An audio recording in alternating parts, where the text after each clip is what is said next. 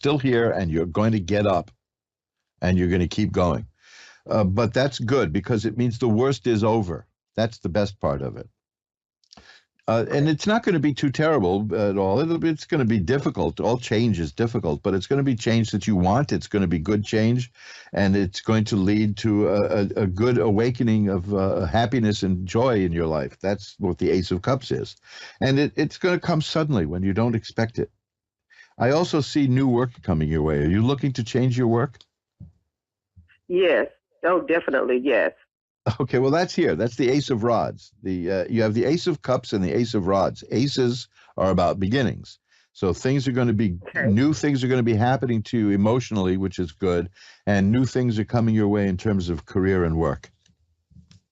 This is going to be it'll be a very exciting year for you. Okay. I think you'll do very well with that. But the cards told me that there's a new job in your future, new career work coming your way, new opportunities. And that's why I asked you if you're looking to change. And it sounds like you really are. So if you're looking hard enough, you'll get it. Okay? Yeah. Oh, yeah. Oh, yeah. I'm looking very, very hard. Yep. So that's good news. Okay. Thanks for calling. It is. Thank you so much. I truly appreciate you.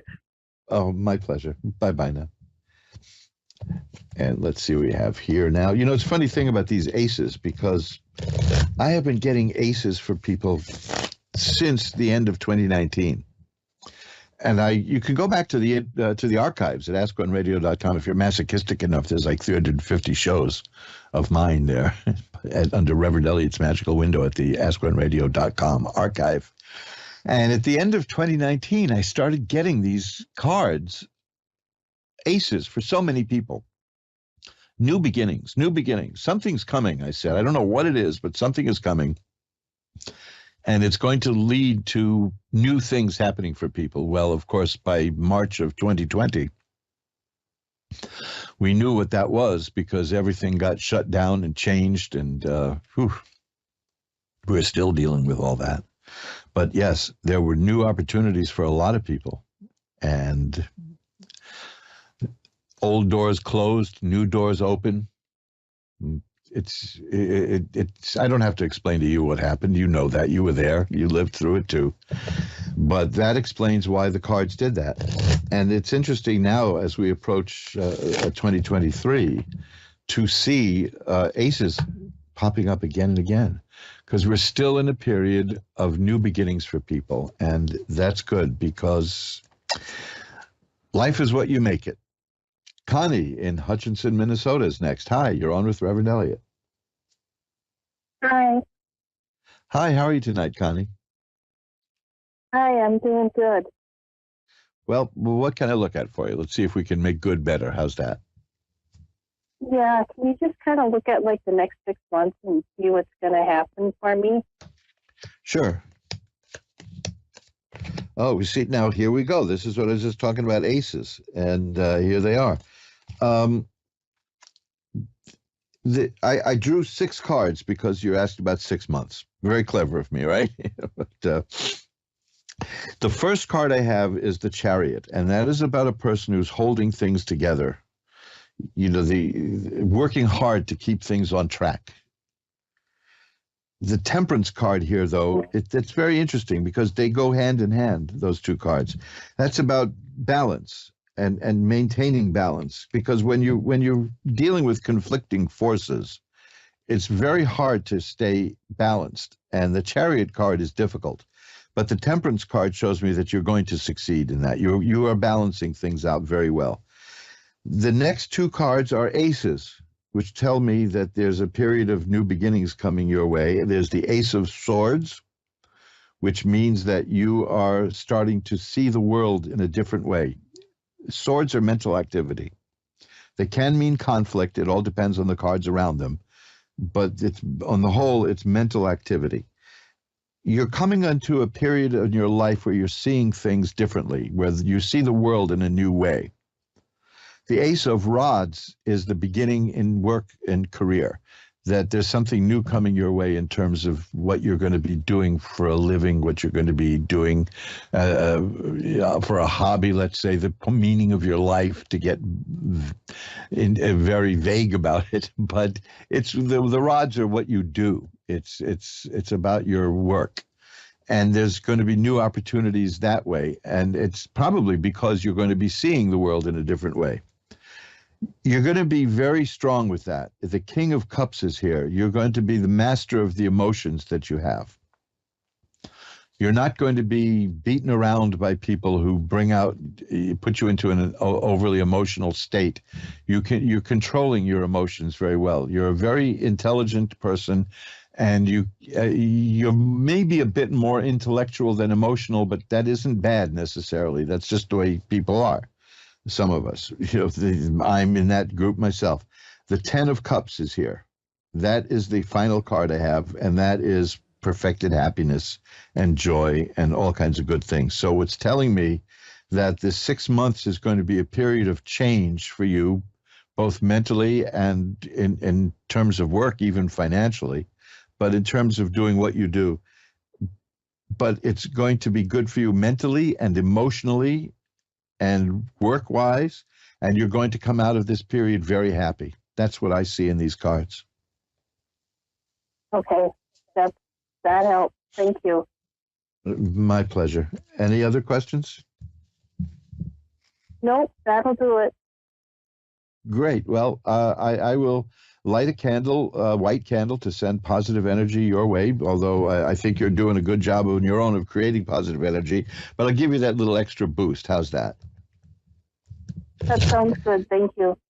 Thank you for calling. And you're going to have a wonderful 6 months. Bye-bye now. And now we've come to the halfway mark of Reverend Elliot's Magical Window, the first show of my 12th year, or the last show of my 11th year, or I never remember how that works. I had a friend when I was a kid, and way back in grade school, who always got in trouble with the teachers because he was Chinese. And there were two things that they didn't get about him, which is one, that what they thought was his last name was actually his given name, what we would call the first name. And the other was that he insisted he was about a year older than the record said he was, because you're 9 months old the day you're born in the culture he grew up in. Oh, man, that just used to just annoy teachers no end, because they had the little book in front of them that said how old he was, and he said no. And then they would call him by the wrong name. They didn't know. I'll tell you something else about this. You got a moment? I'm going to tell you this. This is very funny, because this is going to play into a stereotype, but it's true. So what the heck, Being just about the only kid in PS 87 at the time who was Chinese, he got made fun of a lot and pushed around a lot and teased. And it never bothered him. He was a very skinny little kid, and he was very passive about all this. It just didn't do a thing for him. He didn't care, seemingly. Okay, fine. So you want to be a doormat, you want people to step on you. Fine. A lot of us felt superior because we would fight back, but there's a famous grocery store here in the city called Fairway Market, which when I was a kid was just like a little supermarket, and it has since expanded to take over much of that block, which is next door to the famous Hotel Ansonia, where people like Enrico Caruso and Charlie Chaplin lived. But there was a Tom McCann shoe store, and above the Tom McCann shoe store was a martial arts place, a little school. And a friend of mine and I, this was along about the 4th grade, we thought it'd be fun to go up there and see what that was about. Because this was pre-Bruce Lee and all that. Nobody knew about it. So we went in there and we took a look. And there, to our surprise, was this kid we went to school with teaching classes. And he's breaking boards, and he's throwing people all around the room, and he's showing people how all this is done. This guy was a master, a martial arts guy, who, although he was like 9 years old, was assisting the teacher. What we were shocked about, my friend and I, was that this is the one that we said he was too much of a wimp to take care of himself and stand up to bullies. And we asked him, why do you let people do this to you? And he said, what difference does it make? It doesn't do anything to me. You know, well, why don't you just beat them up? So why? They're not doing anything that bothers me. And, you know, we learned a lesson that day, my friend and I. At least I did. And when kids at the playground would start to tease him, we would say to them, you know, you might want to rethink that. You might not want to do that. You may not. What are you talking about? Well, still waters run deep, which of course is very profound when you're, you know, in the fourth grade. But I never forgot that, because he could have probably just mopped up the floor with any of these guys. And it wasn't worth it to him to do it. He didn't learn to do it. The other thing was fascinating. It was the first lesson. We sat there and we saw how the first part of the class went, and they started running in place. They're just standing there running and running and running in place. And one of the kids said, when are we going to learn how to fight? And he says, you just learned how to defend ourselves. And he said, you just learned the first lesson in self-defense, which is run away. So that's pretty cool. I never forgot that. I think I saw something like that in the TV series Kung Fu in the 70s then. But there you go. You never know who you're messing with, folks. You never know. Jennifer in Oceanside, California is next. Hi, you're on with Reverend Elliot. Hi, how are you? I'm doing well. How are you tonight, Jennifer? Doing well. Well, let's take a look at the cards. See what is it you'd like to look at? I guess love. Okay. Anything in particular? Something going on, or just the future? The guy I'm with, he had to move to the northern end of the state to help his family. So I'm sure it's my ego and my own mind getting to me, but just want to see what the cards have to say. Okay, let's see what's going on here.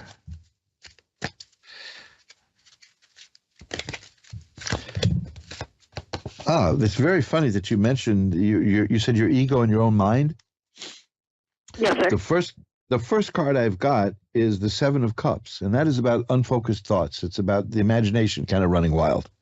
So that's an interesting thing there. That's just a confirmation there of what you mentioned. That the Nine of Swords is here. That's a card of sadness and sorrow. You're not particularly happy about that. The Three of Swords is here. That is about sadness in a relationship. So, yeah, these aren't telling you anything. These are, you know, these things. Let's see if we can move into the future here. The Ace of Cups is here, which tells me that there's going to be a rebirth in terms of your emotions and feelings and romance. Doesn't necessarily mean with somebody else. It could be somebody else, or it could be with this person. I'm seeing happiness and joy coming your way. Literally, I'm seeing marriage in your future also, which is the Hierophant, which is a card in some decks. It's known as the Pope because it signifies religious conformity in a sense, authority rather, not conformity really, religious authority. Whenever that shows up in a romance reading, if that's the question, it's about marriage. But I'm seeing you're going through a very sad period, but you'll come out of it and you'll be very happy. Whether it's with that person or somebody else, I can't tell you right now. I don't see any indication. I just keep seeing overall, like the Sun and the Ten of Cups. These are all cards of great joy and happiness. The Lovers card is here. Well, that's an interesting card in this context also, not just because it's called the Lovers, but because it means you're going to be called on to make a choice. Judging by the nature of these cards, you're going to make a good choice. You know, the choice you make is going to be right for you. The World is here, which is assured success. So all these things are saying to me, don't worry about it. Whatever happens is going to work out for the best for you. Very much for the best, I might add. Now, that, as I said, I don't know if that's with the same person or with somebody else, but it's going to be good. Things are going to settle down and work out for you, okay? Okay, thank you. My pleasure. Bye-bye now. And let's shuffle them up. Yeah, these are... It's interesting because the feelings can be so transitory, you know? I mean, it's... We sometimes think things are like the end of the world, and then things change, you know? I mean, it's... Oh, boy, do things change. Things change in a heartbeat, don't they? See, they sure do. Ashley in Buffalo is next. Hi, you're on with Reverend Elliott. Hi, how are you? I'm doing well. How are you tonight? I'm doing great, thank you. Beautiful. What can I look at for you? Maybe just, I kind of want to be more broad in this. I'm kind of going through a lot of changes. So maybe just, whatever is happening regarding love and work. General. Let's see what shows up, because this is definitely a time of change. I mean, judging just by the cards tonight, we're moving into a time of change. And judging by what people tell me, I think we're all ready for some changes. That's right. Yeah. Okay. Well, these are good. I had this card earlier, which is the 10 of Swords. That means that you've been through some rough times, but it's going to be over. The rough times are going to end soon. The Temperance card tells me balance will be restored. Have you felt that your life is a bit out of balance? Yes, very much so. Well, the Temperance card is about balance being restored, so that's good to see. And then the Sun card. This is the fourth time tonight I've gotten the Sun card. The Sun is about healing and health and growth and happiness. It's very dull. Everything is turning out nice for people, you know. It's, yeah. I mean, you go to the movies, and every time we read cards for people, it turns out they're going to die horribly. But it doesn't seem to be happening.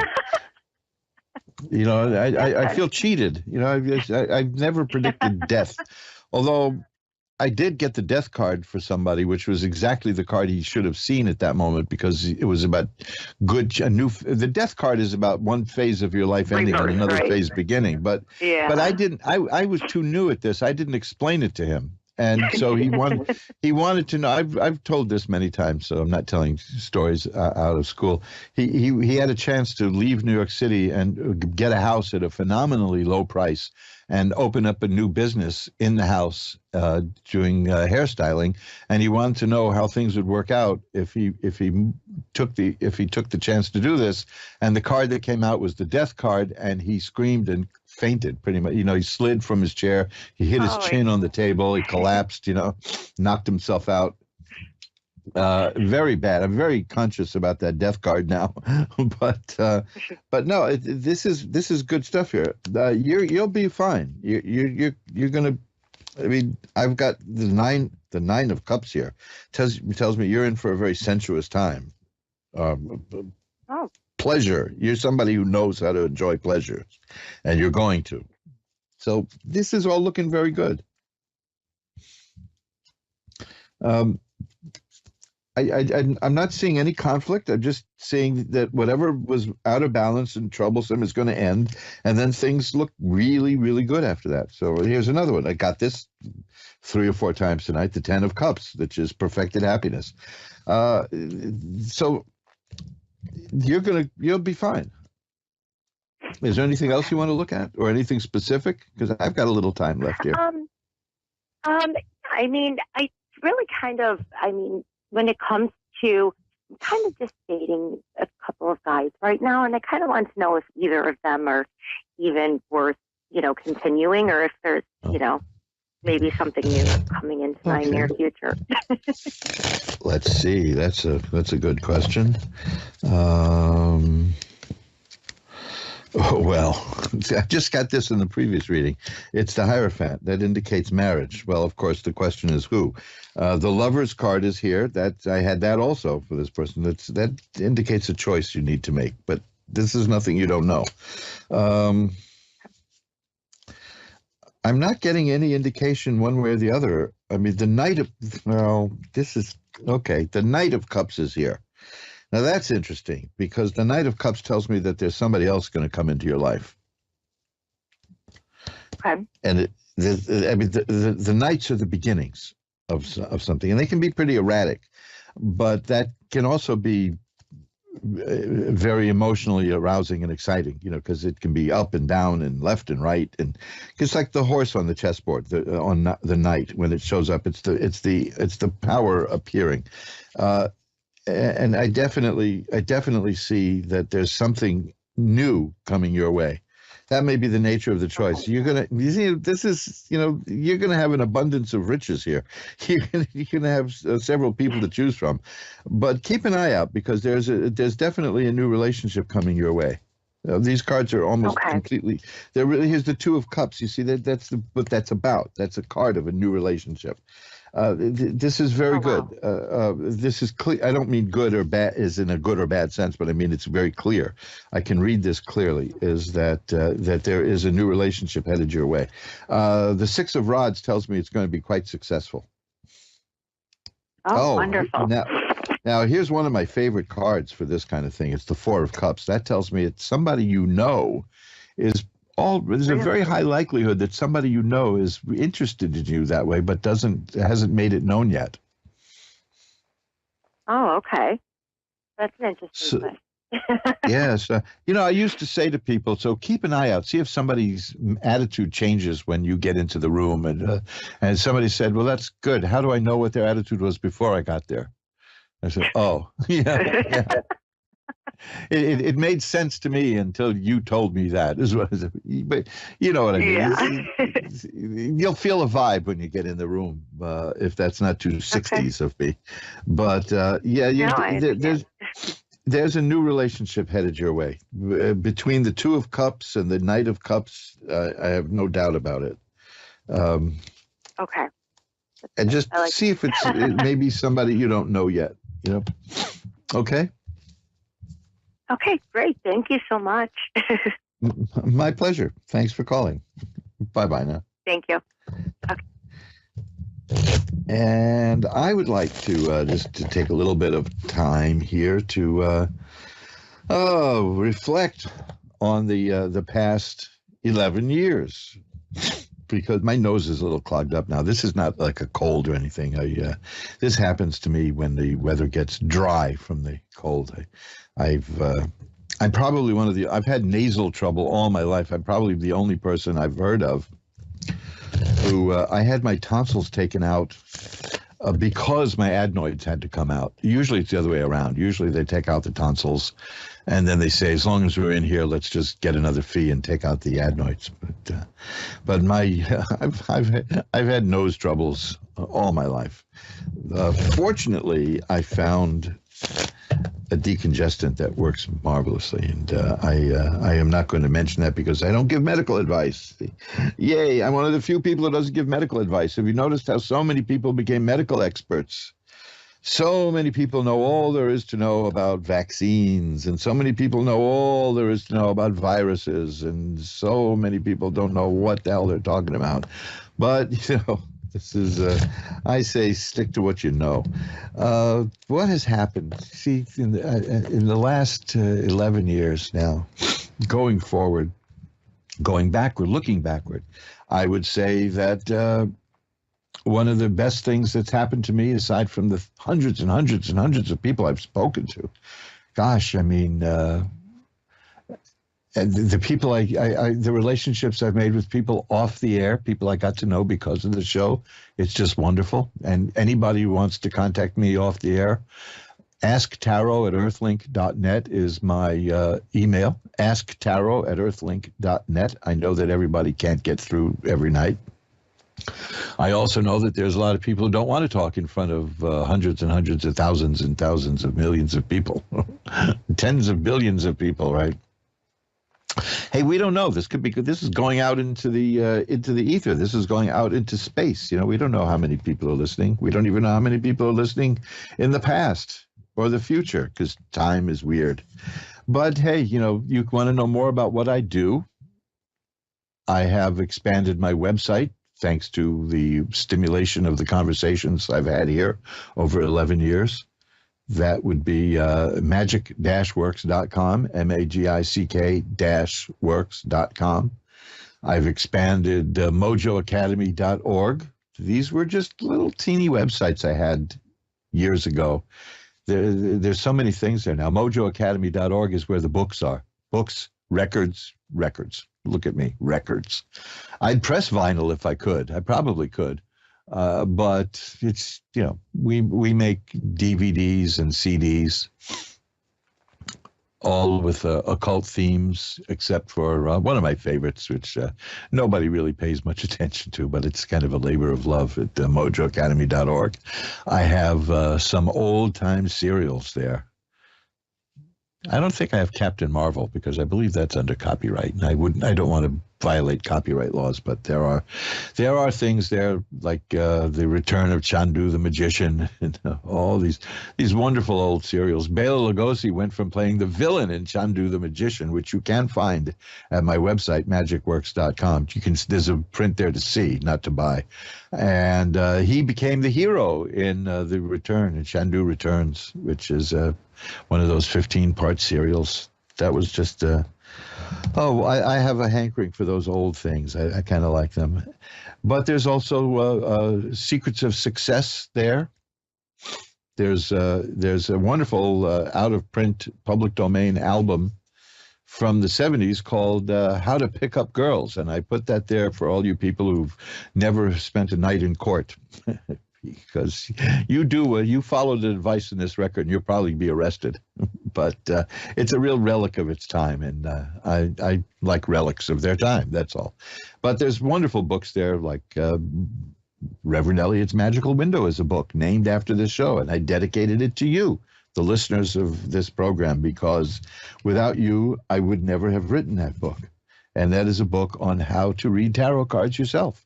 And it comes with a CD of genuine tarot readings that are examples of the points made in that book. So if you want to do this, if you want to do what I do, and there's people have been reading tarot cards for hundreds and hundreds and hundreds of years, check out the book, Reverend Elliot's Magical Window. It's only available through Amazon.com, but it's there, and you can find the link to it at mojoacademy.org. It's the kind of book I wish I'd had when I was learning how to read. And it has a wonderful bibliography with loads of other books that are really quite good, quite helpful.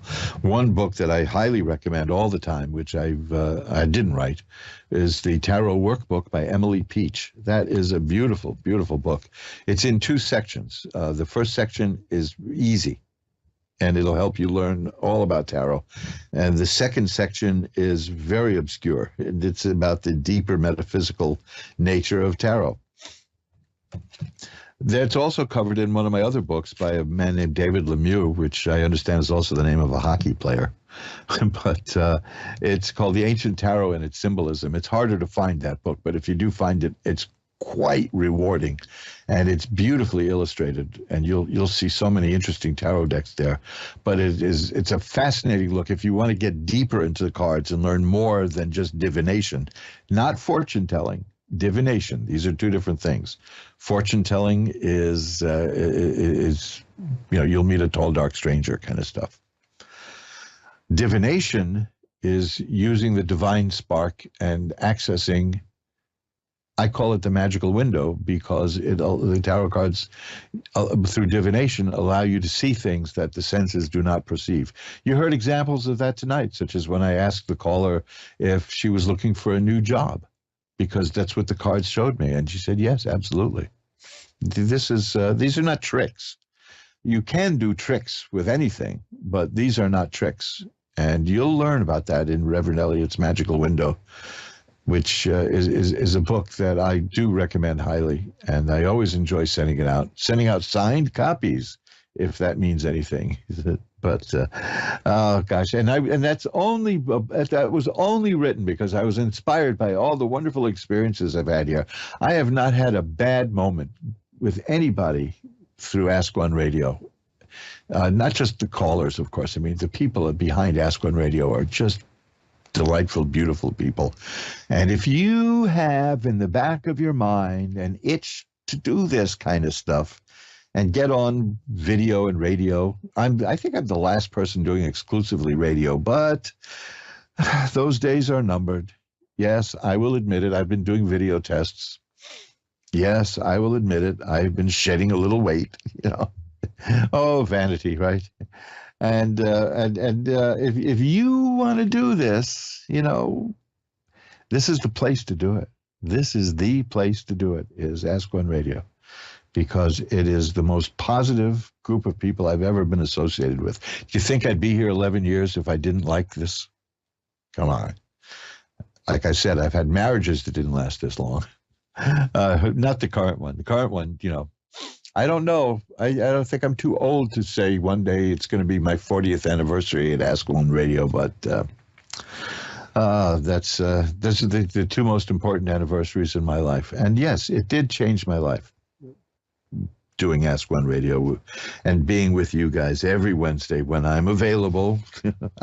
I promise every year, I promise not to miss any shows, but then every year something happens, because we're only human and we're frail. And we'll shuffle up the cards one more time, and I am going to see what's in my future. How's that? Got 2 minutes left. Let's see, what do I have here? Oh, that's interesting. Oh, that's fascinating. That's marvelous. Oh, wait a minute. You want me to tell you? Do you want me to tell you what I see here? Oh, gosh, I got the King of Coins. That's the first card I got. Now, that's interesting because that's a card that suits, that's my significator as a tarot reader. The King of Coins is a mature in age person who's Capricorn. But I'm just getting cards of happiness and joy, and that's what I'm feeling. Well, we got about a minute and a half to go, so I might as well wrap it up and just tell you thank you for the last 11 years, and I'm looking forward to the next 11 years with you. You can contact me anytime, as I said, at Ask Tarot, ASKTAROT, at earthlink.net, and I will get back to you. And I do offer a free mini reading to all the Ask One Radio listeners. I'll be happy to pull a few cards for you. No charge. That's my gift back to you. And let's see, mojoacademy.org we mentioned. That's where the books are.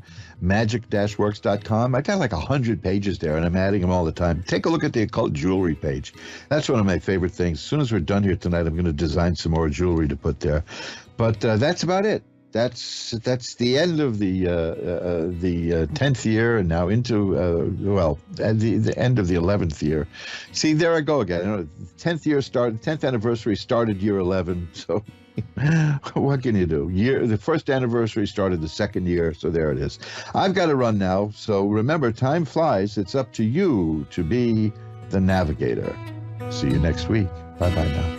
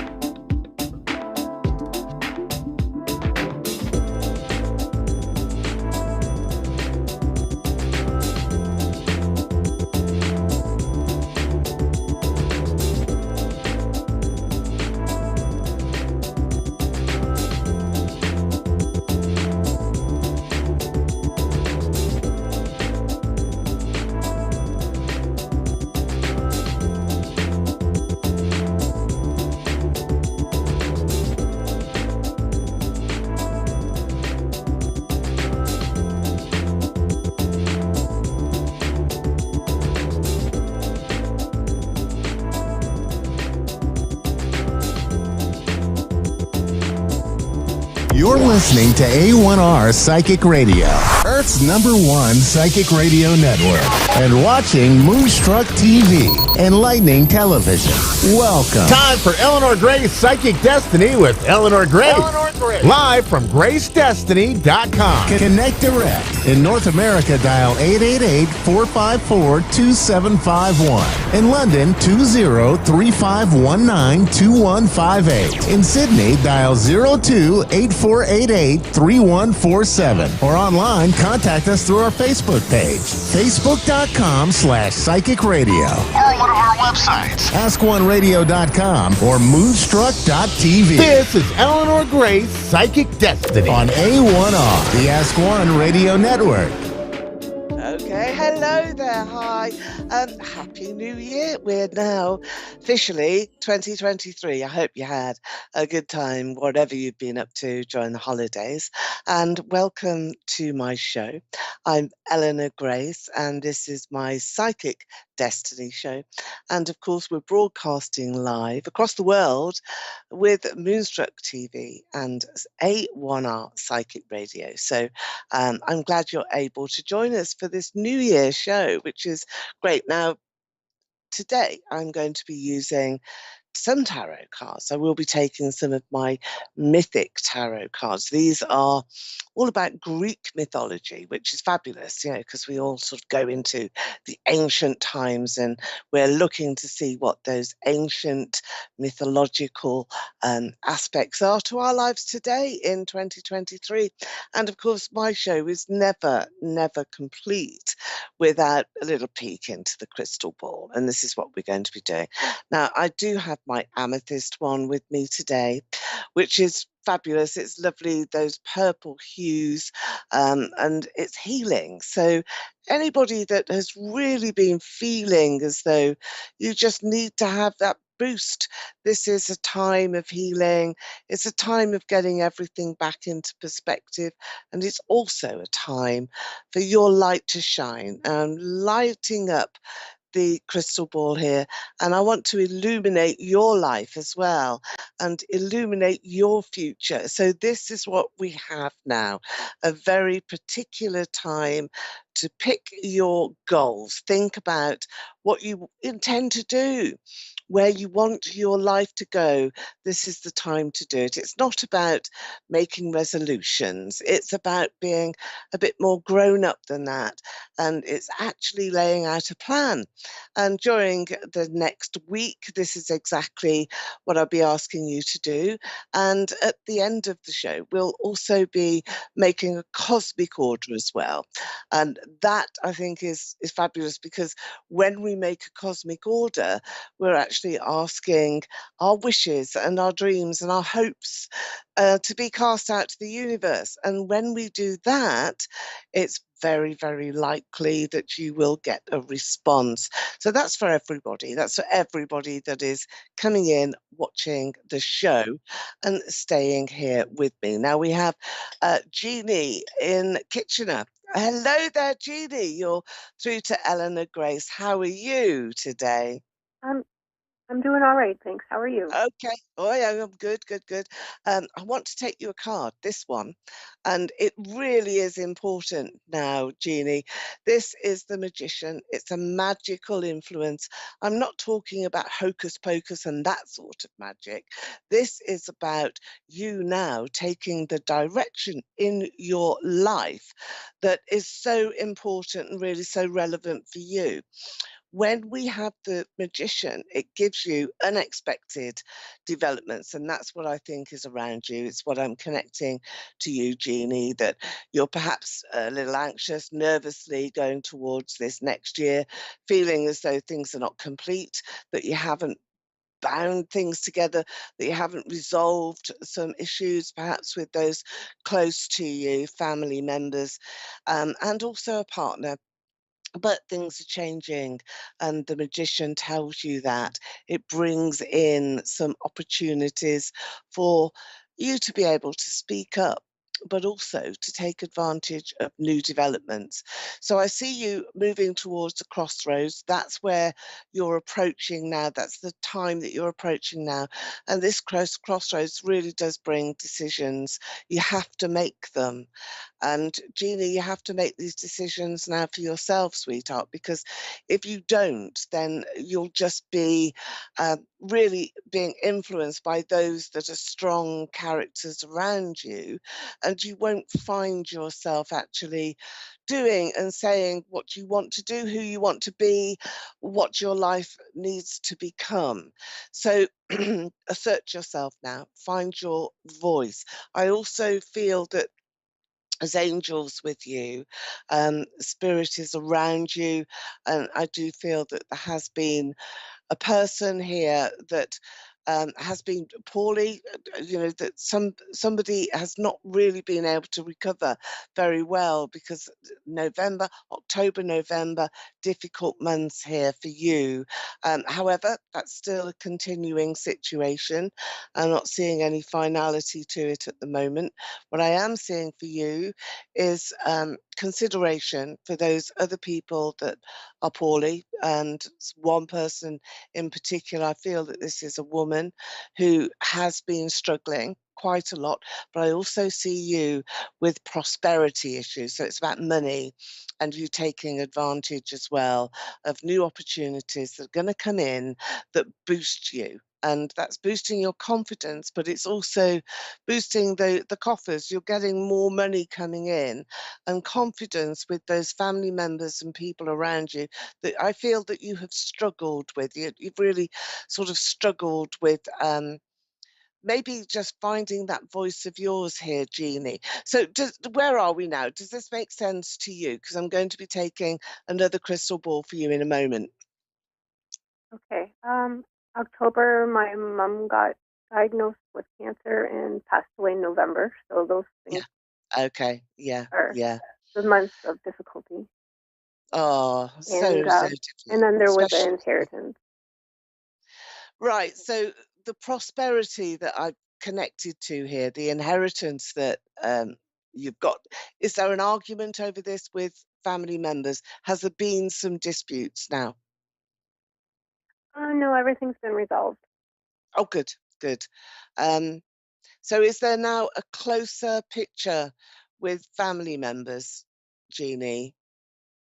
And did you have Like, to? am I closer to my siblings? Yeah, yeah, yeah. Yes, Um, yes, I I am. want, okay, because the big message here was to find your voice, to assert yourself. You've got to a crossroads. You've got to make decisions now.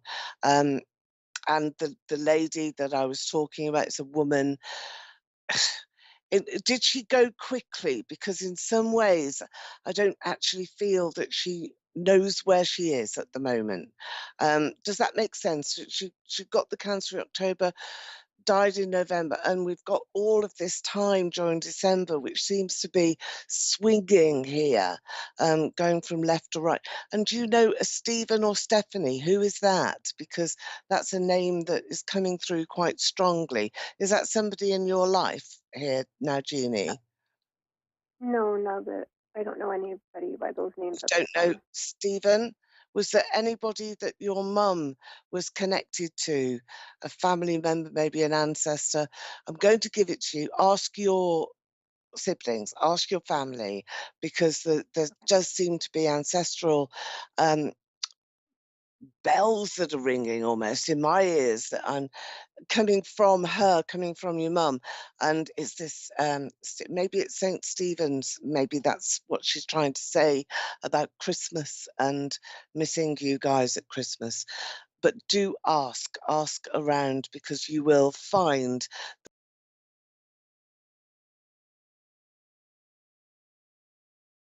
I'm bringing up, yeah, I'm here. I'm Okay. bringing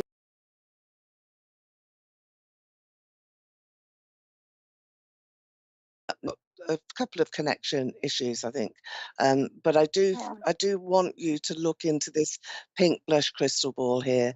It's very important for you to make some judgment calls yourself, and I do get that quite a lot, Jeannie, with you. And this, I think, is for your mum. This is for your mum really wanting you to be happy. There's a happiness that's here, and there's a sense of new belongings as well. So with the inheritance that you've resolved, there are some special items that are there that I think you will pass on. Now, do you have a daughter or two daughters? There's two daughters. Who are the two daughters? They belong to you? I have one living. And do you have a sister? I have a sister, Just the one sister? and I have a brother as well. Yeah. But your mum is talking about her two daughters. So that's where the Oh, her two daughters daughters. are. Sorry. Yeah, her two daughters. Okay. So jewelry must have been there, and some photographs as well. Did your sister have a lot of the photographs? But there's books that are still to be discovered in some way. So I'm going to give you that. There's roses that are here in this pink crystal ball now, and the roses are really powerful, and it's love that's being sent to you, but also the next phase is coming in. The next phase of happiness for you is coming in. Okay, so Jeannie, are there any questions that you want to ask, particularly of your mum now? Well, we have her here. She's with us in spirit. She's with you. I think it's St. Stephen's. There's something about Stephen's. Maybe there's a church. Investigate that. But Okay. we do have that love and the roses that she's trying to send to you. I think also April and May, the end of April, beginning of May, do seem to be a special time for you, quite romantic, and also a time of blessings as well. So you will reflect back, and she promises you that you mustn't miss her. She's going to be with you all the time. So what's your question, Jeannie? If she could give me more visual cues of when she's around. Okay, it's quite hard. I think that she's going to come through into your dreams, into your subconscious state just before you go to sleep. And do you have mirrors in your bedroom? Because you can use the mirrors to give a sense of shadow and atmosphere, and call out her name. What's her name? Joan. Joan. So say Joan, call her by her name, not Mum, because if you call Mum, then the whole world's mum will try and come forward to you. So you must call her by her name and say, Joan, my mum, Joan. Just before you go to sleep, you can say it in your mind's eye. You don't have to say it out loud. Ask her to come and visit you while you're sleeping, while you're in your dreams. It's much, much easier to cross over that thin veil in the subconscious state than it is when we're thinking about what we've got to do in the day and what's got to happen next week. So just take your time now and think about her, have a bubble of her face, a picture of her, photograph of her in your mind's eye, put it in a bubble. Say her name out in your mind and ask her to join you. She will. You'll dream about her. She'll come and sit around you, I think probably at night time in your bedroom, but there seems to be mirrors. She needs to know where the mirrors are so that she can reflect the light back onto you. But there's so much love coming to you now. So Jeannie, there's your reading. I do hope you've enjoyed that. And you can always book a reading with me and go to my website, that's gracedestiny.com, and find out about Stephen or St. Stephen's. That's a puzzle. It'll be there somewhere. Thank you now to Jeannie. And I'm going to welcome Amber. Hello, Amber. You're with Eleanor Grace here. And how are you today? I'm good. How are you? I'm good, and happy New Year as well. I must say that to you.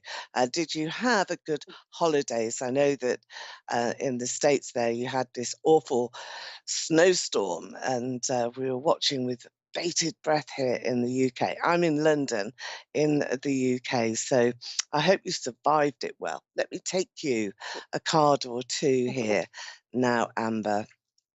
What's it with a dog? I've got dogs barking around you. Do you have two? Are there two dogs near you? No, no, I don't have any dogs. Neighbors, are they annoying you? There's something about dogs barking. Are they? Is that what's Yeah, going on? Yeah, yeah. I knew it was. And it's got to be there because I've got the noise, and oh my goodness me, why are they barking? Okay, yeah. Well, here for you, you've drawn the justice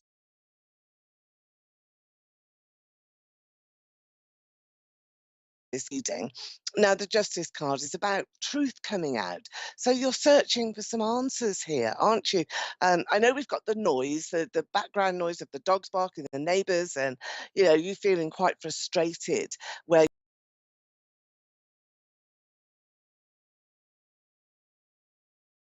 But that's not the end of the story, because I feel that you also want to be pursuing authorities here for some answers. So you've got questions, you've asked lots and lots of times to get some results for yourself.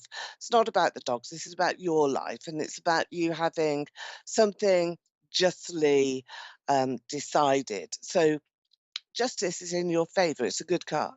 It really is. And you will find that as long as you are asking for an outcome of any difficulty that you've got in your life, whether it be with employers or with authority, those are the two areas here that I can see, then it's going to go well. But it does seem as though you've got to get away here from a battle.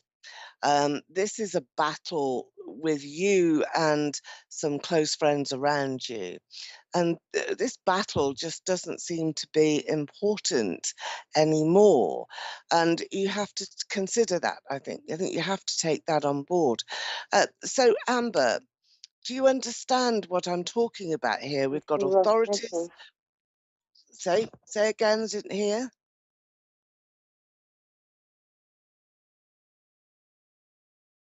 Do you understand about the authorities there, Amber, and about employers and the sort of battle that you've had that you now need to resolve? Is that something that you connect to with me?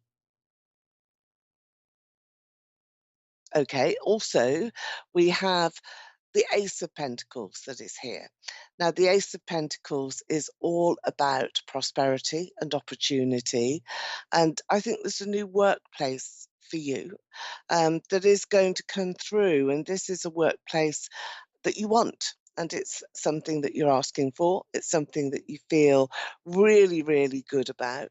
And I do think that now it's time for you to take your rightful place. You're going to be fighting here as well for some intellectual results. So I think that you'll be working hard to improve your own skills, to improve your own experience, and to improve that everything around you is working.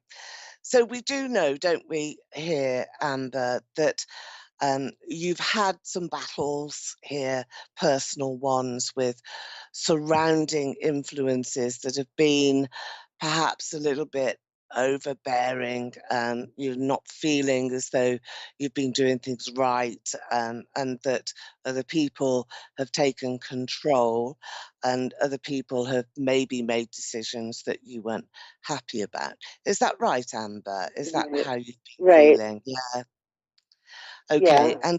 And also, I've got this swinging door that I want to talk about, which is to do with your relationships, Amber. It's as though there's an open door, and that somebody has gone out of one door, and then you've got somebody, it's like revolving. It's sort of somebody else is coming in, and then the ex-partner sort of comes back around again. And I think that this is confusing energy for you, and that's what is here. Let me check this as well. into the crystal. Let's have a look at the crystal. We will be looking, I think, probably first of all at the amethyst crystal. I've got several here. And I want to just see what this is about, because we've got a healing element that's here as well. So let's just take this right into the center of the screen there and see what you can see. So I do have this wonderful opportunity for you to reconcile differences with a loved one. Do you recognize this open door? Do you feel as though everything is going a bit too quickly for you, that you can't quite make your mind up, and this battle as well? So let's have a look at what the situation is here, Amber, if you're happy to share that with us all.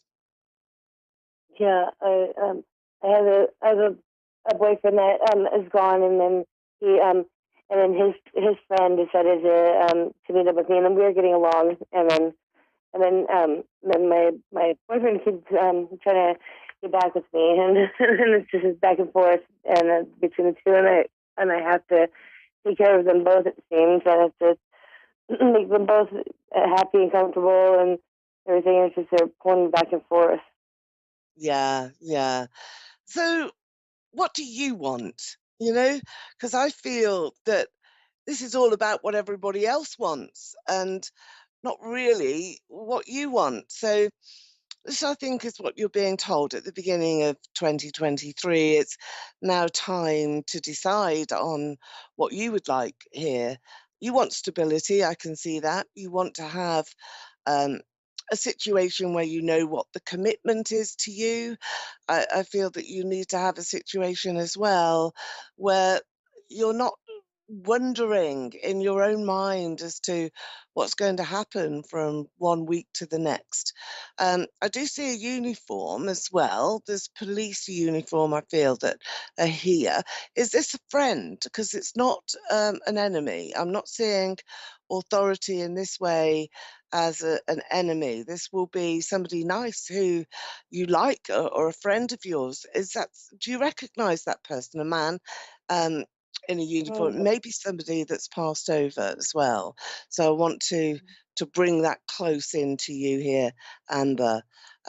Any thoughts on this connection? I want to give the initial of D as well. That's very important. So yeah, I mean, if you don't know this spirit, then just say so, because he'll be for somebody else that I may speak to later today. Do you recognize that name? Do you recognize D, the initial of D, or David and a policeman uniform? Is that something that is relevant to you? The name David is, I don't know about a police uniform. My friend David passed away. Okay. And he wore a uniform, yeah? I'm not sure. Okay. Well, it's David then who is with you in spirit today, if he's passed away and he was your friend. But there is a connection with David and a policeman's uniform that he's trying to sort of say to you, but he's also sending you so much love as well. I've got purple hearts everywhere, and we've got purple hearts here in the crystal ball. So David is in spirit with you. He's come through to me today as a medium and wants to send his heartfelt, warm love to you, and great to see you. Great to see you. But he's showing me this uniform. It does seem to be quite dark blue, deep sort of navy blue. Maybe that's an ancestor of his. You'll think upon it, because when we get messages from spirit, it's never wrong, Amber. It's just sometimes it takes us a little while to figure out exactly what that message is and what that's for. So you are going to have to do with my being in jail. Sorry, I didn't quite get that. Say again. David's probably telling me not to talk to my boyfriend who happens to be in jail. I see. That's what it is. Okay. Yeah. Well, let's see. Let's see what. Well, I feel as though I've got a yes there. So maybe you've got to be making those hard decisions for your own happiness and for your future. Do you have a little girl, Amber? Yeah, she's older now, but not with me. But yeah. Yeah, you do. She's a sweetheart, a beautiful girl, a great soul, very wise girl, Amber, an old soul that I feel is with you. She's going to look after you, take care of you, and you must take care of her spirit, of her well-being, which you do. You're a great mum. And even though there's some distance, that will all be resolved in your lifetime. And you've got a long life as well. You know, there's lots and lots of opportunities yet for you to really feel as though you're on top. You're on top of your circumstances, your situation, which is going to change. I think the end of January will bring some markers for you, will bring some positive changes. There's information around you that I think is great because you've got partnership here. I want to place you in a business as well because you are able to earn your own money. You're very good at it, but other people take it off you. You know, I've got, not purposely, but you know, they will place their needs above yours, and you will let them do that. So I think one of the things for 2023 for you is for you to be able to just say, it's okay, I'm going to keep my own resources for me. That's the first thing that you've got to do.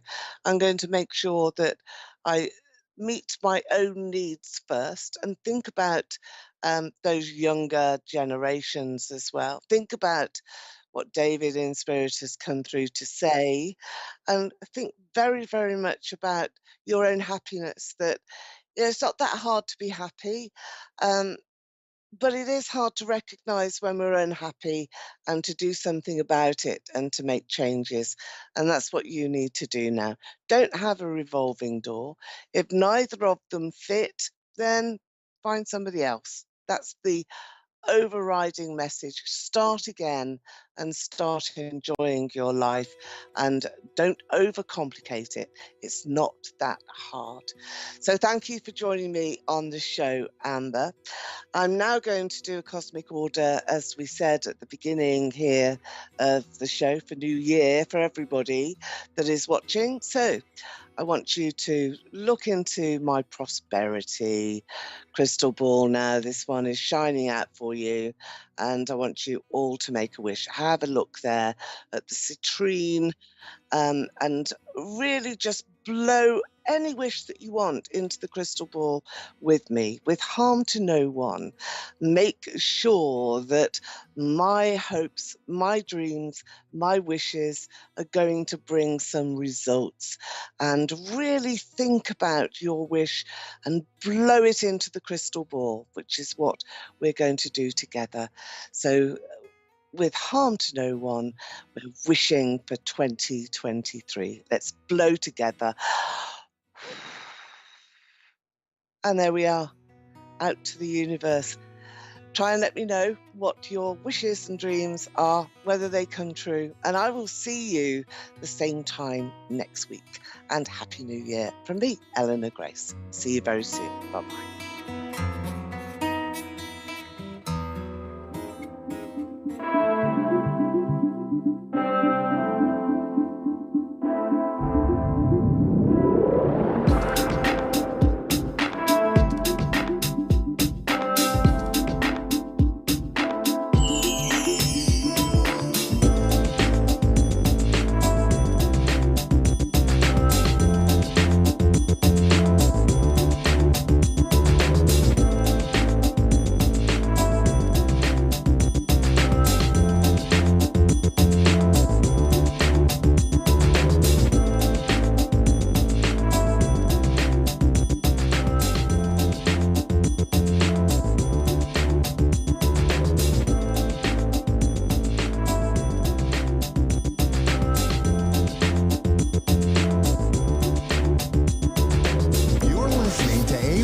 Psychic Radio, Earth's #1 psychic radio network and watching Moonstruck TV, enlightening television.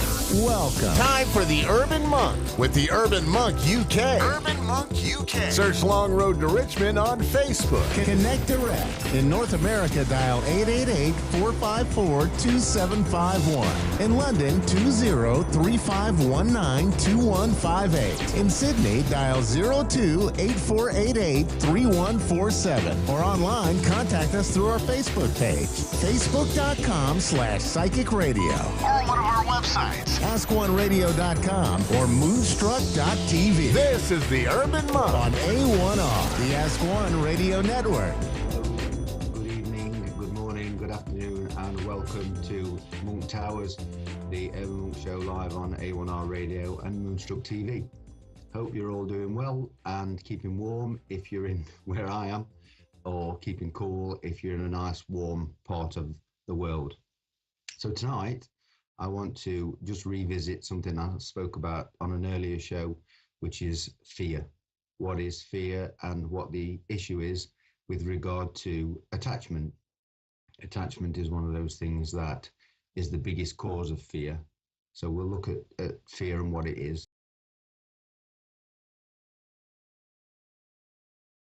The acronym.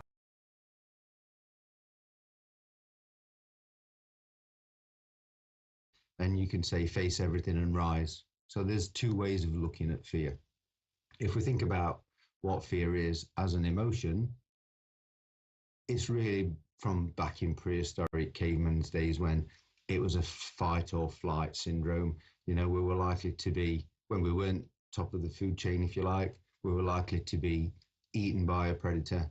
And so the body kicked into fear to give you that extra burst of adrenaline or chemicals in the body so you could make a hasty retreat or fight if you needed to. So it was the fight or flight syndrome. And most countries today and most civilized parts of the world, if you like, we don't run the risk of being eaten by a predator or murdered in our sleep. So it's things that occur in everyday life that create that fear, fight or flight syndrome, and the chemicals that are released, which, as we know, alter the vibrational level of the body and go on to cause illness and other issues, if you like. So realistically, fight or flight syndrome for us as humans today is really unnecessary. And so other things in life, attackers, if you like, the problems at work, the deadline that we have to meet, the fear of losing our house, and on a topical subject, the fear of putting on the heating. There's a worldwide cost of living crisis. You know, in the UK, it's no different. And so people I speak to on a daily basis are afraid to put on the heating. They need to make a choice. Do I eat or heat? Well, realistically, the only thing that we can worry about is right now. And so if we let the fear of the utility companies cutting us off, then that's going to cause more problems than it is just facing the reality day by day. A close friend of mine, a client, but a close friend, was sat, head in his hands, don't know what I'm going to do, I don't know I'm going to pay my bill, I don't know what I'm going to do. And really, all I could do was say to him, just deal with it, you know, just deal with it today. Give the utility company a call. Yeah, but they won't do this and they won't do that. Have you rang them? No, I haven't. Well, give them a ring and see what will happen. And again, he did. He listened to what I'd got to say. He gave them a call and managed to reduce his utility bills by nearly 50% in the short term, but until he can get over this kind of issue, which gives him more money for, you know, presents for Christmas and for the holiday season. And so he left that phone call feeling elated and happy, where before he'd been beside himself. So it's that kind of worry about things that are to come, or we imagine they are to come, which, as I've spoke about before, I call catastrophizing. We think about an issue that might be bad, really bad. And so we kind of act in a way to try and prevent that from happening, but we do it through worry or through fear, instead of just being present, being in the moment, and dealing with it here and now if we can. If we can't, we accept the worst that can happen, and we do everything we can in the present moment to stop that from happening. We don't behave in a way that we think is going to stop it from happening. Bury our head in the sand. You know, we don't run away from it. We speak to people, we are present, and we trust the universe will provide. So it's like the attachment. You know, if he wasn't worried about the utility bills, why would he be that concerned about losing, you know, having his power cut off? Ultimately, that will lead to being in debt. Ultimately, that will lead to him losing his house. So the attachment to his house is the thing that causes him to catastrophize and worry. But today, he makes the phone call. He doesn't lose his utility. He doesn't lose his house. And so everything was okay by not being attached, by considering, and it's going to sound quite severe and bizarre, by considering the fact that he may lose his house. If he can accept that that's the worst possible outcome, nobody died, he's not going to go to prison, he can pick himself up and start again. It's the thought or the fear of starting again that make people start to panic. It's the attachment to the house that makes him worry. Worrying about losing that makes him start to panic. The fight or flight situation kicks in, the adrenaline starts to flow, the chemicals start to flow. We find that we don't need to run away from a marauding saber-toothed tiger. And so all it does is alter the vibrational energy or level of the body. And that, as I've said before, as we now know, creates illness. But if we face everything and rise, we face the possibility that he might lose the house. We accept the possibility that he might lose the house, and we rise to the occasion, if you like. We rise to the challenge of dealing with it by being present, by allowing everything to happen. Do nothing, remember, and nothing remains undone. It's one of those weird sayings. It's almost like a double negative. So if you do nothing, nothing remains undone. Therefore, everything takes place as it should. Attachment is the same in personal relationships. We have a fear of losing a loved one, and we panic about that. We catastrophize about that. We make sure that everything's okay. The roads are icy, so we take extra care to make sure the person leaving the house is ultra safe. Ring me when you get to work, because I'll worry that a situation has arisen. Well, the person walking to work or driving to work probably isn't concerned because they're capable of walking in the ice, they're capable of driving in the ice. So the person that said, ring me when you get to work, is the one with that anxiety and that issue, rather than, it sounds horrible and hard, if something did happen, dealing with it then, dealing with it exactly as it happened by being present and in the now. So attachment, again, to relationships, that you've got a partner and you love that person. So it's the attachment to that person that makes you fear losing them. So you kind of change your personality. You become what you think they want you to be in order to keep them. It's more important that you think about yourself. Be who you are, be true to who you are, and don't catastrophize. If something happens within that relationship, accept the worst that can possibly happen. You may have to start again. We start again. Nobody died. Nobody went to prison. Nobody held a gun to your head. And so it sounds quite callous and cold, but you are the most important thing in your life. Your vibrational energy is the most important thing in your life. And if we exude gratitude and love and appreciation, what I've said before, we vibrate at those levels, guess what the universe gives you? So instead of catastrophizing and panicking and being attached to that person, making them feel cloyed or restrained or accusing you of being controlling, it comes from a genuine place. You're trying to make sure that everything's okay and you care for that person. But if they turn around and say, why are you controlling? Why do you tell me to do this? Why do you want me to ring you every time I get to work just to make sure I'm safe? That comes from a place of love from yourself. But how is that interpreted by the other person? It's that attachment. It's that fear of loss. It's that fear of losing that person within that relationship. Can you start again? Do you want to start again? Is it really worth changing yourself to please that other person? Because then you stop being who you really are. If you are who you really are, and that other person really does love you, they will accept you for that. If not, there's many times, many relationships that I know of where people have changed who they are to try and please the other person or appease the other person, and in the end it's ended up not working. You know, the relationship ends because that person resents the other for making them behave in a certain way, and yet they chose to behave that way out of fear of loss, out of that attachment. It's the same in all walks of life. The new car, do I need the new car? Do I really need the latest iPhone? That's an attachment. It's a fear of not being up with the kids, trendy, having the latest gadget.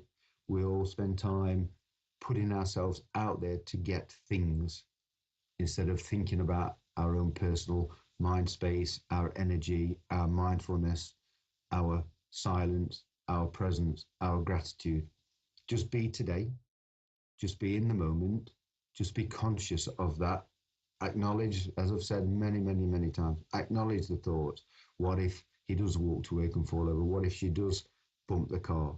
Take those thoughts, acknowledge them, but let them go. Don't identify with them. Don't catastrophize. Don't be attached. It's nice to love something. It's nice to love someone, but love starts inside. Love starts in yourself. And I was told many, many years ago, and I couldn't really kind of get my head around that. If you love yourself, brackets, arrogance, close brackets, if you love yourself more than anything else, then you have untold amounts of love to give to other people. You have to be confident in yourself. You have to love yourself first before you can love someone else. It's about attachment. It's about the fear of loss. False evidence appearing real. Let's change that, people. Let's change it, make it face everything and rise. And with that, I'll bid you fond farewell. Wrap up tight if you're nice and cold like I am. And, well, I won't say about taking your clothes off because producer Dave might have something to say, but stay safe if it's warm and hot. Wrap up if it's cold, and have a great week, and I'll see you next time. Thanks for viewing. Take care.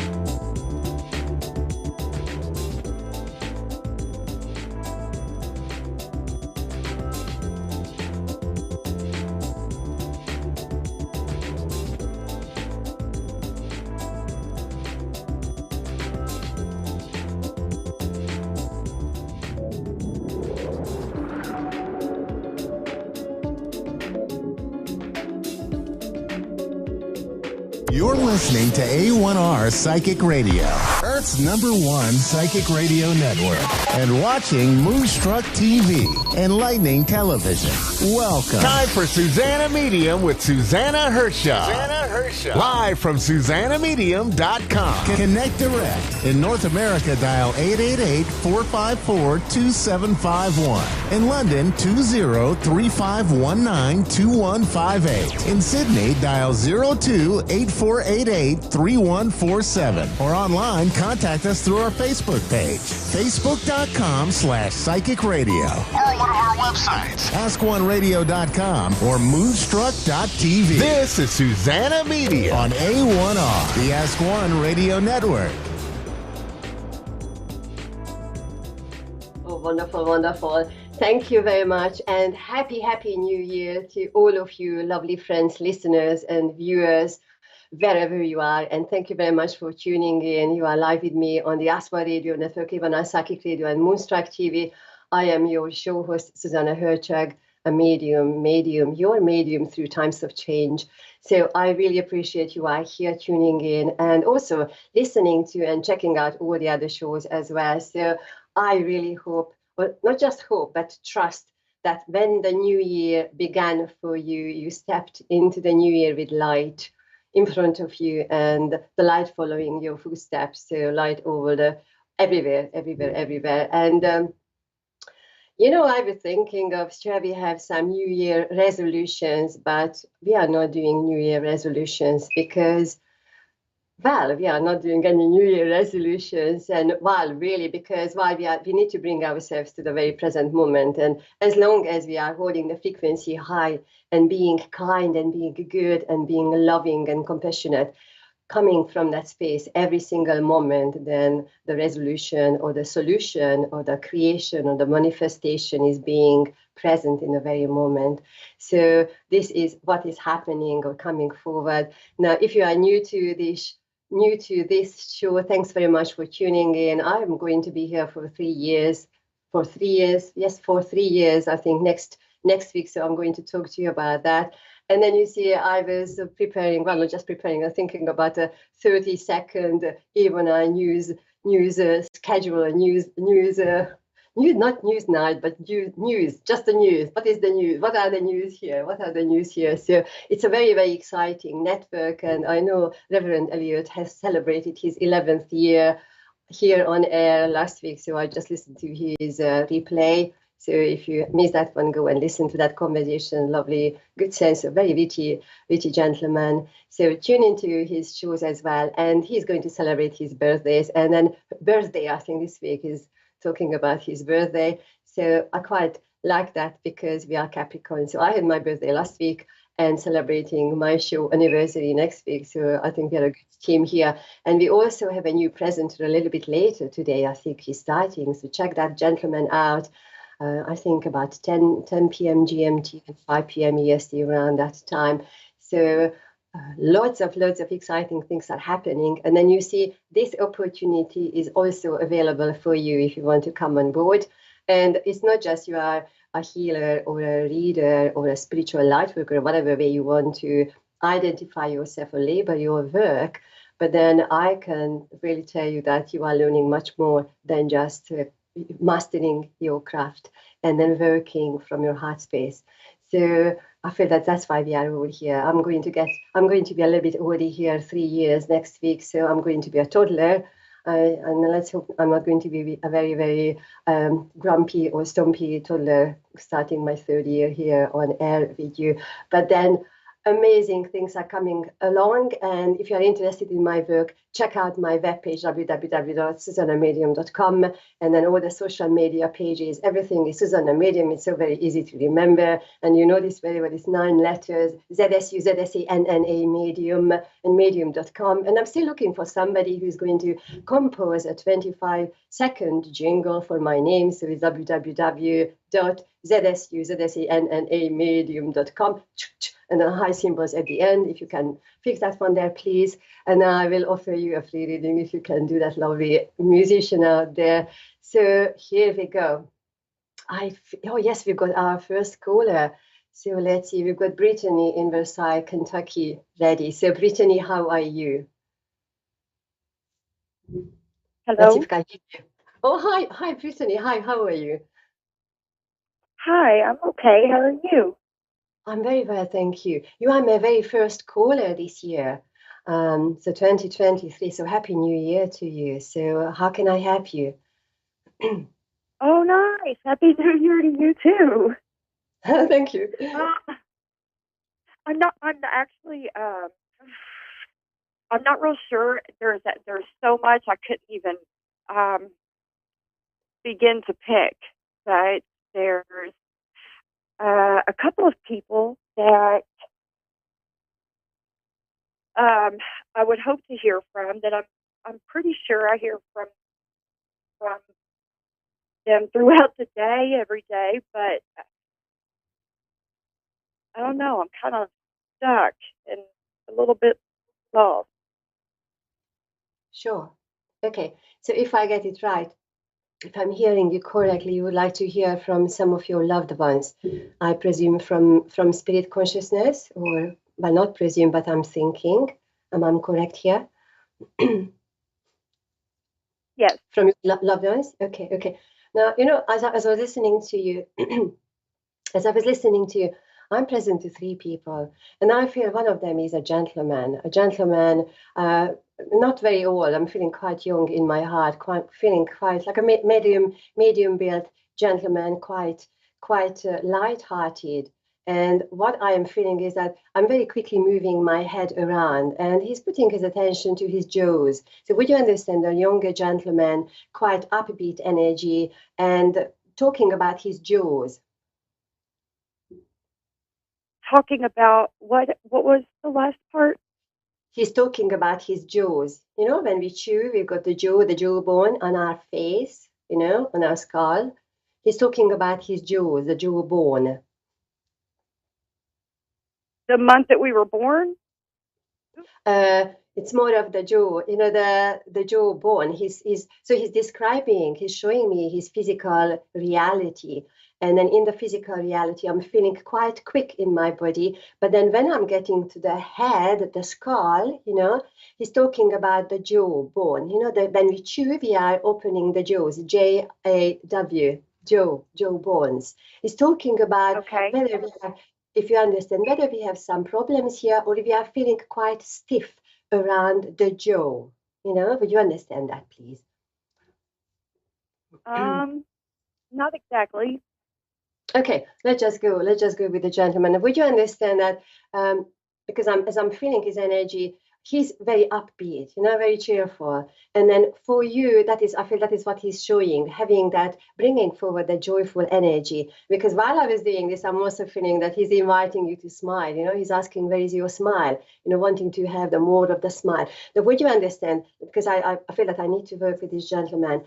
What he's saying that I'm feeling very close, so it feels like you knew the person very well. If you understand the name beginning with J, potentially a James name here, James, or even Jordan, James or Jordan.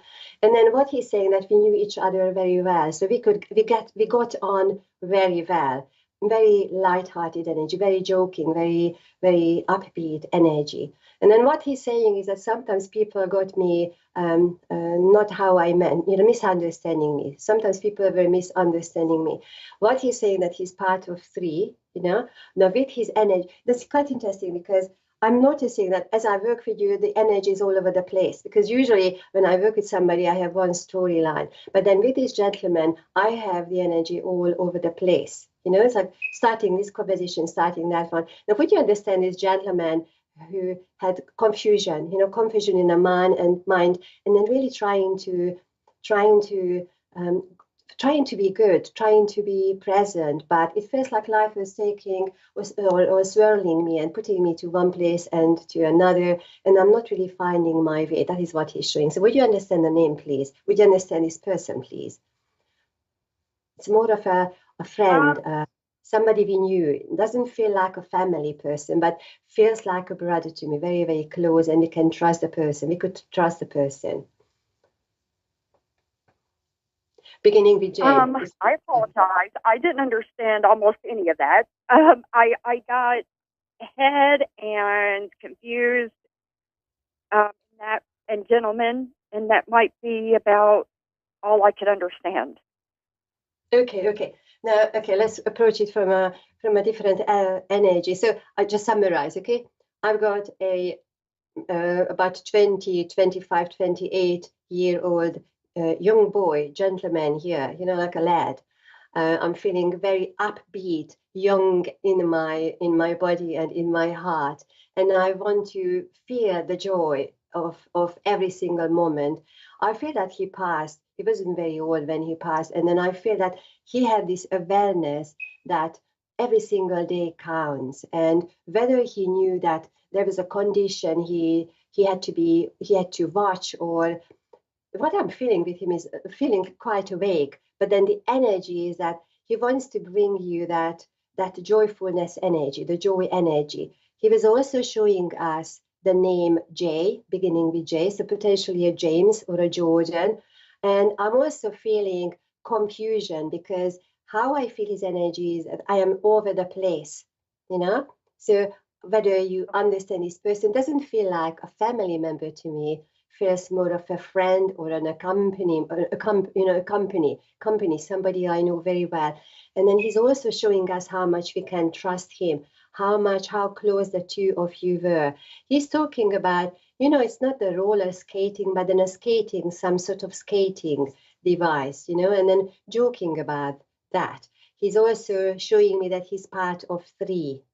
And then what he's saying is that he's giving us the number is more of the 17. So whether it was when you were 17 years old, but then what he's saying is that when you needed guidance or when you needed friendship, he was there. And then even sometimes when you did not recognize that friendship, he watched from the distance. And then even right now, that is what he's continuing doing, watching you and helping you moving forward. Excuse me. And then at the same time, bringing that light energy and joyfulness. Please check, because he's still talking about the jaws, very strong jaw bones here, and then through his jaw bones, he's inviting you not to bring that joyfulness and light into your life. And moving forward, here we also have a grandmother here, but probably I won't have time to work with the lady here. So I tell you what, Brittany, this is what we had time for today. The time went very, very quickly. If you understood, or even if you did not understand this, feel free to send me an email to hello@susanamedium.com, and I would be very, very happy to finish or do, complete the reading for you, because that is my stand. So that's why we are here. But anyway, thank you very much for calling in. You were my very, very first caller this year, and we're tuning into the energies for 2023. And the rest of you, my lovely friends, thank you very much for joining me. I was your show host, Susanna Hertog, a medium from the UK, and I'm going to be back in 7 days' time. And A1R Psychic Radio Network, thank you very much behind the scene for all your support. So thank you very much, and see you next week. Thank you. Thanks. Bye.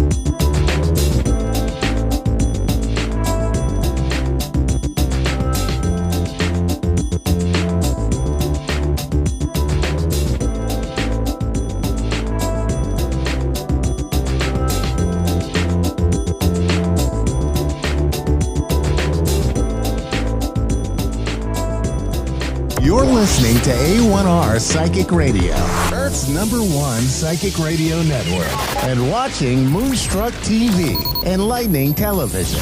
Welcome. Time for Jacqueline Close-Moore Live with Jacqueline Close-Moore. Jacqueline Close-Moore. Live from jacqueline.com.au. Connect direct. In North America, dial 888-454-2751. In London, 20-3519-2158. In Sydney, dial 02-8488-3147. Or online, contact us through our Facebook page, facebook.com/psychic radio. Or one of our websites, askoneradio.com or moonstruck.tv. This is Jacqueline Close-Moore Live on A1R, the Ask One Radio Network.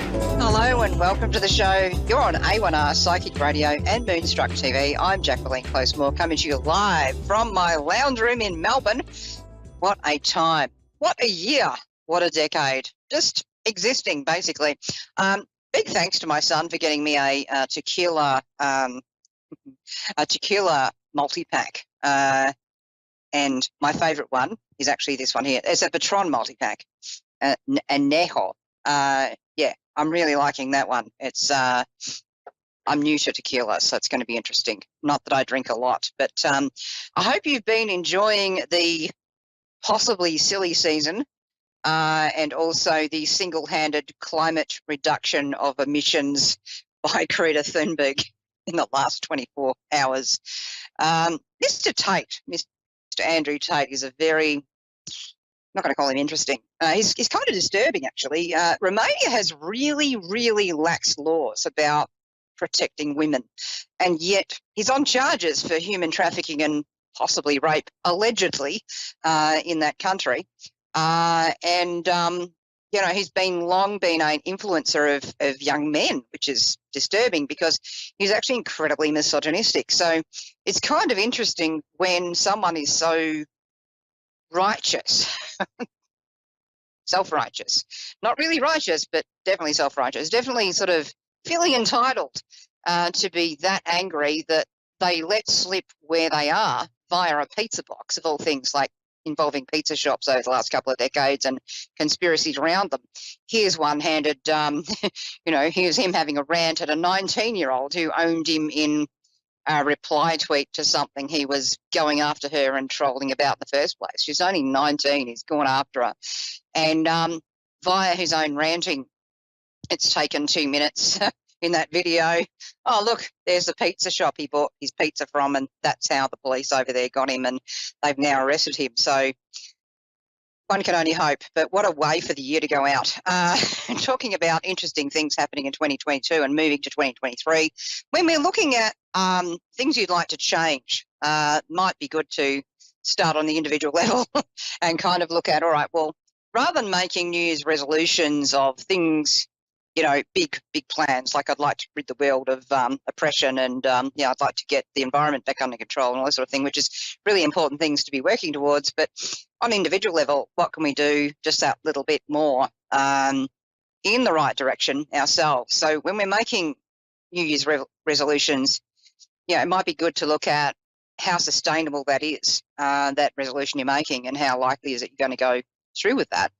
In some ways, New Year's resolutions can be destructive if you're not sticking to them and making a really grand gesture, and then it's like, oh, defeated day one. It might be better to sort of start with, well, what are the things that I'm starting to change and I think I'm doing okay at, that I reckon I can do a bit more of that change? That might be easier for you. This time of year also can be quite difficult for people, particularly over the Christmas period, to do with missing loved ones who've passed, or dramatic and difficult separations of family. So if you've had people around you who've been a bit down of late in this last week or so, might be good to kind of, hey, how are you going? What can I involve you in that maybe lifts your mood? That sort of thing. And I think maybe if we put on our New Year's resolutions to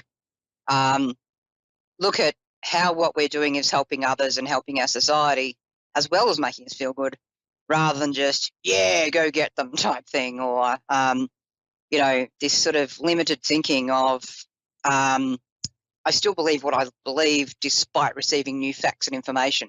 And one of the things as psychics developing need to be kind of wary of is unconscious bias. Here I started the show like that, hey? But, and things like that, sort of clouding our view of things. It's really kind of helpful if we can keep off extreme views ourselves. But at the same time, with so much extremism going on around the world in so many forms, and authoritarianism becoming, much more prevalent, and democracy is becoming much more, angled to the hard right, it's hard as a psychic to kind of not be affected by that in some way. So a really good thing to do at this time of the year is actually to put energy into tuning out from a lot of that, just long enough to reboot your system before maybe taking on what you can. And I think it's really important as well to work out what things you can take on board and what things you need to go, that's quite enough right there. It's also really important for psychics, particularly to clear their energy out at least once a year in a much bigger way than the daily, and even sometimes if you're working with clients, hourly type of thing, and to actually reset your energy by just tuning out from lots of people, and to go off to the beach or go off to the mountains or go off to the river or the lake or wherever it is that you feel really, clear or that you feel you can let go of things, and to go in that kind of process over this next couple of days while we're also in a Mercury retrograde. So we're ending the year 2022 and starting the year 2023 in a Mercury retrograde. Fun times. But, we can use this time to really reflect on, well, what was 2022 for me and what's the last decade been for me, and what I want to walk forward with. What I want to just go, no, that's enough of that. I'm going to start working towards changing that. And I think with your resolutions, if you fall down one day on something you really want to change, that's today. Maybe sort of get up in the morning and know that the morning is a new day, and that you can start back on that path. And I think particularly when your gut instinct's telling you that's the right path to follow, if you fall down a bit, well, who doesn't fall down in life? It's about getting back up again and getting up until you don't fall down again. So that's a way of maybe looking at some of the things you're trying to manifest in your life. And I think one of the things we can fall down at as psychics is maybe giving people hall passes. Maybe thinking someone like Andrew Tate's funny when he's actually quite disturbing, and maybe kind of reflecting on how our own attitudes need to change within ourselves. And sometimes, actually looking at our own participation in the things that we've been through, as traumatic as they might be. It's like, all right, well, what am I doing to change my response to that? What am I doing to value myself more, or to place boundaries where they're important, or to say, no, that's not actually okay? Because a lot of the toxic positivity is about, oh, well, everyone's right and we're all one and it's all kind of good. And it's like, no, there are some things in society that just are not good. Started the show talking about it.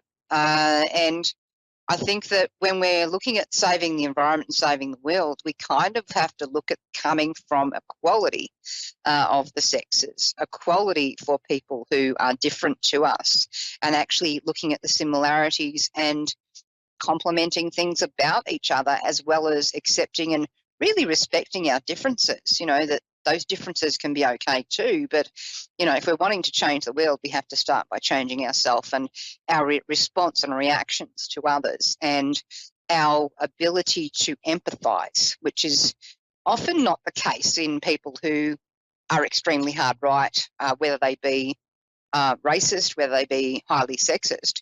There's an extremism and a hate going on there. And it's sort of a difficult balance for us, being more left-leaning, as we might call it, and certainly more humanistic, to be able to look at that and go, I can see how they got there, but I'm not going to allow that to dehumanise me or to radicalise me, or I'm going to look at what I'm doing and whether this is complicit in encouraging that, either by apathy or actually going out and saying, yeah, man, that's hilarious. We talk about political correctness, we sort of hear that term, but what is political correctness? Is it just the fact that finally we're starting to treat people as equals? and you don't like that. Like these are the things to sort of think about. What do you want to change about yourself? And in changing yourself, what ripple effect will that have on people around you? What do you want those changes to be coming out of 2022, going into 2023, and what do you want that to look like? That's the sort of things I'd be meditating on. And there are things like treasure maps or vision boards. They're the same thing, called different names, that you can create to really look at what you want to manifest in your world. I suggest a lot of reading, from really established people with really good ideas around society and things like that. If you're looking at what you want to change in yourself, it can be good to look at history and, where we were and how things quite often do repeat. Certain themes repeat if we fail to learn the lessons of history. And as psychics, it's actually handy to look at history because on just a purely logical level, it's like, okay, this sort of thing's manifesting again, and this is the pathway that went down last time. And it can actually give you even more insight than your instincts. And combining logic and instincts is really important. But vision boards, that's where you're putting on the board the things you're wanting to manifest. And it's good to put that in a positive framework, not I don't want, but, this sort of thing. Try not to be too specific because things can get really weird, but putting together your general ideas of the things you're wanting and then just leaving it up there on a board on the wall somewhere, and allowing that to become part of you. Don't manifest on, don't ruminate on it too much over and over and over because it will just kind of become more of a block. So put the vision out there, do the meditation, and then let it sort of be there. That's how I would do that. Anyway, Happy New Year's. Congratulations on getting to this point in 2022. And I'll catch you next year. In the meantime, more shows on A1R Psychic Radio, Moonstruck TV, the rest of this afternoon, evening, or morning, depending on where you are. Catch you next time. See ya.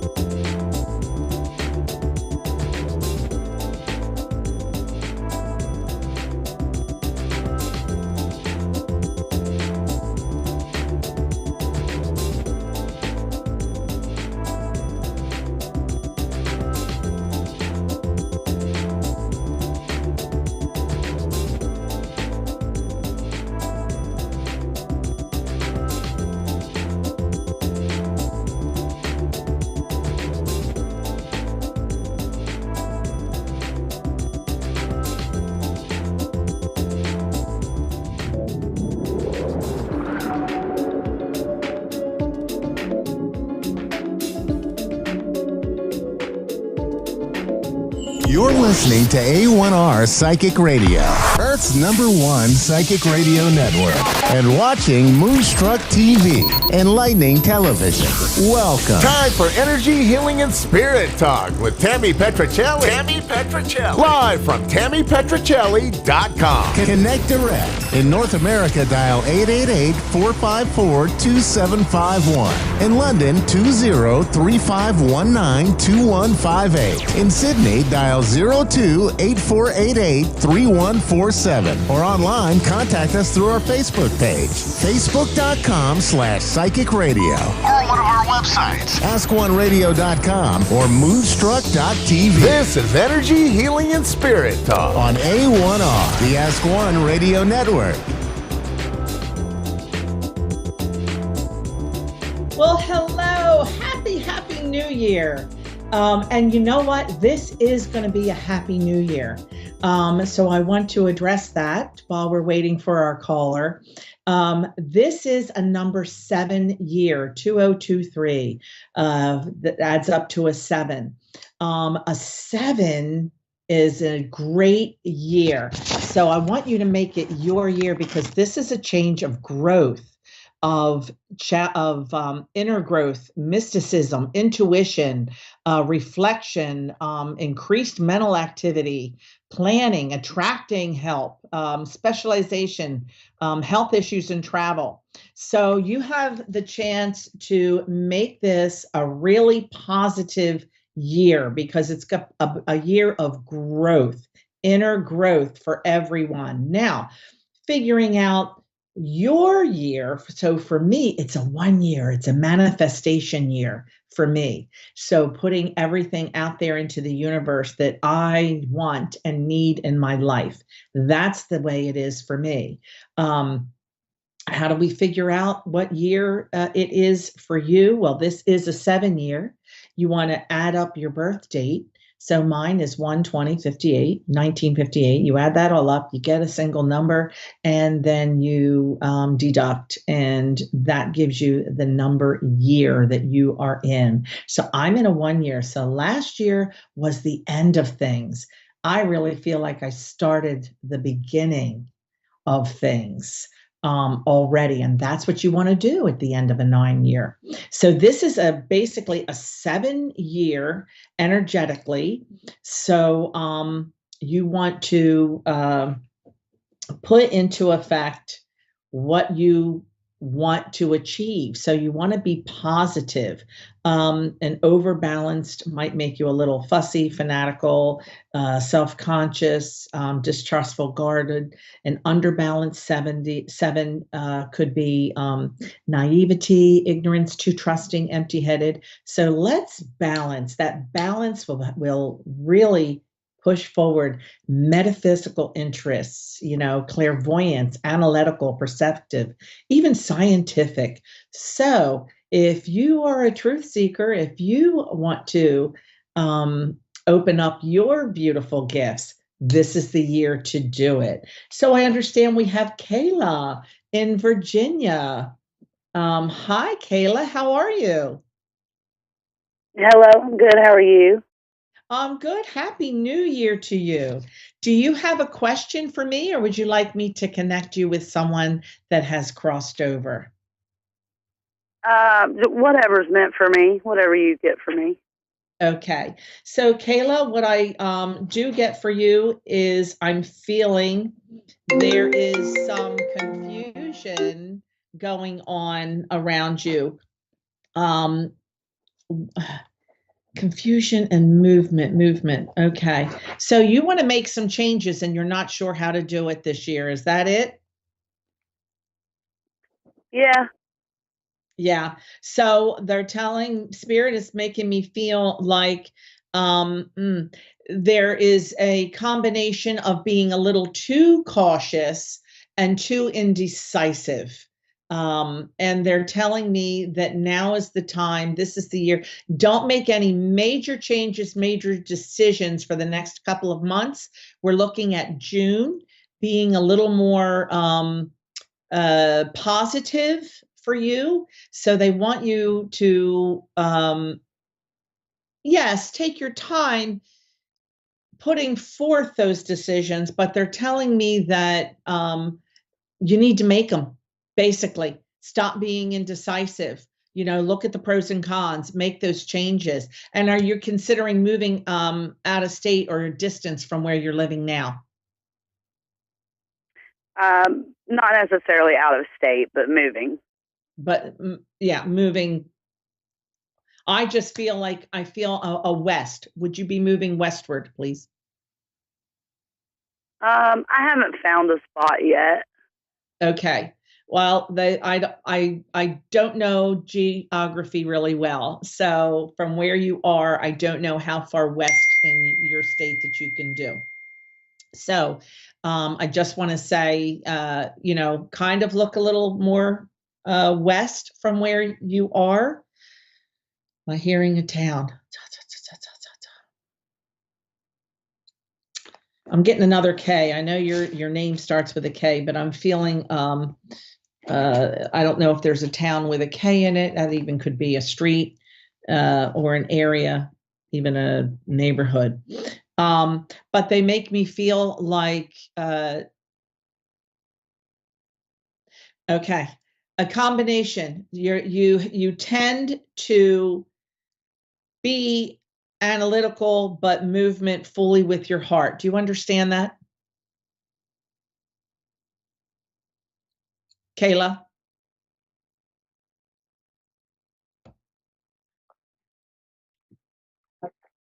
Kayla, I feel like there's, you tend to think very analytically, but when you make your decisions, you ignore that analytical side and make it with your heart.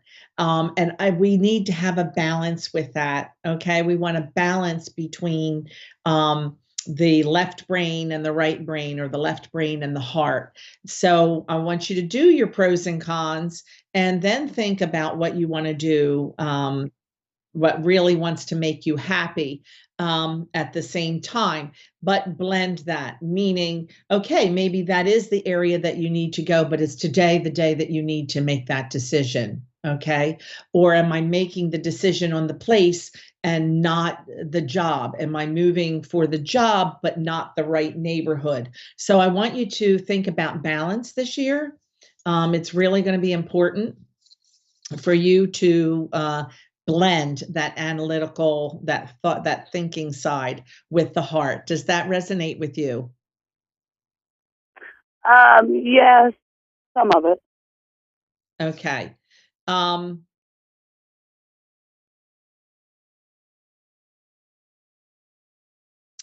Okay.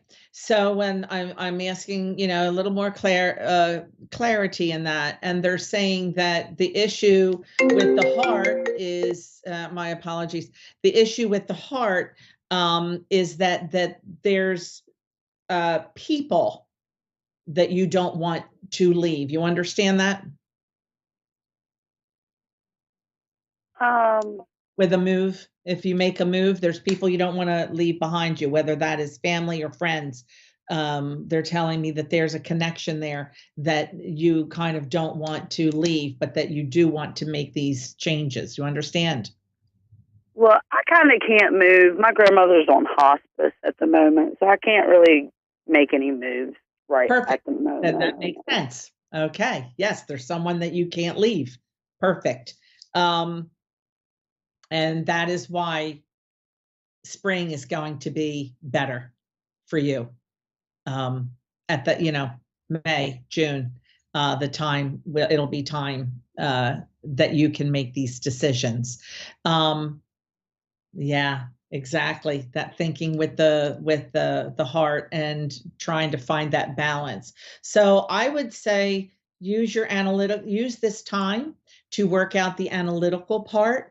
And I feel like it'll all work out together. You'll be able to make those changes that you feel are good for you. At the same time, other things will be working themselves out to put you in a position. I do want to say to please be very, get that blend. so be conscientious of what analytically or what looks right on paper.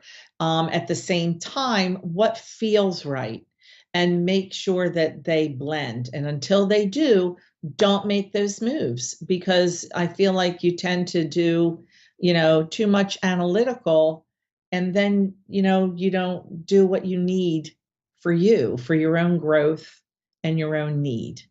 So I hope that helps. And grandfather is already on the other side. You understand that? Yes. Yes, because he is around, and he sits by grandmother's bedside, he shows me.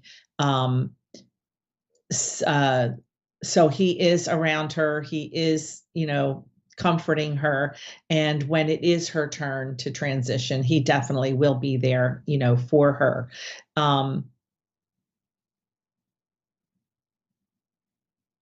And she's verbal, correct?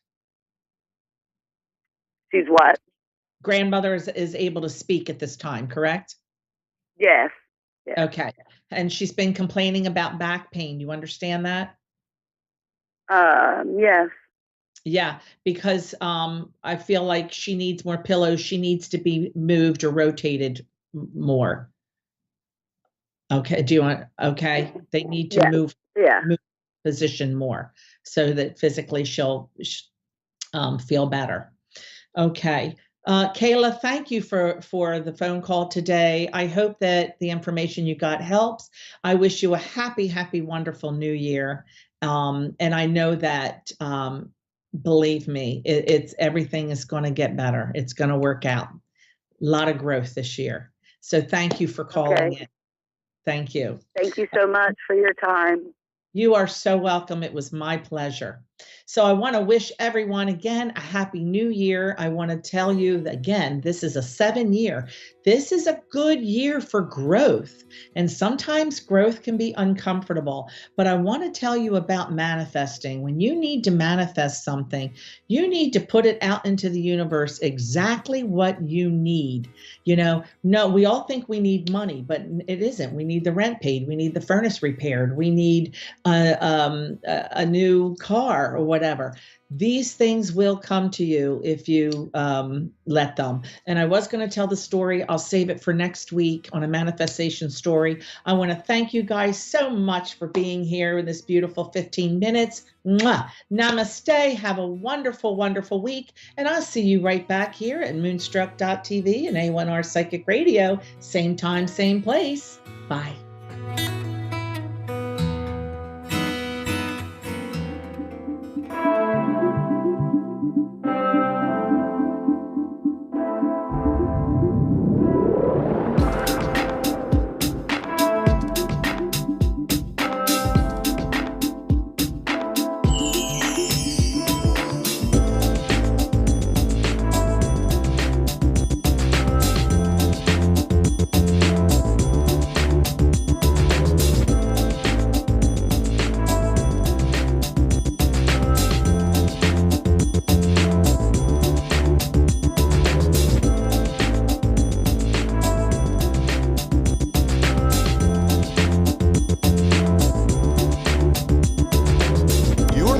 To A1R Psychic Radio, Earth's #1 psychic radio network, and watching Moonstruck TV and Lightning Television. Welcome. And now, Reverend Elliot's Magical Window with Reverend Elliot. Live from magic-works.com. Connect direct. In North America, dial 888-454-2751. In London, 20-3519-2158. In Sydney, dial 02-8488-3147. Or online, contact us through our Facebook page, facebook.com/psychic radio. Or one of our websites, askoneradio.com or moonstruck.tv. This is Reverend Elliot's Magical Window on A1R, the Ask One Radio Network. Greetings, fellow seekers of truth, wisdom, and light. This is your friendly neighborhood esoteric practitioner, Reverend Elliot, coming to you live from New York City tonight, where we get together every Wednesday at 11 Eastern, 10 Central, 9 9 Mountain and 8 Pacific when I am not doing a rerun. And I'm not tonight, although maybe at some point in the future this will be rerun, so that's kind of screwy, isn't it? But we are actually live now here Wednesday, June 15th, in the middle of the Ides of June. Isn't that? No, that's the Ides of March. I missed that one because, no, maybe I was. Oh, who remembers? Welcome back is what I say. Welcome back into my world, folks. Oh, no, I was the one who wasn't in your world. I had a little relapse of that nasty flu that I had, and flu down. I've been checking the statistics from the Department of Health here in New York State, and flu is down 42%.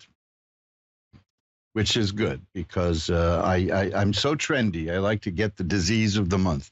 But that was my first flu in years, my first illness since the dreaded COVID in 2020. So I guess I'm doing okay. But, as the years pile up, I don't bounce back as fast. I mean, I can still remember when, like, I would cut myself, and by the time I found where I put the Band-Aids, I'd healed. Not anymore. Those days are over. But I do get wisdom. Although if you look at the state of our political leaders these days, I think we can sort of dispense with that idea that old age brings wisdom. It doesn't automatically bring wisdom, as we've all seen. I think there's going to be a big backlash against anybody over 70 coming soon, and God only knows. And he's not telling me. I don't know if he's telling you. You let me know. I do have tarot cards here. That tells me something. The tarot cards have told me that a lot of interesting things are in the offing, and we can use that to look into our lives. I always like when people ask me questions about, if I do this, what will it be like? Or if I do that, what will it be like? As opposed to, should I do this? Or should I do that? Or how's inflation going? When I started doing this stuff in the 80s, well, that's not quite fair because I started learning in the 80s. By the late 80s, I was reading for people, and the main question was always about romance. People were really interested in love and romance, and will I meet the right one, and all of that. And then gradually it started turning into, am I going to be bankrupt? Am I going broke? How's the market doing? All that. So, we're back into that phase because you poor guys under 40, this is your first time dealing with inflation, isn't it? And it's an awful lot of fun, right? Now, back in the 70s, in the 1970s, before you were born, we had a president who had a wonderful method for dealing with massive inflation. And I'm talking about like the prime interest rate, the rate that the banks used to lend money to each other was 20%. And that's huge stuff. And of course, the president at the time had a plan, which was to get everybody to wear a little button, a little pin that said win on it, meaning whip inflation now. How that was going to get rid of inflation is beyond me, but I strongly suggest that this is why for the last few weeks that I've been on the air, I've mentioned I do have a lot of books and occult jewelry and magical kits and incense and oils. I have lots of stuff to sell. This isn't the time to buy it. That's if you want to, fine. I won't talk you out of it, but I do want to talk you out of considering it. I guess that's the way to do it, because you guys, look, I'm a city dweller, so I don't use gasoline, but if you know what goes on every time you fill up the gas tank. And so this is not the time to buy extraneous things. This is the time. I forgot who it was. Some big financial guy was asked recently, what is the best investment? And he said canned tuna. And people thought he was joking. So I don't want to get into that. But tarot cards can get into what's going on in our lives, can tell us about the things that are happening to us, and maybe clarify things that are happening. As a lot of the steady listeners to this show know, at the end of 2019 and to the beginning of 2020, I was getting a lot of interesting signals from the cards that our lives were going to be changing. And they did. They sure did. And now here we are again. Our lives are changing again. And that's why people are turning to this stuff. There's an awful lot of new shows on Ask One Radio. Wow, I mean, that's exciting. I've been listening to some of the new personalities we have on the air here, and they are wonderful. And it's so nice to see people who've wanted to do things like this for years, and they just didn't think they should, and maybe I would, and maybe I won't. But now people have made up their mind that I'm doing it because people like me. I have an article. I think I can post it at my website. I'll put it up at my Facebook link, Reverend Elliott's Tarot Consulting page at Facebook. That since the lockdowns and the pandemic, and people have been reevaluating their lives, what's left of them, and visits to occult consultants have skyrocketed. See, people turn to us. A lot of people scoff, but when science lets you down, and let's face it, science has let us down, this is where people turn, and this is the way it's always been historically. I like to say to I don't remember who came up with this idea, but I do have it like as a footer on my email, that faith begins where reason falls exhausted. Because I think we're starting to see with the various political problems that it's really difficult, if not impossible, to think yourself out of problems that you thought yourself into. And that's and when they talk about thinking outside the box, a vastly overused expression, they don't want to consider esoteric occult means, but now people are doing it because, look, let's face it, the news has let us down, because if you want to know what's going on in the news, it depends upon the ideological bent of the station that you're listening to. I spent the day today, in fact, listening to the same stories covered by CNN, MSNBC, Fox, NBC, ABC, and CBS. And you know what I learned? I think the expression is bupkis. This is these things are just. I really think that these all news stations should just play music until something happens, and then say this just in, and read us the bulletin, and then go back to all Beatles all the time, because they don't know what they're doing. They don't have a clue what's going on in the world, and yet they will have the same experts. I mean, we've got experts on now who are experts who have been doing this for 40 years. So we've got experts who are commenting on the world scene from the age of 40 who are now 80.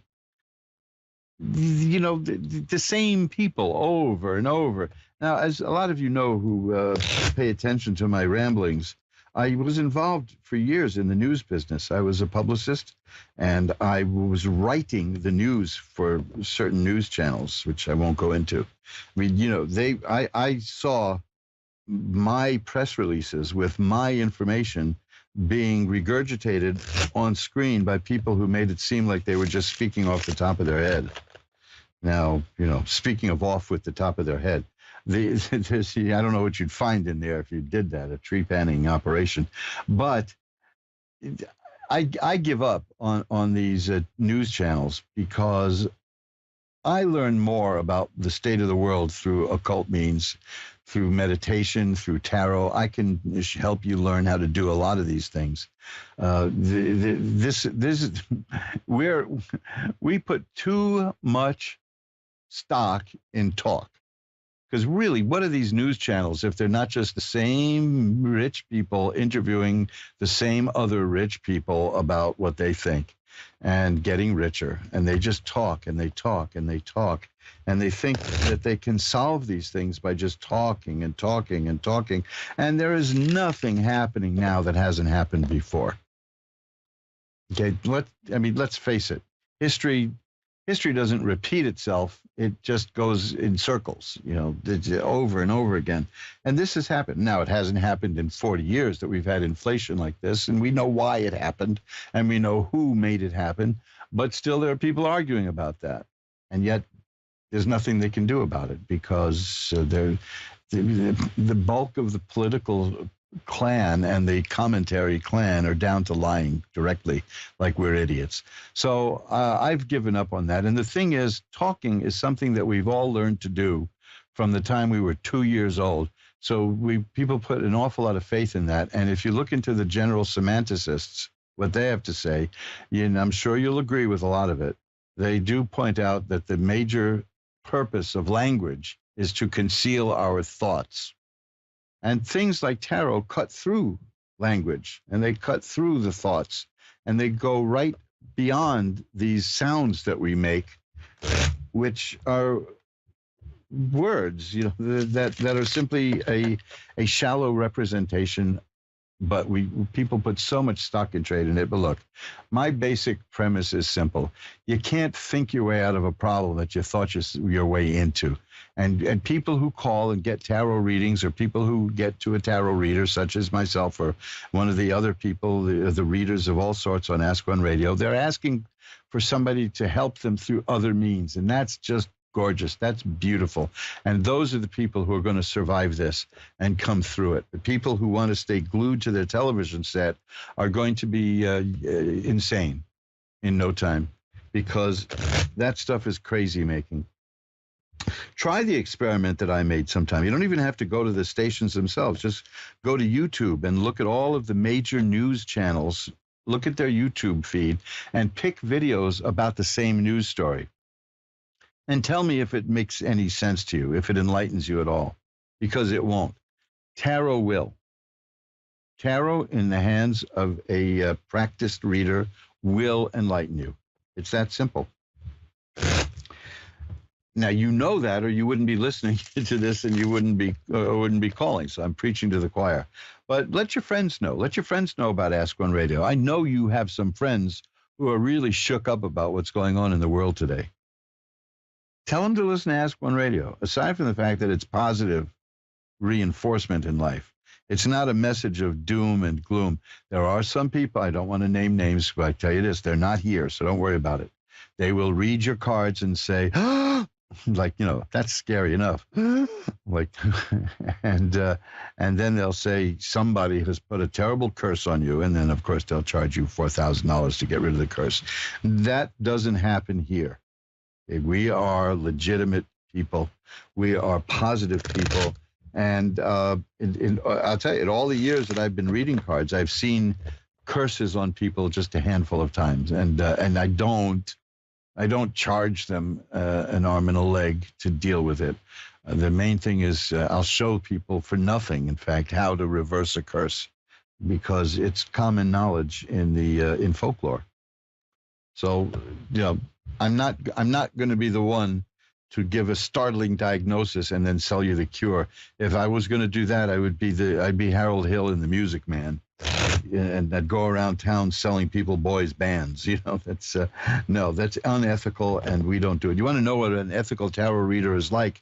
Get over to my website, magic-works.com, magic-works.com, and at that big menu at the top of the page where there's like 100 little pages listed, the headlines there, 100 pages or so. Just look at the thing that says Code of Ethics, and you will see. Because the bottom line, and I'm saying this because right now in uncertain times, like I said earlier, here's where I get to tie it all together, so it's really not just rambling. More and more people are consulting esoteric practitioners. And like any other business, there are people who are less than scrupulous, shall we say. And again, my bottom line with that is if you go to a reader of any kind, tarot, I Ching, an astrological thing, anything. If you feel worse after the reading than you did before the reading, don't ever go back to that person, because that's not what this is about. This is anyone who makes you feel worse is trying to string you along, and they're going to come down on you with a heavy-duty bill that you're going to have to pay in cash. Don't do that. If it seems like a lot of money, don't pay it. My fees are reasonable and always open to negotiation. Now, that doesn't mean you got to go see me with your lawyer or your agent, but if you want a reading and you see my prices and you think that you'd like a reading but you can't really make that price, don't be ashamed of telling me that. Don't be shy, especially in these days. I never let money get in the way of it. Now, I do have a deal for you guys that's free, and I only give it to Ask One Radio listeners, which is a free mini reading. And I'll be happy to pull a few cards for you. And the point with that is that it rarely leads to another reading. For the most part, these free mini readings will solve the issue for you right then and there. And I'm happy with that. I'm absolutely fine with that. I'd much rather show you the power of tarot free than make a customer, because that's not what I'm about. I love having return visits. But as a lot of people know, because I've told them, I am not going to do readings for anybody every week. I'm just not going to do weekly readings, because then you're substituting my judgment for yours. And the tarot cards are not there for that. A couple of readings a year is fine. 3, maybe 4 special occasions, your birthday, the end of the year, when special things come up. But this is the time. We people who've lived through this before know that when it comes to an inflationary spiral, people get scared.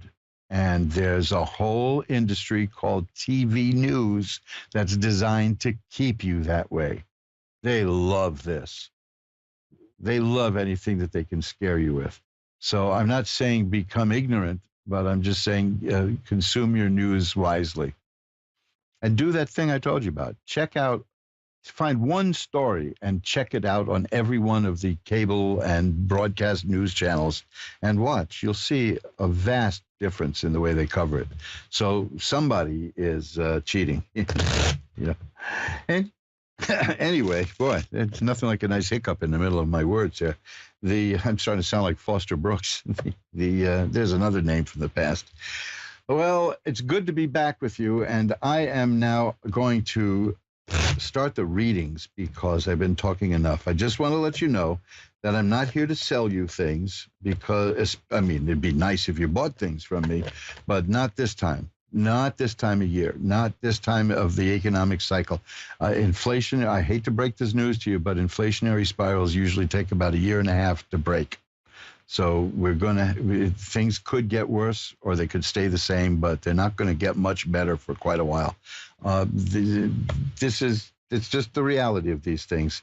And don't let anybody scare you. You got enough pressure every time you fill your tank. You got enough pressure every time you go to the supermarket. I can tell you that I used to fit about $30 worth of groceries in a backpack that I go shopping with. It's just a little nylon backpack, and now that same amount of stuff. Either my backpack grew or something's wrong here, because I'm now spending like $70 a pop at the to get these same things.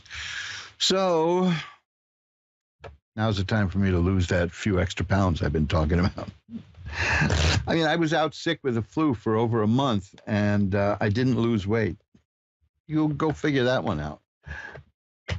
So this is not the time. This is the time to marshal your funds. This is the time to hold on. This is like, the 4 of coins is a card about hanging on to your funds, marshaling it, spending your money wisely.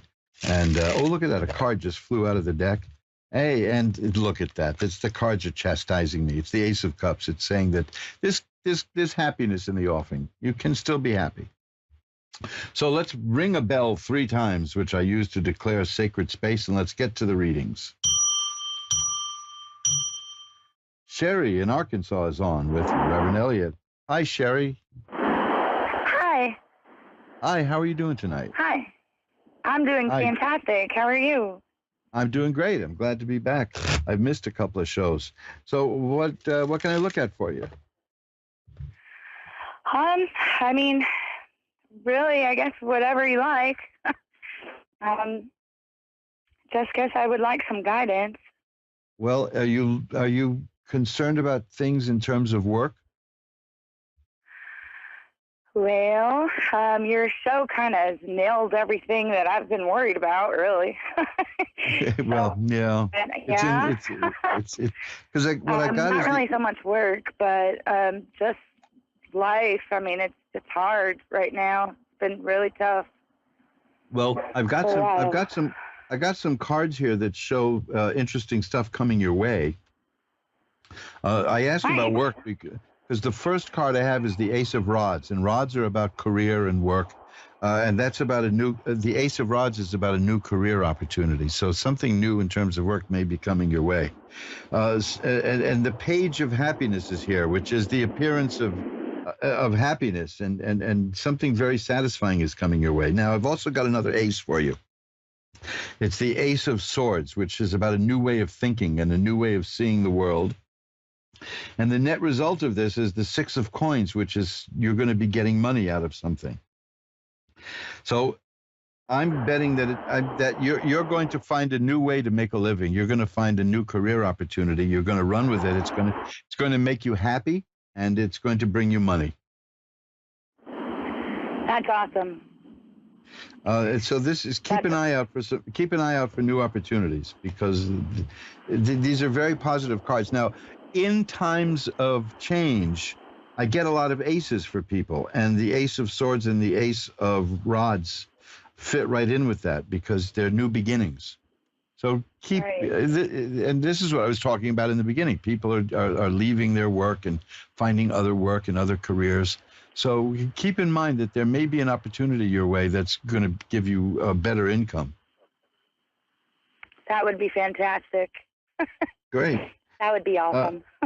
In fact, I've got one more card here, which is the Page of Coins. So you have the Page of Cups, which is the appearance of emotional and fulfillment and happiness, and the Page of Coins, which is the appearance of money. So I think you're headed in the right path. I think you'll come through this okay. Thank you. Thank you. My pleasure. Thank you very much. I really needed to hear this. Well, those are your cards, Thank you. so it's about what you're doing. My pleasure. Bye-bye now. And let's shuffle them. See, this happened to me at the end of 2019 into the beginning of 2020 when I was doing readings for people. I got an awful lot of aces for people, which meant new beginnings in these areas. And that's what happened. You know, it even happened to me. I mean, my wife and I, we ran a successful business for 20 years, and it was deader than vaudeville by April of 2020. And it ain't coming back. So we have adjusted to not doing that. Bobby in Forestdale, Missouri. You're on with Reverend Elliott. Hi. Hi. Hi, how are you tonight, Bobby? I'm okay. How are you? I'm doing well. I'm glad to be back. What can I look at for you? I was wondering if I could hear from my son that is passed. Oh, wow. Okay, let me tell you, I'm sorry I say wow because when somebody asks me to do a reading like this, I get a little nervous because I never really did readings like that until I started doing this show and people ask me. And there are certain cards that I look for. And the moment you asked me, I cut the deck and I got the death card, which is the card of course, that is the card of passing. You know, I mean, it doesn't always mean that, but when it appears, when people ask me a question like that, yeah, that's what it is. So let me tell you something, because these are not bad cards. This is very interesting because I get these cards almost all the time when somebody passes. The first is the death card, which is just a card that's letting me know that, yes, this is going to be a card about someone who's a reading about someone who's passed. So it's a contact from that person. The Nine of Swords is here. That's a card of great sorrow and sadness. I got to stop using these store-bought teeth here. This is it's so yeah. We all know about that. You know, there's always sadness involved in the passing. But the next card is the Ten of Cups, which is a card of perfected happiness. The next card after that is the Ten of Swords, which means the hard times and troubles are over. And the Six of Rods is a card of success and triumph. So what I'm seeing is the message is, I know everybody is sad. I know that this is very difficult, but I'm happy. It was a difficult time at the end, was it? Yes. Because that's the Ten of Swords is about a very difficult time, but you get through that and you survive. I mean, the spirit has survived, and it's saying to have. Let me put it this way. Two of the saddest and nastiest looking cards in the deck are the Nine of Swords and the 10 of Swords. And two of the happiest cards are the 10 of Cups and the 6 of Rods. So the message is, my suffering is over, and I've succeeded, and I'm growing, and I'm happy. And it's almost as if like I'm sorry that it's caused so much sadness, but this person was in a very bad place when this happened. You don't have to give us any details, but is doing better now. The spirit is doing much better and wants you to know that, because I almost always get happy cards after these sad cards in a passing. Isn't that odd? But the spirit is the one talking, because we're sad. We're the ones left here. But the spirit is saying, I'm doing okay. Let me see if I can get one more card here, which is, the World. That's a card of assured success and happiness and growth. No, whatever happened on this level of existence, your son's spirit is at rest and is found peace, is what the message is. Oh, I believe that totally. Well, that's the message that I'm seeing here. I hope it helps. Yes, it does. Excuse me. Okay. I'll tell you what I'll do tonight is after the show, I will light a nice white candle and send positive energy to the spirit of your son. How's that? Thank you very much. My He was pleasure. an amazing boy. Well, I see that the importance of the message was such that the message started coming through just the moment I cut the cards. So this is a very powerful signal. Like I've been waiting to get in touch with you, and the message again is the trouble, the hard times. I'm through that now. I'm past that, and I'm finding happiness. So that's. I believe that he sends us signs. Yes, well, this is another one, because I do these readings a lot, and I never get the results that fast. Okay, let's put it that way. It never shows up so fast. It startled me, in fact. I'm sure the day he died, or the day of his funeral, there was an upside down rainbow in the sky, like a big smile. Wow, that is something. Those are signs. So I'll get a candle going to send the same energy to you. How's that? Thank you. I do appreciate it. Take care now. You Bye-bye. too. Thank you so much. And let's shuffle up the cards.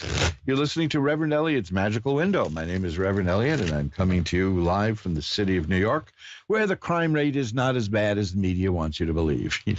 That's. I saw that there was like a 30% increase in one category of crimes. That's terrible. It's awful.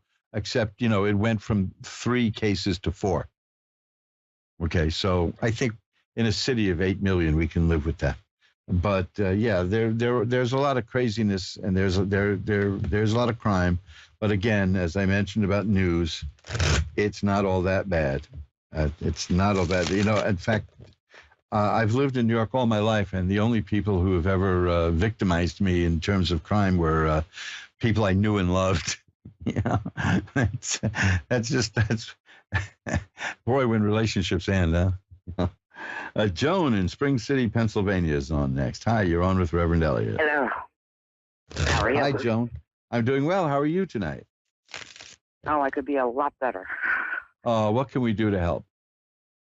I was just calling to see if you have any idea if my future is going to get any better, because it's pretty much at rock bottom right now. Well, you know something? I'm going to first give you the short answer. Yes. Okay? And I'll tell you why it's going to get better. Because you're going to do it. You're going to make it better. The first card I have is the 6 of Swords. The 6 of Swords shows a person in a little boat moving from rough waters to calm waters. And that card means you're going to get from where you are to where you want to be, and you're going to do it through your own energy and willpower. The Judgment card is here. That tells me that you're going to get what you deserve. Now, for some people, that's a threat. You know what I mean? But not for you. Right. Because the card after that is the 4 of Rods, which is a card of great happiness and joy. Then there comes the 6 of Rods, which is a card I had earlier for someone, which is the card of great success and triumph. And then, this is the nasty looking card, but it's so good. It's the 10 of Swords. That means that the troubles are over. The worst is over and you're still here. So yes, exactly. These cards are responding exactly to that. The sequence of events is going to be initiated by you. You know, you are going to move yourself from where you are to where you want to be. Have you got any plans for how to do that? No. Well, you know, you will. You understand? I mean, I can't give you any advice. Pardon? Between health, finances, and I said between health, finances, and relationships, it could not get any worse. Yeah, well, it's going to get better. Honestly, that's what I see. Now, have you've just broken up a relationship? No, not really. I mean, a few months ago, but. Yeah, well, that's what, because I have the 3 of Swords here. As soon as you mentioned that, I got this card, the 3 of Swords. It shows a heart pierced by 3 swords and crying. That is. I think he could come back once he gets himself better. Is that a possibility, and would it be a good thing? Well, first of all, when people ask me that, they tend to know the answer. You know what I mean? You know what you know what you want. That's the issue. But yeah, I know what I want. Right now, there's great sorrow and sadness about this issue, about the relationship. So I'm not seeing it. I've got the Ace of Cups, which shows that there's a potential for great happiness and joy, and it's emotional happiness. But I'm not seeing that you're ready. I mean, you're getting there. You know what I mean? You still, that boat, the whole thing hinges on your attitude and your growth. This is why I said the first thing about that 6 of Swords. It's you're going to propel yourself from where you are to where you want to be. Now, that's not saying that what went on in the relationship is your fault. It's just how you approach it is your responsibility. There's 2 different things. Is there a possibility that you're going to get back together? If that's what you want, yes. Because remember, I said I have the 6 of Rods here, and that's a card of success. And what is success if not getting what you want, right? Right. So the key to this is the 6 of Swords, which is getting from where you are to where you want to be. And you'll do that. So you're in the middle of it now. You're really in the middle of it. So don't beat yourself up. I could be losing my apartment. I have to have surgery in 2 weeks. Oh, man. I have no income coming in. Are there any programs in your area that have like protecting people from eviction?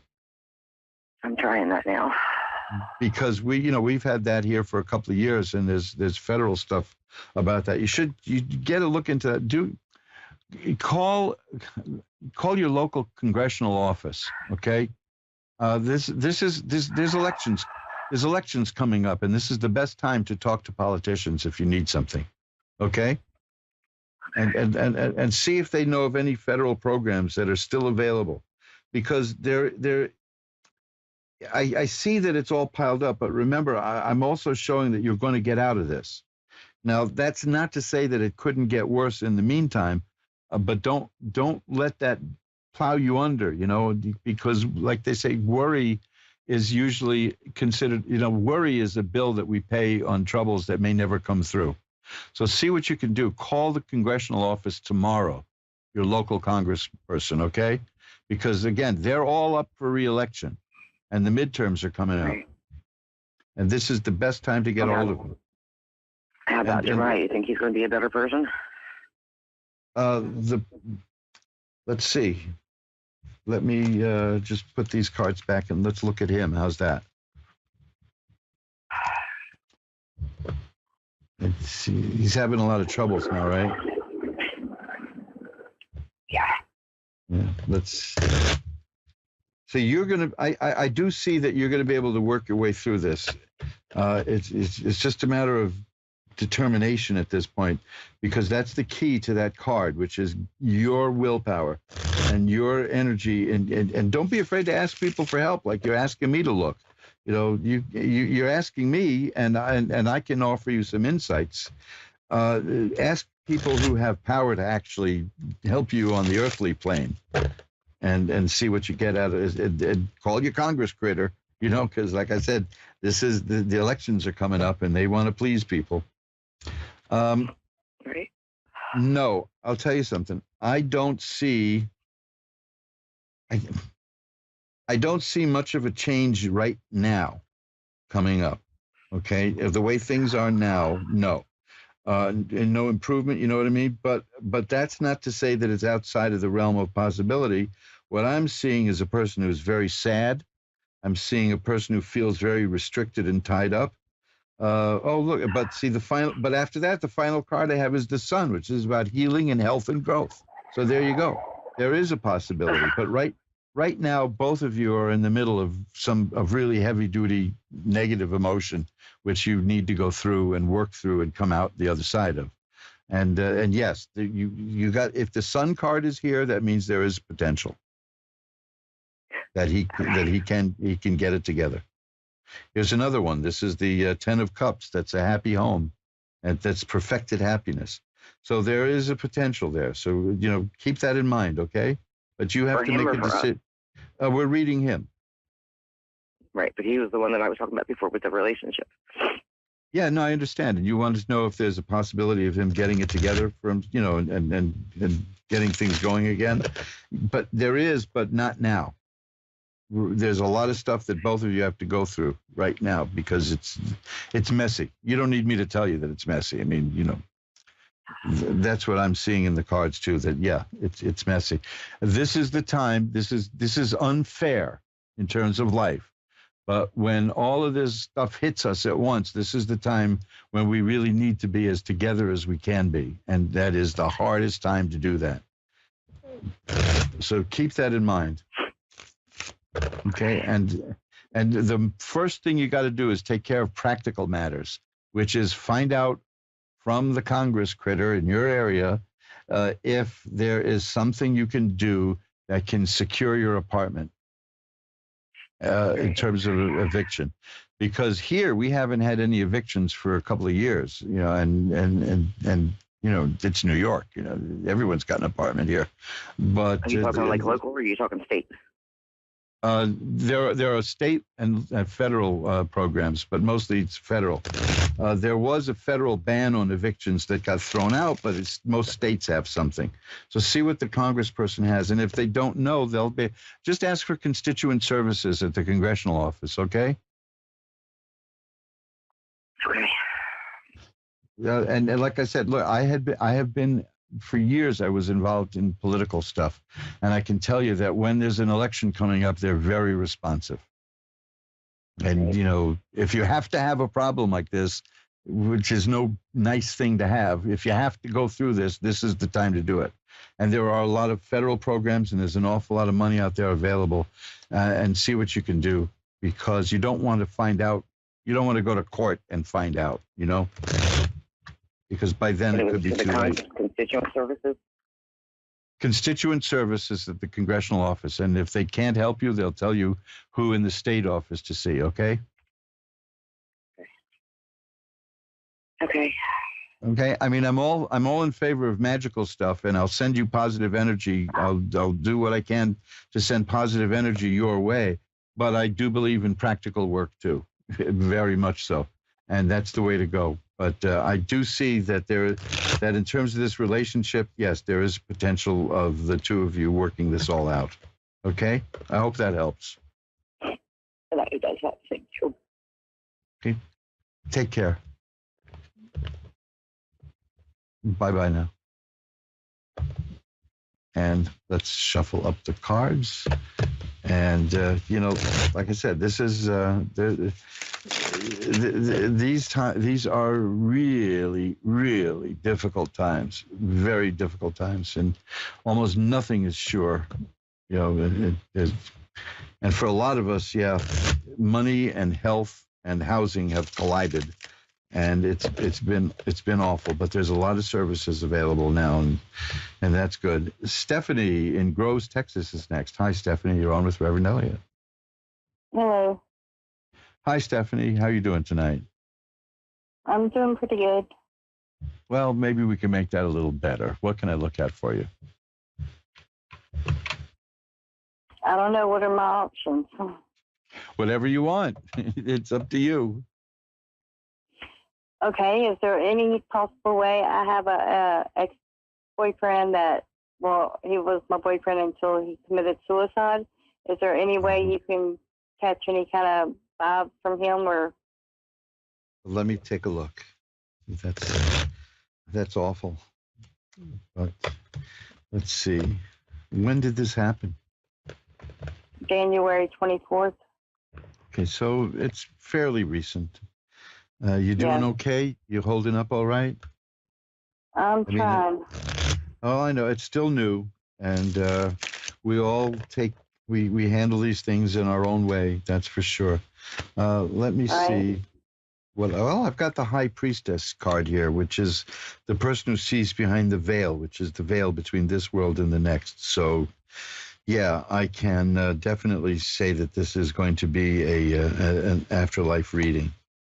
The next card I have is the Lover. The Lover's here. So there's thoughts of you here.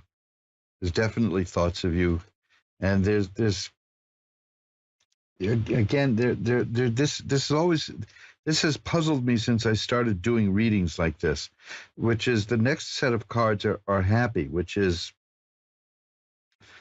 the message is the same. It's almost identical to the message before. I've got the previous reading I did tonight, looking at someone who passed.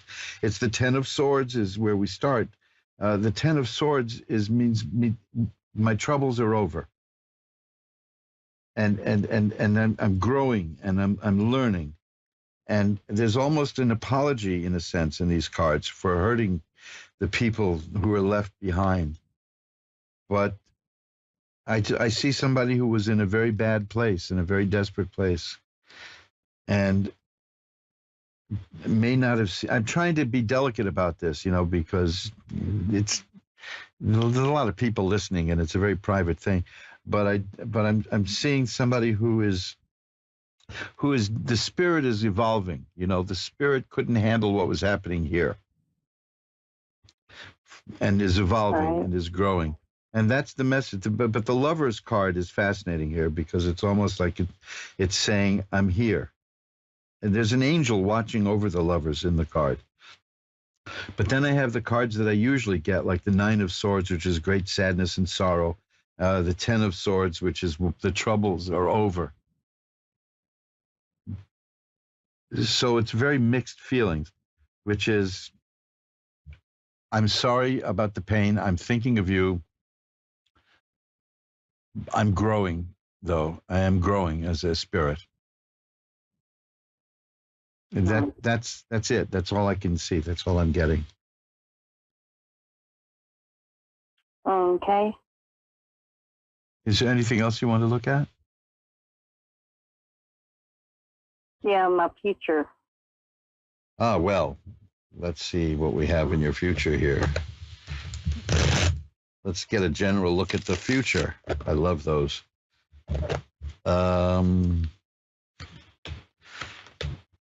Well, it's your God Almighty. Your future is filled with happiness. Oh, I can't believe the degree of joy and happiness in your future here. These are all like the most positive cards in the deck here. Okay, the Sun, the Ten of Cups, the Nine of Cups is great enjoyment and sensual happiness, and the Ten of Coins, which is a happy family life. This is fascinating, considering you're not particularly happy right now, and I can understand that.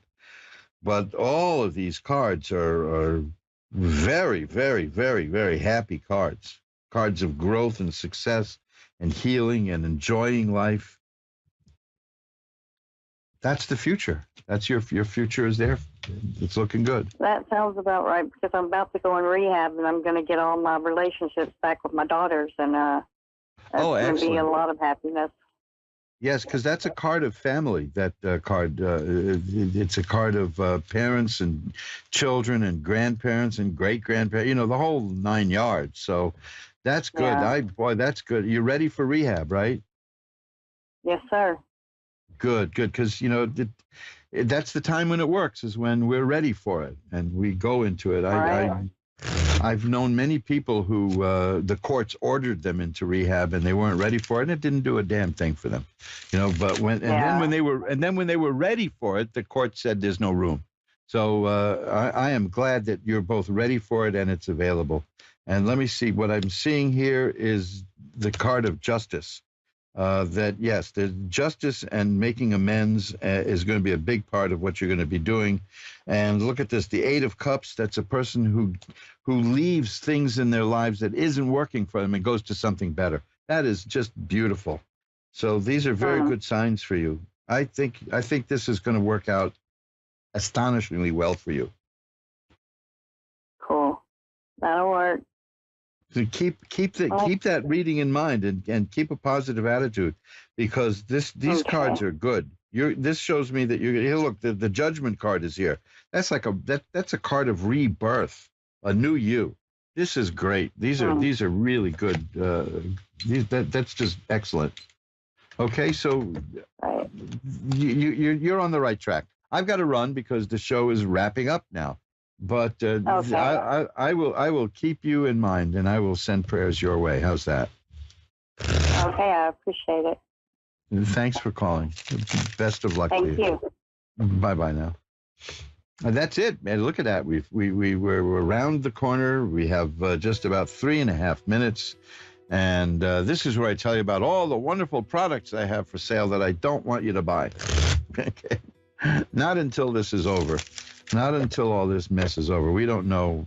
We just don't know how much worse it's going to get. And this is, you know, I just bought like 9 pounds of coffee because I got a good price.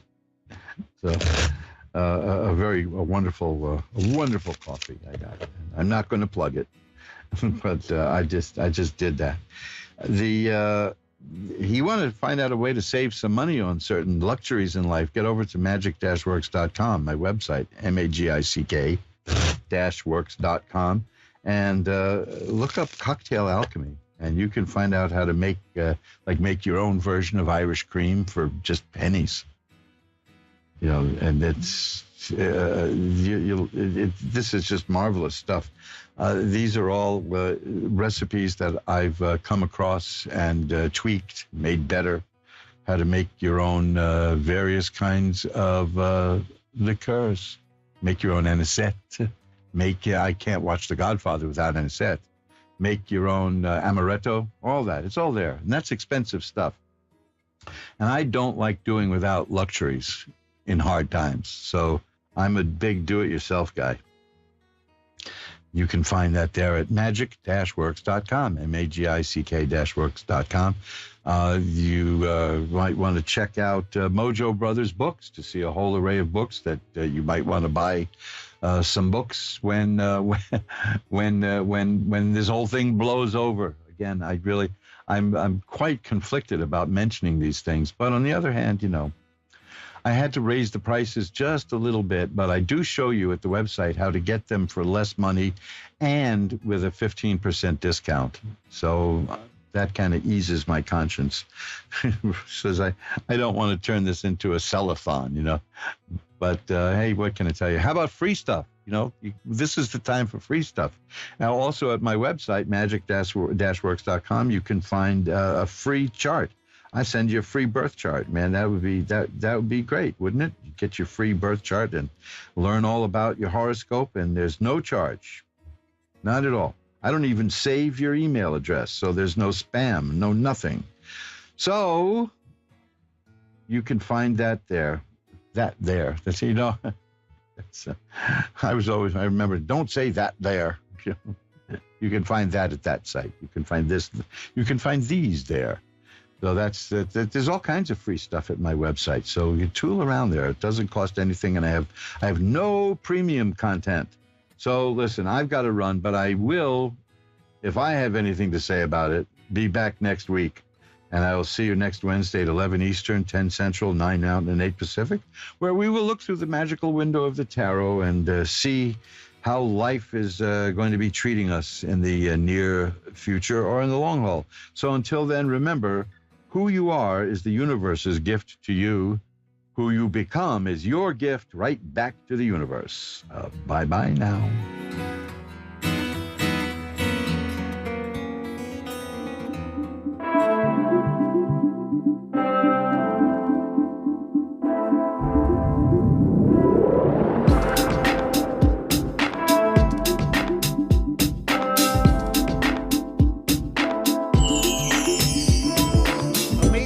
Accurate, clear answers to any question. You'll love Suzanne Marie readings. Clairvoyant reader and spiritual light transmedium. Tarot is used for spirit confirmation. She's been a spiritual reader for 30 years and would love to be able to bring accurate, clear, visionary readings for those who seek answers. Available online and phone. Call 320-455-2303 or email readingsbysuzanne@gmail.com. Suzanne Marie. Check her event page for specials.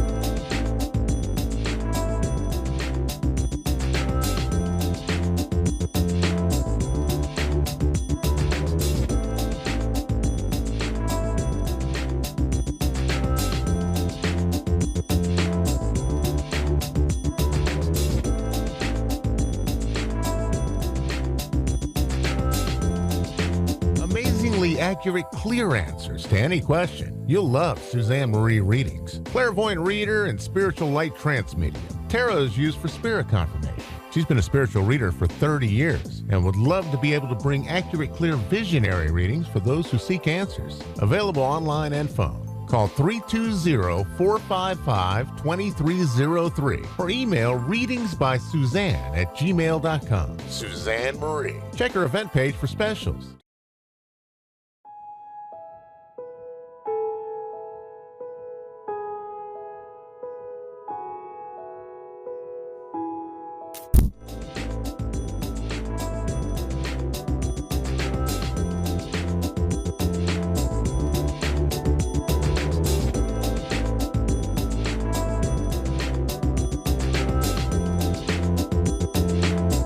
You're listening to A1R Psychic Radio, Earth's #1 psychic radio network, and watching Moonstruck TV, enlightening television. Welcome. Time for Insights into Consciousness with Anna Olson.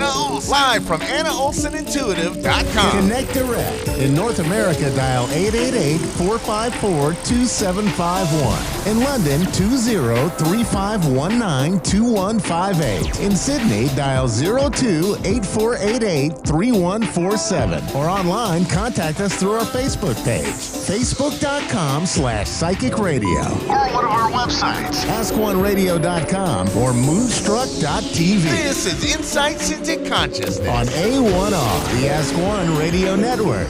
Hi, I'm Anna Olson here on A1R Radio with my show every week, Insights into Consciousness with Anna Olson, and that's 1:30 Pacific Standard Time every Tuesday. So today I am going to do an educational show, really to explain some of what I do, why I do it, and how you can incorporate your own intuition. And you can always go to my TikTok page, which is Anna O Intuitive, which is ANNAO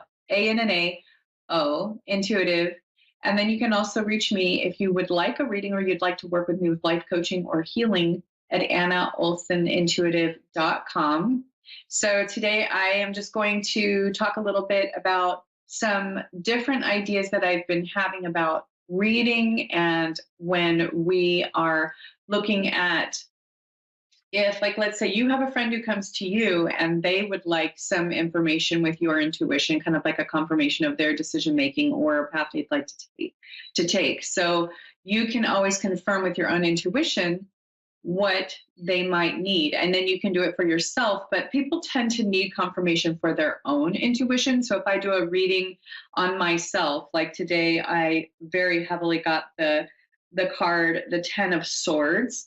And this is kind of a dramatic 10 of Swords. This one has somebody basically lying on the ground with 10 swords coming down from the sky in light and aiming towards their back, their face down on the ground. It looks a little dramatic, but I think what it's strongly suggesting is that we all have times of our life where we're rerouting. We're kind of going down that new path, a new chapter. And this seems to be the theme with most people right now, especially after the pandemic. I know I talk a lot about the pandemic, but it really has been a huge hustle bustle, kind of a change for a lot of people, either with work, family, relocating, schooling. It has been a game changer in our lives. And it's not just one person. It is literally every person on the planet, unless they live out in the middle of nowhere in the Amazon, or they're on an island. Because I know that there are some people who were vacationing on an island and they came back and the pandemic had hit while they were on vacation on an island. So it's kind of interesting how we are kind of dealing with so much at once and trying to take this new course or figure out a new way of life, or having to start a new job, or kids going to a new school. I know I've experienced a few of these things. And, you know, what I've realized is that there is a lot of good that comes from this kind of stuff. And when we look at the 10 of Swords, I would like to just go into the description to kind of normalize. I have this book. It's actually a guide to these cards. It's absolutely beautiful. I'm in love with this book, and I've been using it for journaling. You can more or less use it as a journaling tool to kind of figure out how your life works with the cards, and it's by Chartwell Books, by the way. What's interesting is I don't see an author on here, but it has a description for the card, and then it has exactly what it means when it's inverted, and then you can journal, and it asks questions regarding that topic. And I'm just going to read real quick the description to the Ten of Swords. The key words to the Ten of Swords is endings and endings of suffering or just suffering. So we're looking at the ending of something or the ending of suffering or suffering. This can also mean, if you look at the card again, this could be backstabbing, people talking about you behind your back or doing negative things behind your back. That is also a possibility with this card that I've come across. But it says the traditional meaning of the Ten of Swords is ruin. While this sounds frightening, it doesn't mean death or destruction. This ending clears the way for new possibilities. In your personal life, bonds of friendship may break. You may see that certain people in a group were causing discord and stress. In love relationships, the 10 signifies a dramatic ending. In work, this may manifest as the closure of a department or a failing business. More positively, this is the end of an era. Soon the strife and upset will be over. Health issues such as low energy and exhaustion will improve.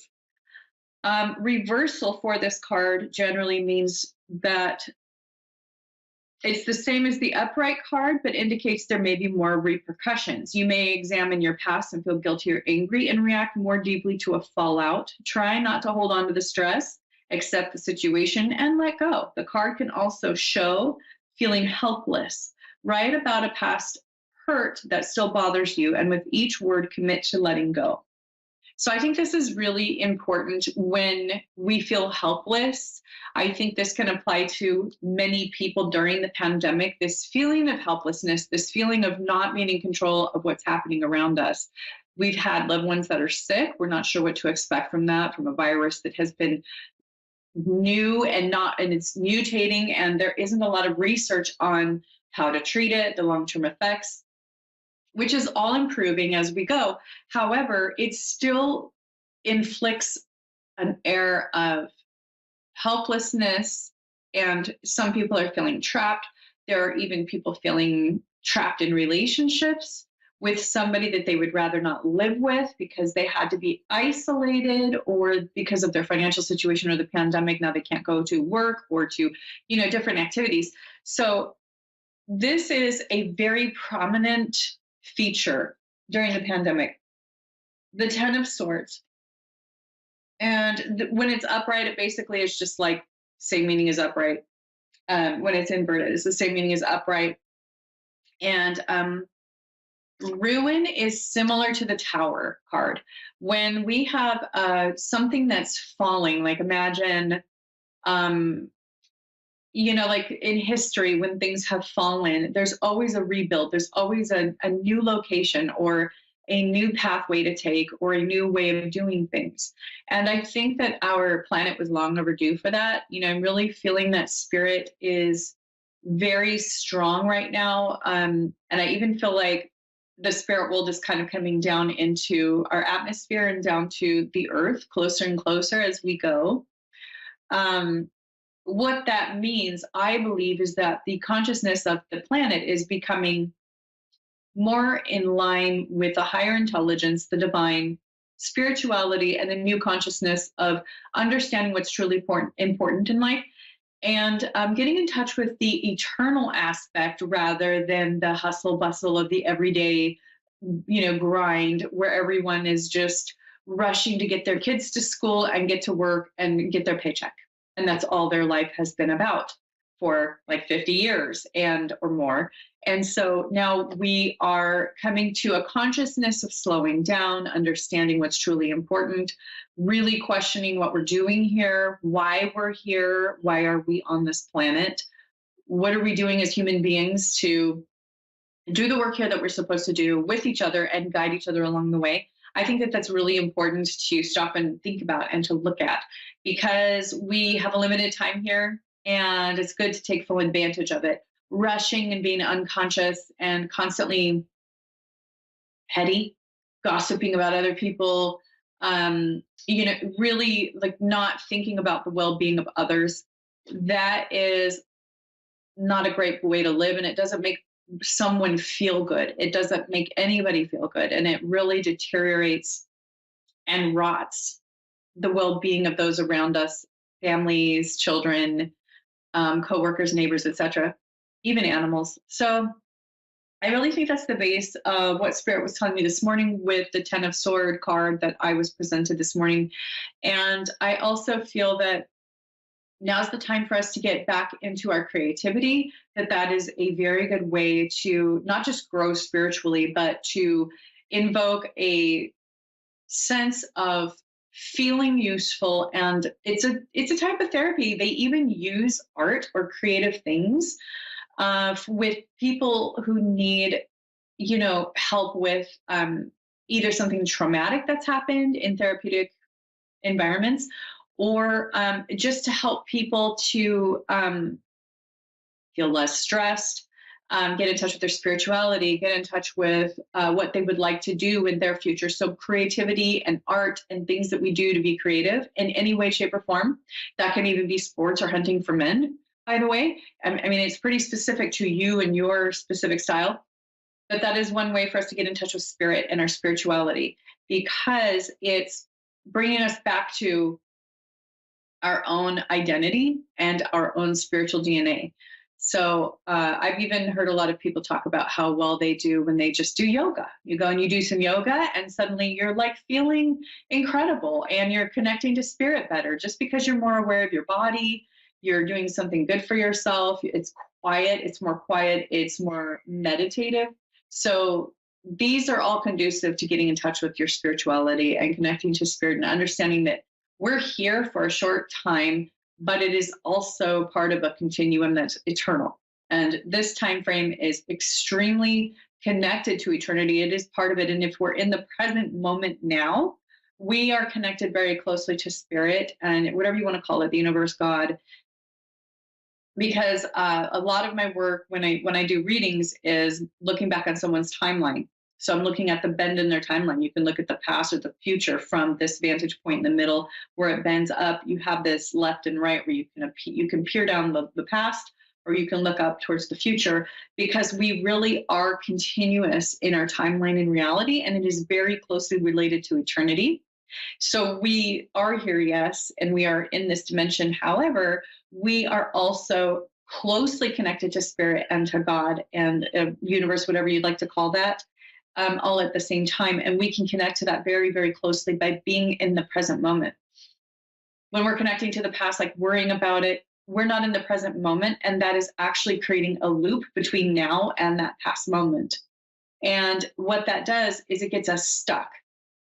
And then if we're only worried about that future and we're not connecting in the present moment to what the real future is and why it is that way, or our influence and how we can change that, we're not feeling empowered. We're feeling worried and anxious about the future and doing, all this worrying, that's spending time just worrying when we could be spending that time doing other things like something we love, or spending time bonding to people who we love, or doing something creative or conducive to the highest and greater good.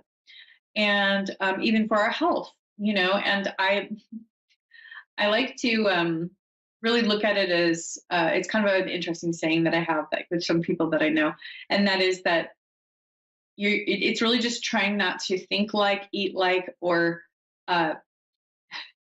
expect things like an a-hole. So you don't want to eat like an a-hole, you don't want to expect things like an a-hole, and you don't want to think and behave like an a-hole. So it's all about not being an a-hole. And I think the point when I'm saying that is that, all of those things is our reality. It creates our reality. So what we think and how we behave, are we considering other people's feelings? Are we putting ourselves in their shoes? Are we really asking them if that's okay with them? You don't want to completely step over other people's boundaries. Spiritually, that is what digs us a pretty deep grave pretty quickly. We lose our bonds and our bridges to people in our lives, and that is a quick way to downhill. Then the way we eat and the way that we take care of our bodies is very important.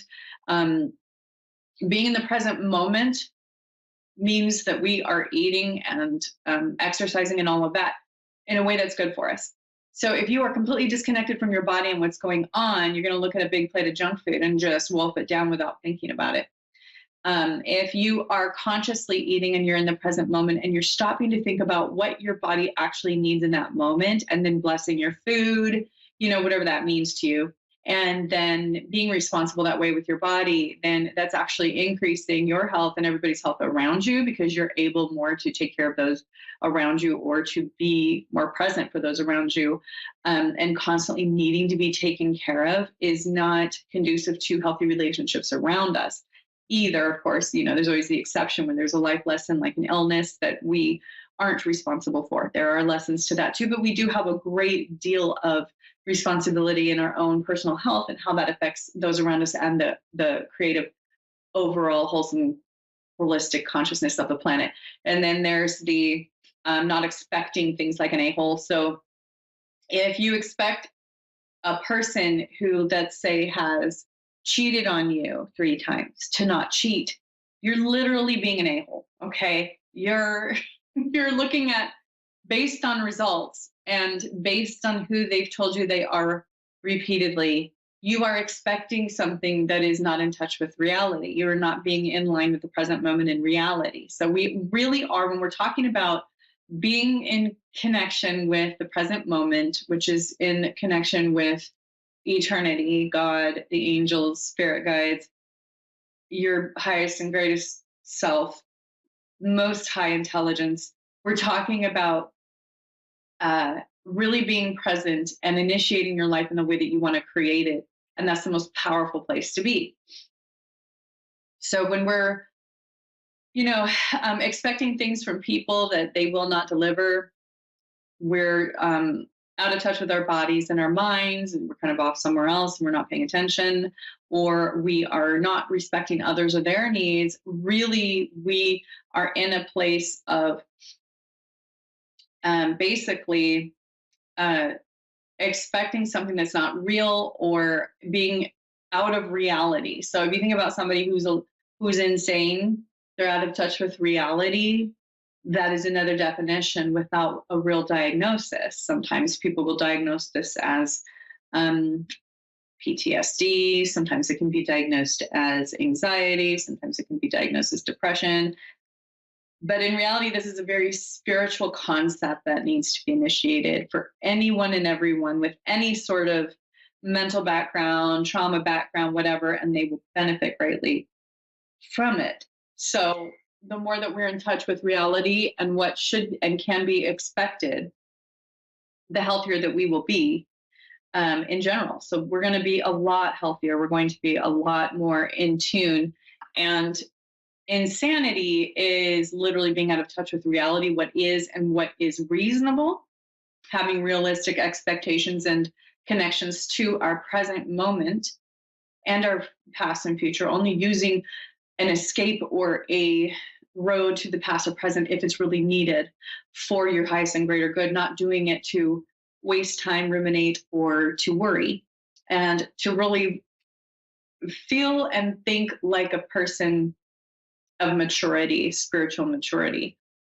So one thing that people tend to really get distracted with is materialism. So when I'm talking about materialism, I think it's wonderful to expect materialism, especially if that is building basically what I call my queendom. Okay, so I build my own queendom, and yes, I think that is necessary for the basic part of life. But when there is an extreme focus on materialism, where it's excessive, it's draining, it is all about appearance, it is all about the value, the actual dollar value of things, and having an influence over other people that way when they are vulnerable and things like that, or using status as a means of having power over somebody, or that's when it's also the same concept of, living in basically the past and the future, because the past is usually what influences somebody to become so drawn towards the materialism. And also future is basically your materialism will turn to dust, and anything material or of, a lot of monetary value is going to fade, break, fade away. And what will we be left with on the other side in the spirit world? And I don't want to get too preachy here. It's just a reality that we lose that. And then what do we have left? Do you have connections to other people? Do you have a good connection with yourself? Do you feel love and peace and happiness when you are just being still and feeling peace through spirit? When you are around other people and your electromagnetic fields are connecting, are you increasing their well-being in your own, or are you actually committed to making that a negative experience in some way? I think we're all guilty of these things because we're all human, but I believe that the goal is to focus on getting past these really basic human tendencies that if we were from another place, let's say we were from another planet and we were looking down on Earth, what would we look like to a higher intelligence? We would look pretty unintelligent and kind of pathetic in some ways with how things go sometimes. But on the other hand, the human race is really, really wonderful in a lot of ways too. And that's what I think is important to focus on and to learn and grow on, and to just ignore the rest and let somebody else do their thing, put a boundary on them. I think it's very important to put a boundary on them. So when I'm talking about not expecting like an a-hole, know what people are capable of. If they have shown you who they are, that they are not quite at the same intellect or spiritual level that you are, it's time to stop expecting things that are impossible for a person. We're not going to expect somebody who just broke their ankle to run a mile. Come on, it's same with behaviors. We have to understand and internalize that behaviors in people are patterns that are built over many years, and they are hardwired into their brains. The chances of them changing, especially in a short time, are slim to none. And it's better to figure out if we can deal with those issues that they have long term. And if not, what will be the actual way that we will be able to implement some sort of a strategy in getting tools and dealing with that and setting boundaries on that person. The boundaries are very, very important. We came from a nice generation of these boomers who have, kind of set the stage to teach the next generation, my generation, that it's good to set boundaries. They figured this out. They went through a lot, and their parents went through a lot, and they set the stage and the tone to set boundaries and to really internalize their own personal power and to utilize that in daily life in a good way. That's going to work for everybody. Less unintelligent ways of doing things. So really increasing that intelligence level, really increasing our emotional intelligence and how we relate to each other, and really understanding not just our carbon footprint on the earth, but our legacies on the earth. How does that form the earth? Is the earth a living thing? I believe so. I believe it's a living entity with its own spirit. Gaia is, pretty much our home. How are we influencing that? Is she okay?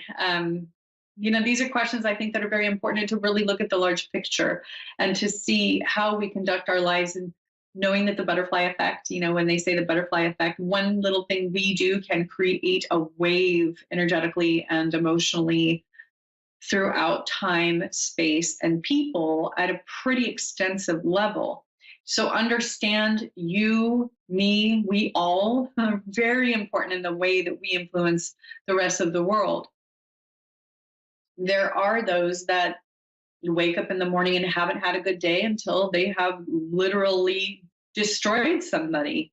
And to know that's a reality, and to know that we need to watch out for that and to protect ourselves from that, to set boundaries to really prepare and have a strategy of success for ourselves, protection. This is why energetic work is so valuable, because it works in a way that isn't recognized as much as a physical protection. Of course, physical protection is always good, but I really think energetic protection, especially spiritually, is incredibly important, because it is so often overlooked or forgotten. Because to be honest, we have a house, let's say, we have a building, and that will protect us from somebody breaking in at night if we lock everything, right? And that's great and all, but on the other hand, a home is not safe if it isn't energetically protected, if there isn't a boundary put on negative things coming into the home, whether that be through the internet, a TV, a person having really bad behavior, a relative or friend coming into the home and energetically making a mess. Pay attention to how people are behaving around your family and your home and your space. How is that affecting everybody there? What kind of feeling is that leaving? When people walk into your home, they should say, wow, it feels really good in here. It's so positive. You know, people pick up on this, and you and your children and your whole family will too. So it's really important to know that there's also an energetic protection and boundary that needs to be put up in the home. There are more and more people more aware of the energetic or emotional, toxicity of some people, even family members, where they come into your home, they're really making a mess emotionally, energetically in the home. Those people need tall fences. Those people need good boundaries. It not only is going to protect you, your home, and your children, but it will also really show that person more or less, you know, this is something that you need to work on. And it will make it real for them if their relationship starts to, you know, sometimes finally over decades, if their relationships finally start to suffer because they've needed boundaries for so long and they haven't understood what wasn't working. And this is actually an opportunity for them to look at their behavior, look at their patterns, and to do their own healing and healing in their own families. So, I mean, a lot of good can come from boundaries. And I think the people who are most against boundaries are the ones who don't want any boundaries. They want to come in and control somebody else's life. And they're kind of just coming in and making a mess, or they really are making a huge mess. So it's good to make those boundaries emotionally. You don't just lock your doors at night. You have to lock your doors to the people who you've been letting in the front door for years, who have been making a mess. If you're in a relationship and they are making a mess out of your home, that is something else that needs to be dealt with. So I'm right at the end of my teaching show today, but you can always get a hold of me. And if you'd like to work with me, I do life coaching. I teach intuition, all of the extrasensory abilities that human beings have. I do life coaching. I've been trained to do that. And I have a lot of experience in it. And I also can just do psychic readings, medium readings. So whatever you need, I'm here for you. I also do Reiki. And I was actually trained in Stanford University to do that in their healing center. It's not well known, but it's there, and they use Reiki all the time on their patients there. So give me a holler at AnnaOlsonIntuitive.com. If you want to go to my website, the other place you can go to is Instagram at Tiny Medium Queendom, @Tiny Medium Queendom, or you can go to TikTok at Anna O Intuitive, @Anna O Intuitive, and you can get a lot of free things there where I teach a lot about what I do. And I will see you next week. Thanks so much.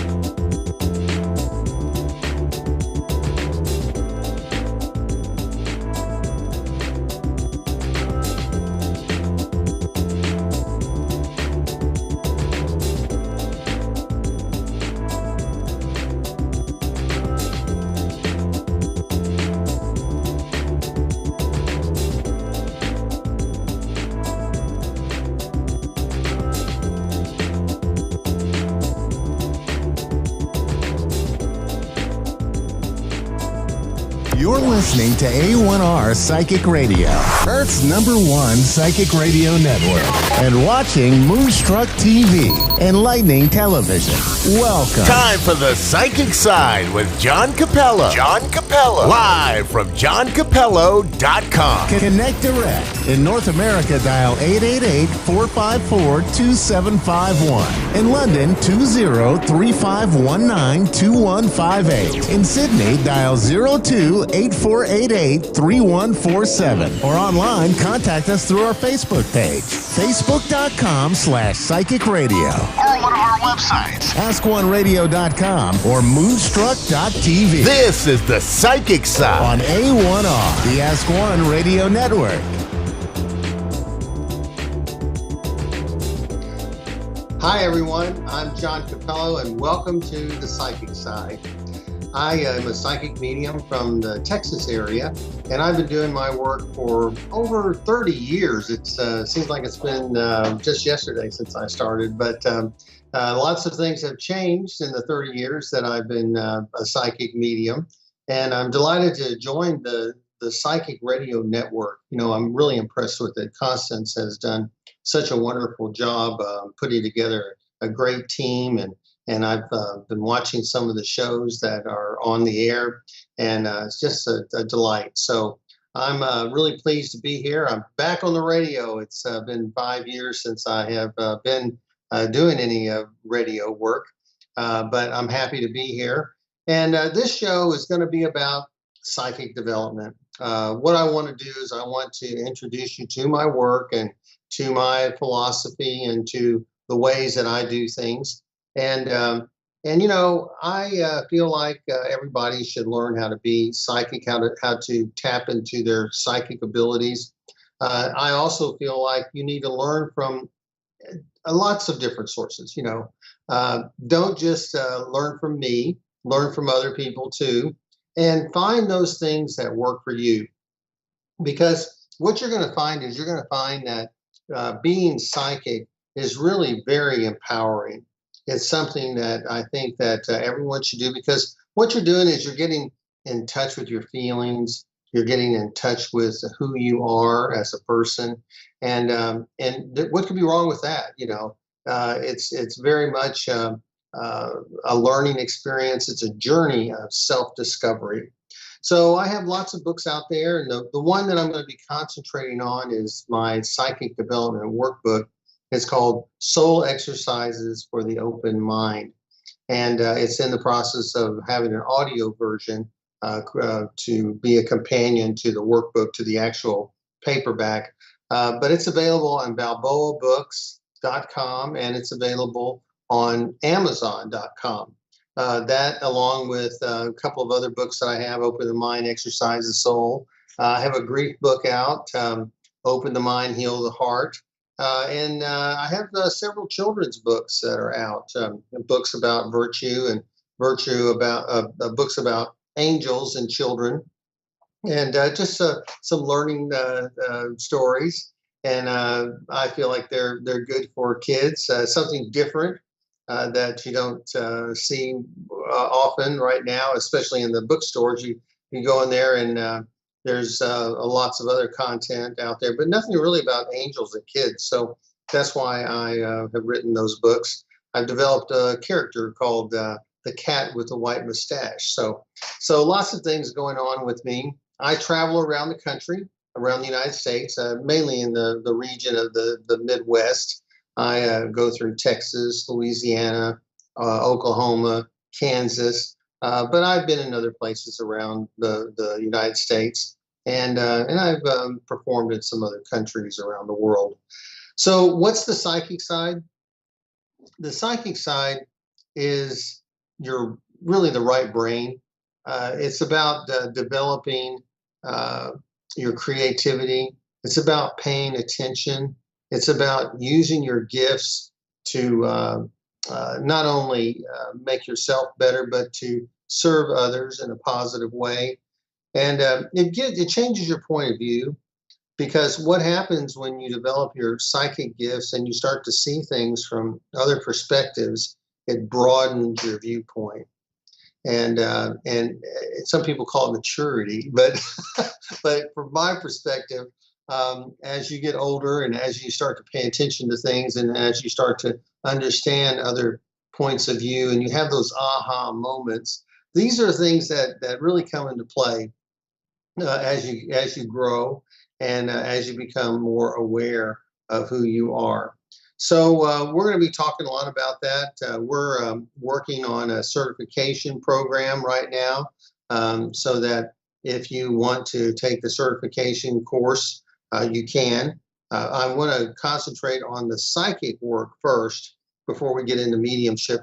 And that's something I want to say from the very beginning, that if you're going to learn to be psychic and you want to learn to be a medium, learn the psychic skills first. Learn them first, because what happens is you get all the tools, you get all of those things in place. You understand what's going on with you. You understand the language, and you understand how things work within you.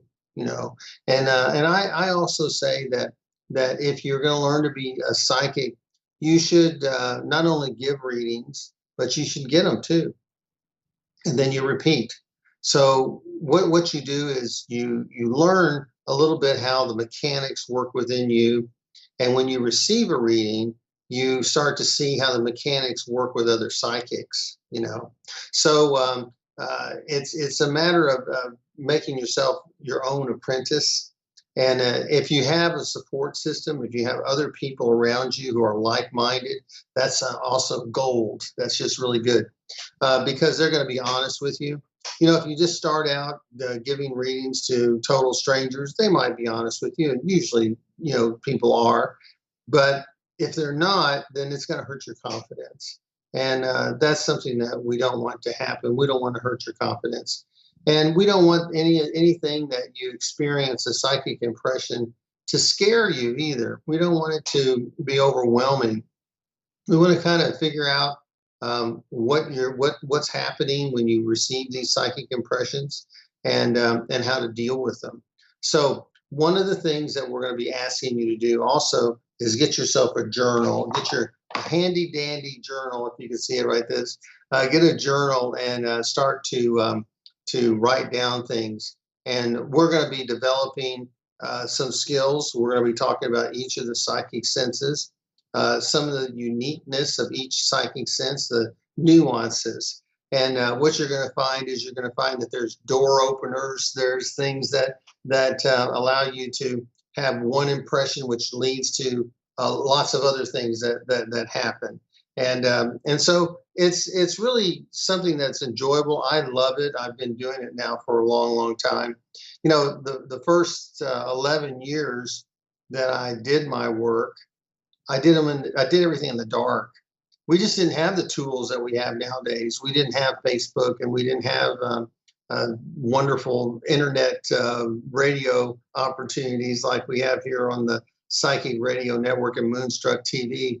So what I've done is I've decided it's time for me to grow. It's time for me to expand my work. There has been so many new people that have come on board, and they're all talented. I mean, I just am amazed at the talent that's out there. But I'm one of the old timers. I'm one of the people that started out long ago, and I want to share those abilities with you. I may be able to give you insight, but I don't want to discount what you may have already learned. But I want you to see if you can enhance it and see if I can help you enhance it. So this is my goal. These are some of the things that we're going to be talking about here on the psychic side. I want you to develop your creativity. I want you to look at the news from a different perspective. And I want you to be able to discern your feelings. I want you to be able to understand whatever visions you get, those little whispers in your ear. I want you to understand the way that ideas drop into your mind. I want you to know what all of those things mean, because they're all very important, and we're stronger in one sense than we are at others. Some people are even, but most people are strongest in one psychic sense. And once you figure which one it is, then you can develop the others, because I hope to give you some exercises that will help you do that. Now, also, I want feedback from you. It's important that you let me know what you want to be talked about here on the psychic side. And if I can answer a question for you, I want you to be feel free to ask those questions. Today, I'm not going to be doing any readings. We'll be working up to that. We'll be taking readings at some point in time. But I'd like for you to kind of get a little bit of a sense of my work first, of the body of work that I have. I also write for Your Tango. It's a online magazine. Some of my work has been on MSN and Yahoo. And then, of course, you can go to my website and read some of my blogs. I have an extensive catalog of blogs that's there. So it's like I say, after 30 years, you have a body of work that you hopefully can share with a large group of people. And that's what I want to do. I want to open up some of my belief systems to others, because I feel like I'm not very much different than most people, but I also feel like I may say something you haven't heard in the past from other people. And if I have, then I feel like I've accomplished something. So please feel free to send me an email, john@johncapello.com. I'd appreciate it if you go to my like page on Facebook and like me there. Now, we'll be supplementing the show periodically with YouTubes and maybe some TikToks, all under my name. And so I hope that you'll do that as well. So for my first show today, I just want you to kind of know where we're going to be going with the program, and as we get better at it, we will invite you to join us with readings and more interaction. But today, I just wanted to just kind of get the scene set. So I appreciate you tuning in. I appreciate Constance for all of her support while I've been trying to get on board here on the Psychic Radio Network. It's going to be fun. I'm going to be here for a good while, I feel. This is a place for the psychics to come. You know, so many other platforms use psychics kind of on the side, or they are not the main focus of the work. But here, the psychics are the main focus. And I think that's great, because we're all in this together. And I think we can learn from one another. And I want to be able to share the things I've learned over the past 30 years from my mentors and other people that have influenced me in my life.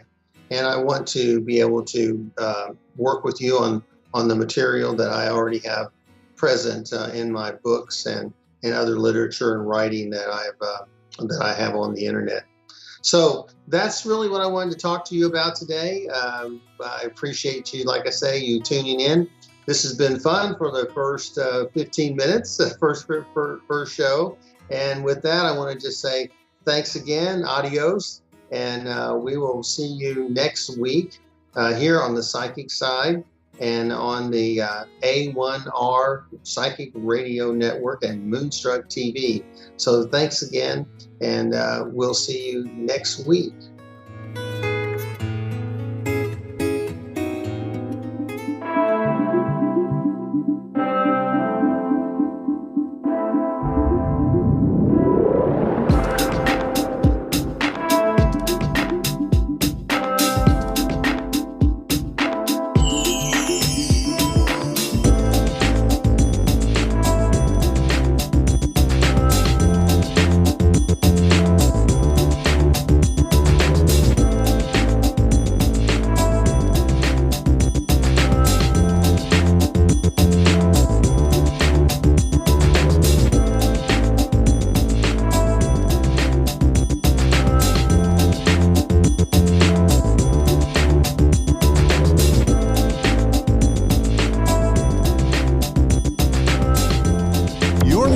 To A1R Psychic Radio, Earth's #1 psychic radio network, and watching Moonstruck TV, enlightening television.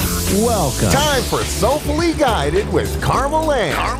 Live from soulfullyguided.com.au. Connect direct. In North America, dial 888-454-2751. In London, 20-3519-2158. In Sydney, dial 02-8488-3147. Or online, contact us through our Facebook page, facebook.com/psychic radio. Or one of our websites, askoneradio.com or moonstruck.tv. This is Soulfully Guided on A1R, the Ask One Radio Network. Hello there and welcome to the final show for 2022 of Soulfully Guided. We will be back next year. So I wanted to start off by saying a huge thank you to A1R Psychic Radio and Moonstruck TV. You've really created a courageous and confident version of me and my gifts and my business and my personal self as well. Constance reached out to me, who's our lovely executive producer, and I had no idea of the amazing things that would come of that, that connection with Constance. And for those who don't know, Constance is our executive producer, as I've just said, and, the heart and face of A1R Psychic Radio and Moonstruck TV, and what an amazing job she does of it. Constance, you'll hear me always say, looks like an angel, has the heart of an angel and the voice of an angel, and she's just a huge support to all of us. So if you're interested in ever having a show, she's your girl to talk to. And I'd also like to say thank you to Dave, our network producer, who's, sorry Dave, not as cute as Constance, but you're an amazing producer and very entertaining for us. So a huge thank you to you. We are going to go into a caller today. I am in holiday mode, so let's hope we can snap out of that. I thought today was Australian Wednesday and American Tuesday, so yeah, I'm really in holiday mode. I don't know what day it is, but if you're interested in a reading, I can't see your comments or your likes, but give us a heart or a like, a thumbs up. Let us know you're here for our network to be able to see you. And for anyone that wants a reading, keep those comments coming in and we'll be able to get that caller.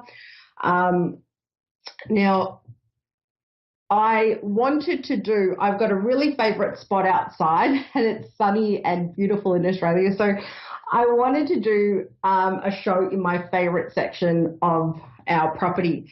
And because I didn't know what day it was, I can't do it. So I endeavoured next year to go outside into the countryside. Now, I wasn't born in the country, so I'm not sure how Dave would feel having a squealing Australian at the face of danger of an Australian bee or wasp or maybe a spider coming down a tree. So I endeavoured to get stronger and more country resilient as the show goes on next year and showing off our beautiful land and some really beautiful places on the property. So hopefully that'll happen. I just, if a spider comes crawling down on the table or it'll be like a standoff and I will finish off last. So I'll try and get a bit more courageous in that. I'm not sure Dave would appreciate a squealing female for about 15 minutes and neither would you. So yeah, that's about it for 2022. Heaps of things will be going on next year for Soulfully Guided and myself. It's been a really big year. And let's get into our caller. So we'll finish up with that. That was Evelyn. Hi, this is Evelyn. Hi, Evelyn. Welcome to the show today. Thanks for being here. Well, thank you for taking my call. What question would you like to ask? I'm open to whatever spirit needs me to know or things in the area that I know at the moment or any important events coming for 2023. Okay. So let's check this out. It's a really nice way to be open-ended questions like that and uninhibited, really, seeing what comes up. So, Evelyn, let's see for you. Connecting with Evelyn, let's just take a few deep breaths. We connect together.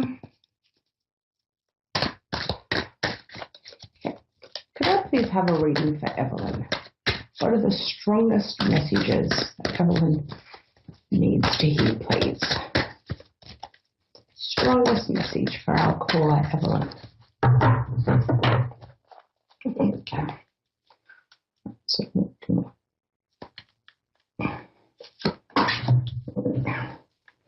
Evelyn, I don't know if it's, is there anything you're nervous about that's coming up?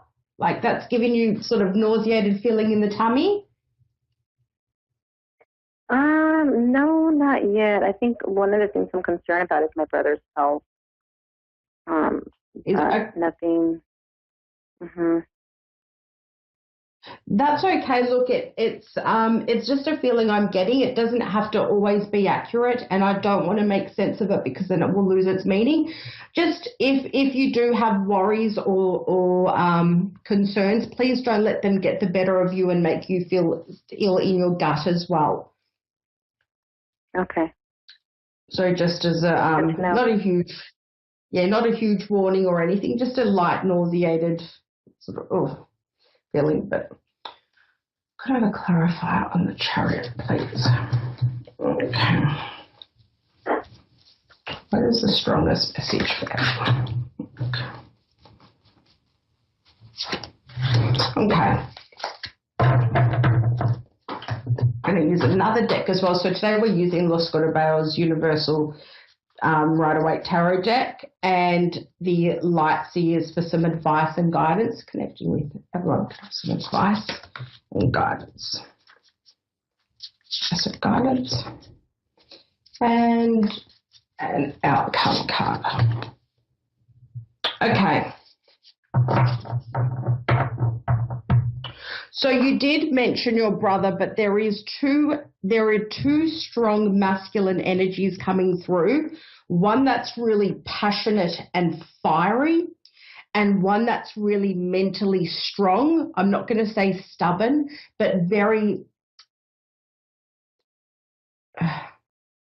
how do we put, so a King of Swords, a very well-grounded person that is very in control of the way they think and the way their mind works. Does that make sense to you? Yes, it does. Okay. So when we look at the King of Wands, which is the fiery element, the fiery, really larger than life persona, very protective of you, there's some decisions that need to be made there around that person. Not negative, there is absolutely nothing negative in your cards. There's some really beautiful cards. So I really want for you, or if you were to take anything from this reading, really embrace the relationships in your life that really uplift you and bring you up. I think it's a time to reflect for yourself, to make decisions, and to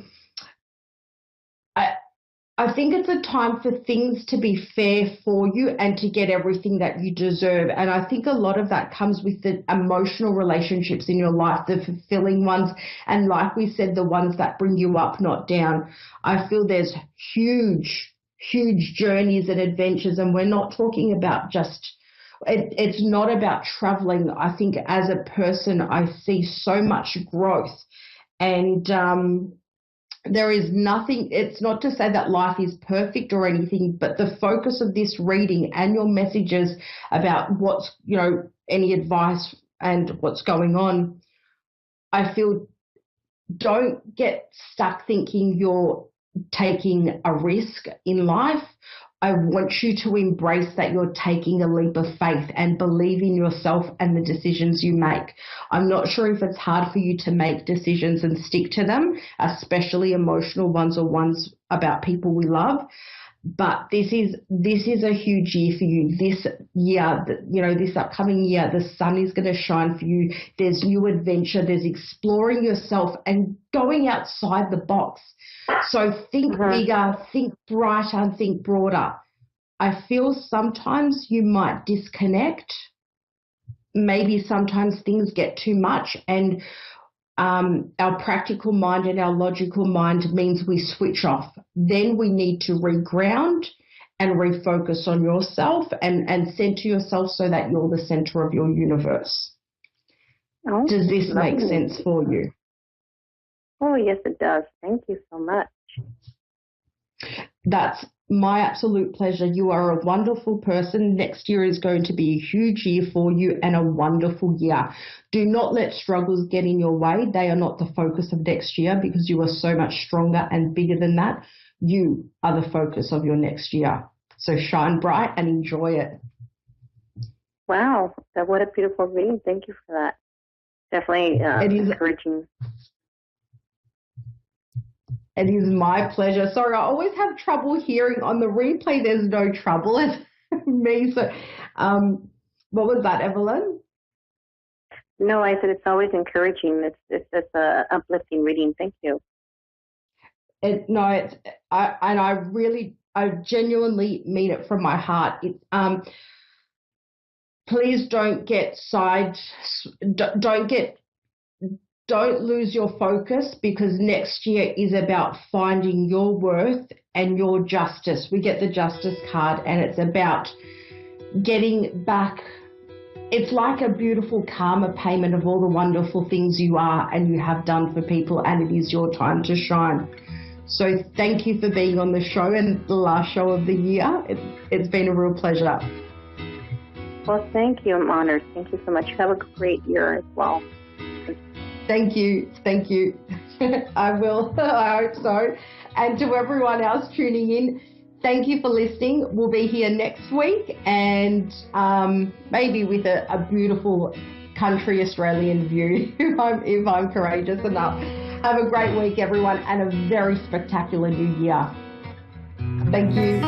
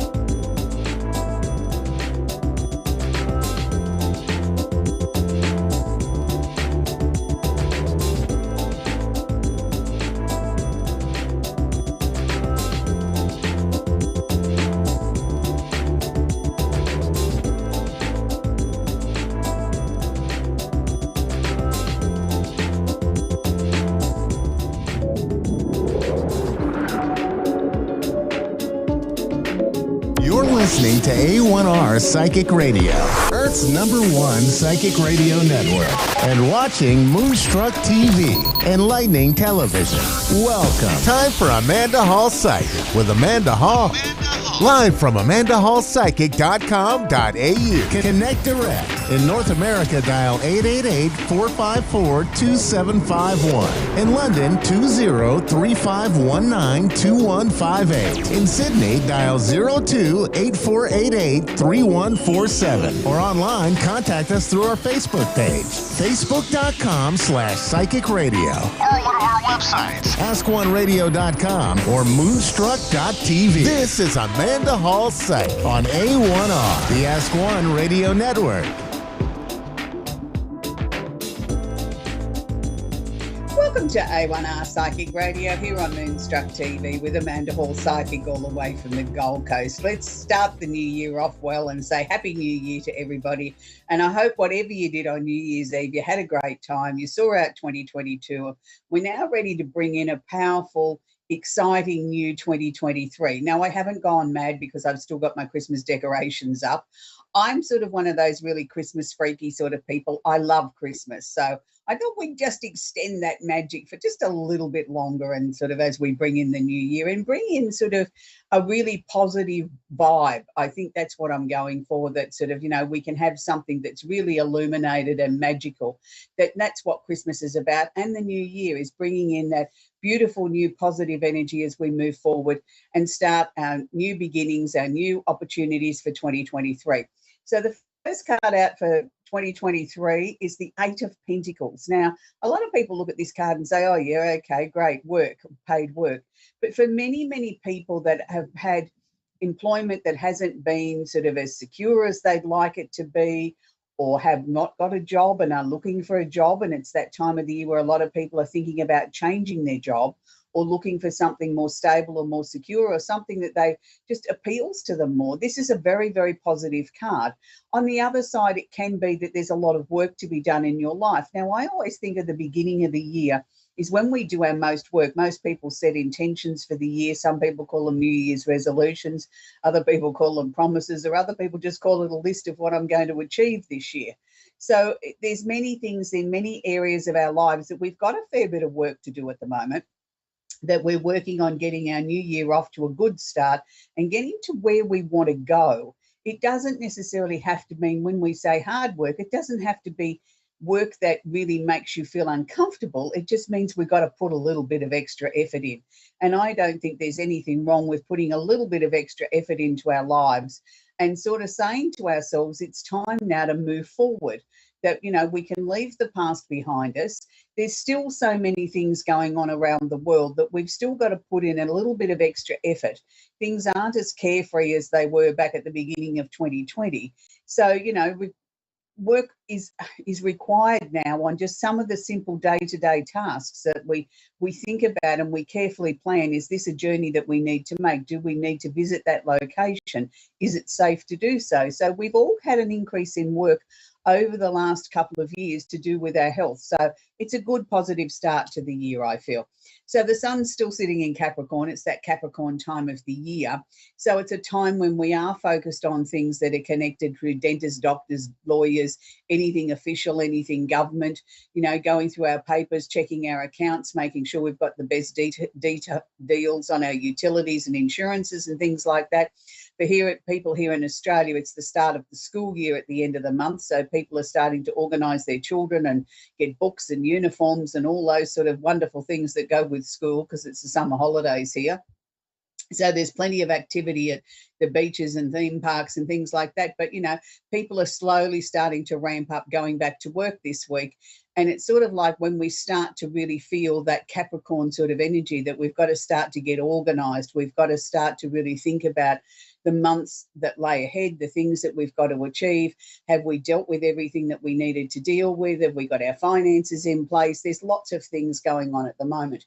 So we also have in Capricorn at the moment, but not conjunct or holding hands with the sun, we have Mercury, the planet of communication, So this is where at the moment Mercury in Capricorn is a really great time if you need to have, no matter what your star sign is, if you need to have that really detailed, in-depth conversation, or you need to resolve a family issue or something like that that's been hanging around for a while, now is the perfect time to do so, because Mercury will not only bring solutions here, but it will also bring a little bit of a calming effect where you might find that the other person or other people involved have actually got their listening ears on and are actually listening and taking notice of what you've got to say, and that we can start to find some resolutions here.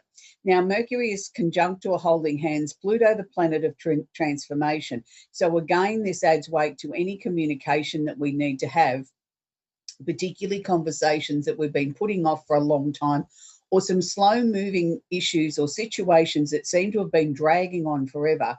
Now is the perfect time where I think we can actually get some resolution, some answers. We can move forward.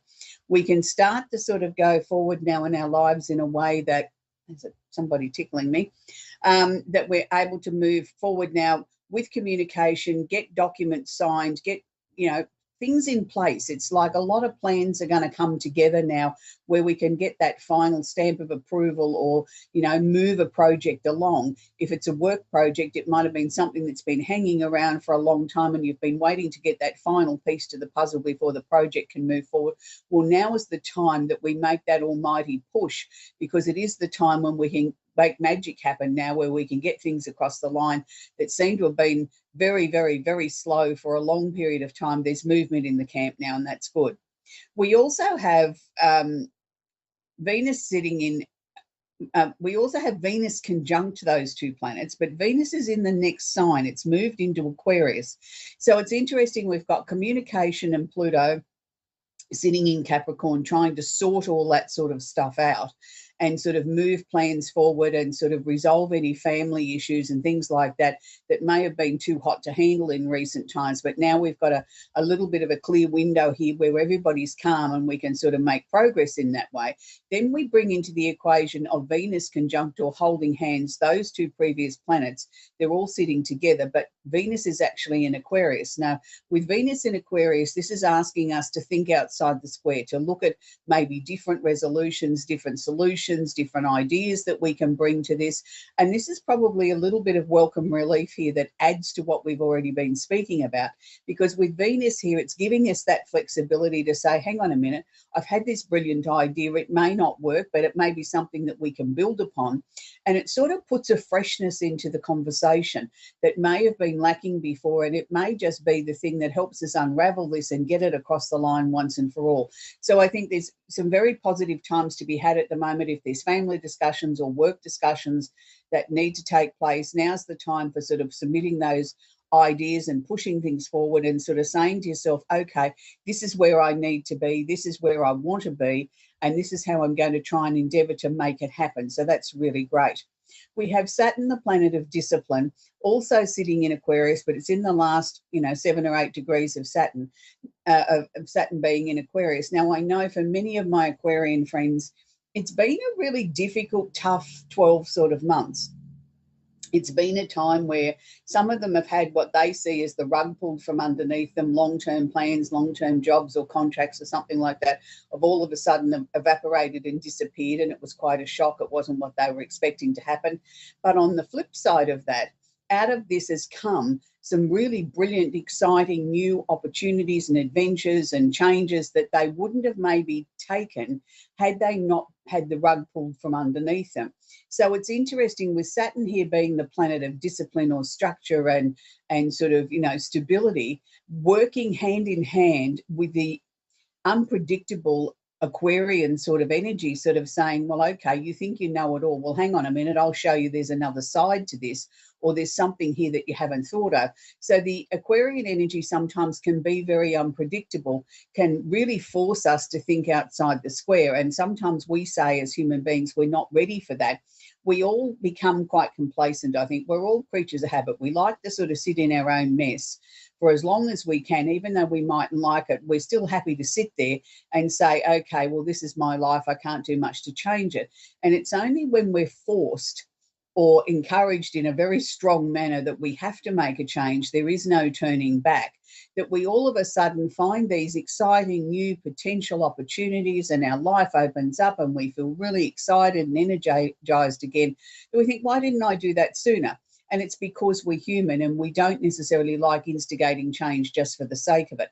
So if you are an Aquarian, and you haven't had sort of that bump in the night yet with some sort of major change happening to you, that you've been forced to sort of change employment or forced to look at your life in a different way, hold on to your hat, because it is coming. It's not necessarily saying it's going to miss you. Some it will be more severe or more intense than others, but please rest assured that whatever happens in your life that you didn't really want to change in, it will end up being for the better, and your life will be much fuller, much more stable, and really sort of exciting, and taking you into the next few years with a renewed vigor and excitement. And it's interesting because some of the people that I've seen that it's affected the most have not necessarily been the youngest members of our community. These have been people that are well over 50, that were sort of thought they were quite set in their careers or quite set in their path, and all of a sudden they've had the rug pulled from underneath them and sat there and said, well, what do I do now? You know, absolutely bewildered. Where younger members of the community have embraced it and said, wow, great, about time, I've been ready for change, I've been looking for it, now the opening's here. So they're excited and they're embracing it much quicker than I think as we get older, we get a little bit more stubborn and a little bit more set in our ways.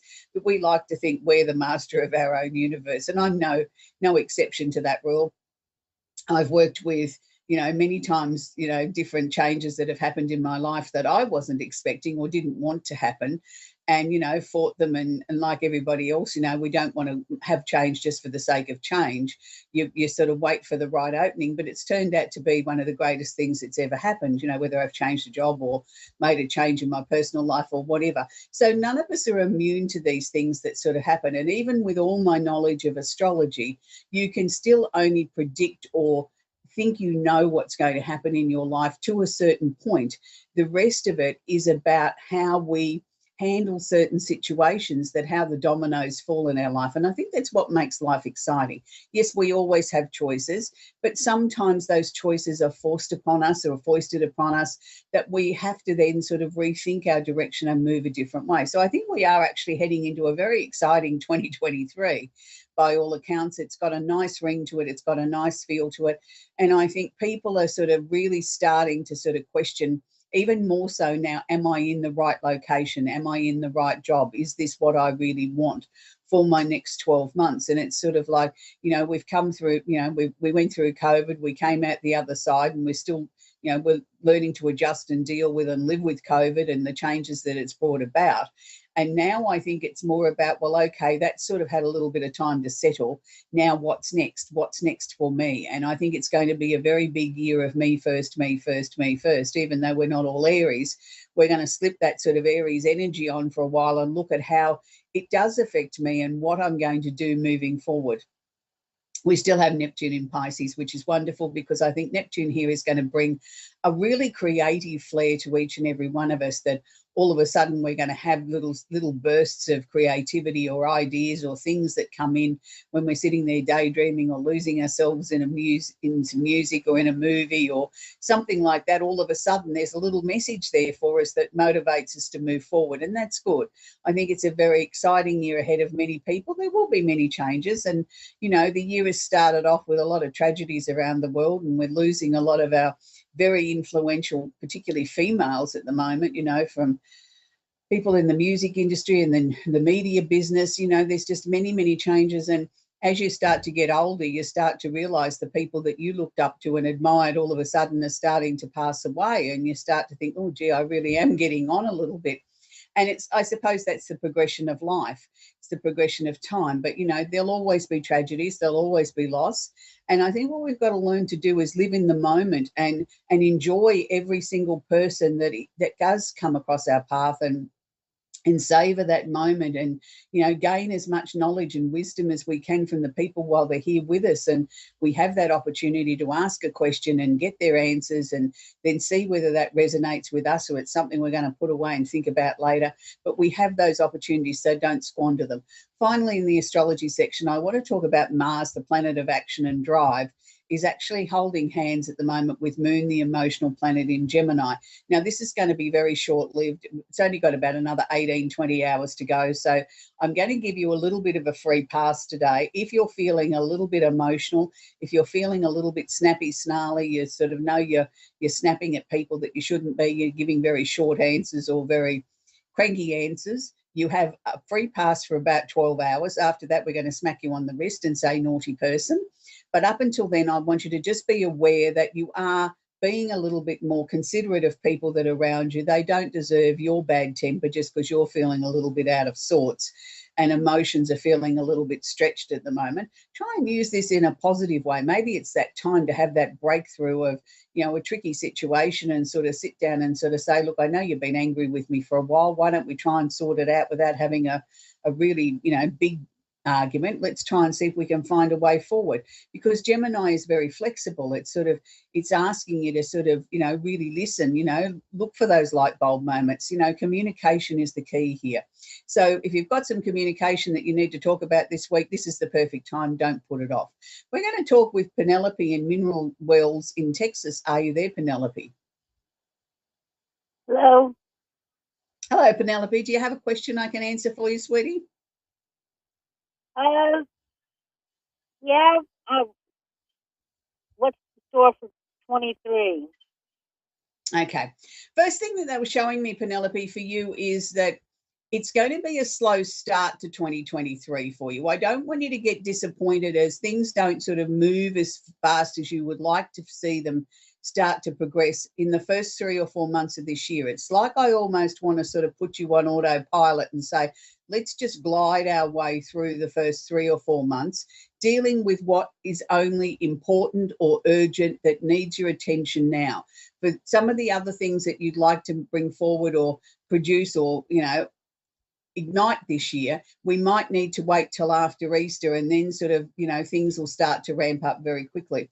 Are you making some changes to where you're living, Penelope? Is there some redecorating or something going on, some building works or something around the home? Well, yes, I'd like to. I'm trying. Just haven't done it yet. Yeah, no, but Just thinking I about feel what that all that's I want to do.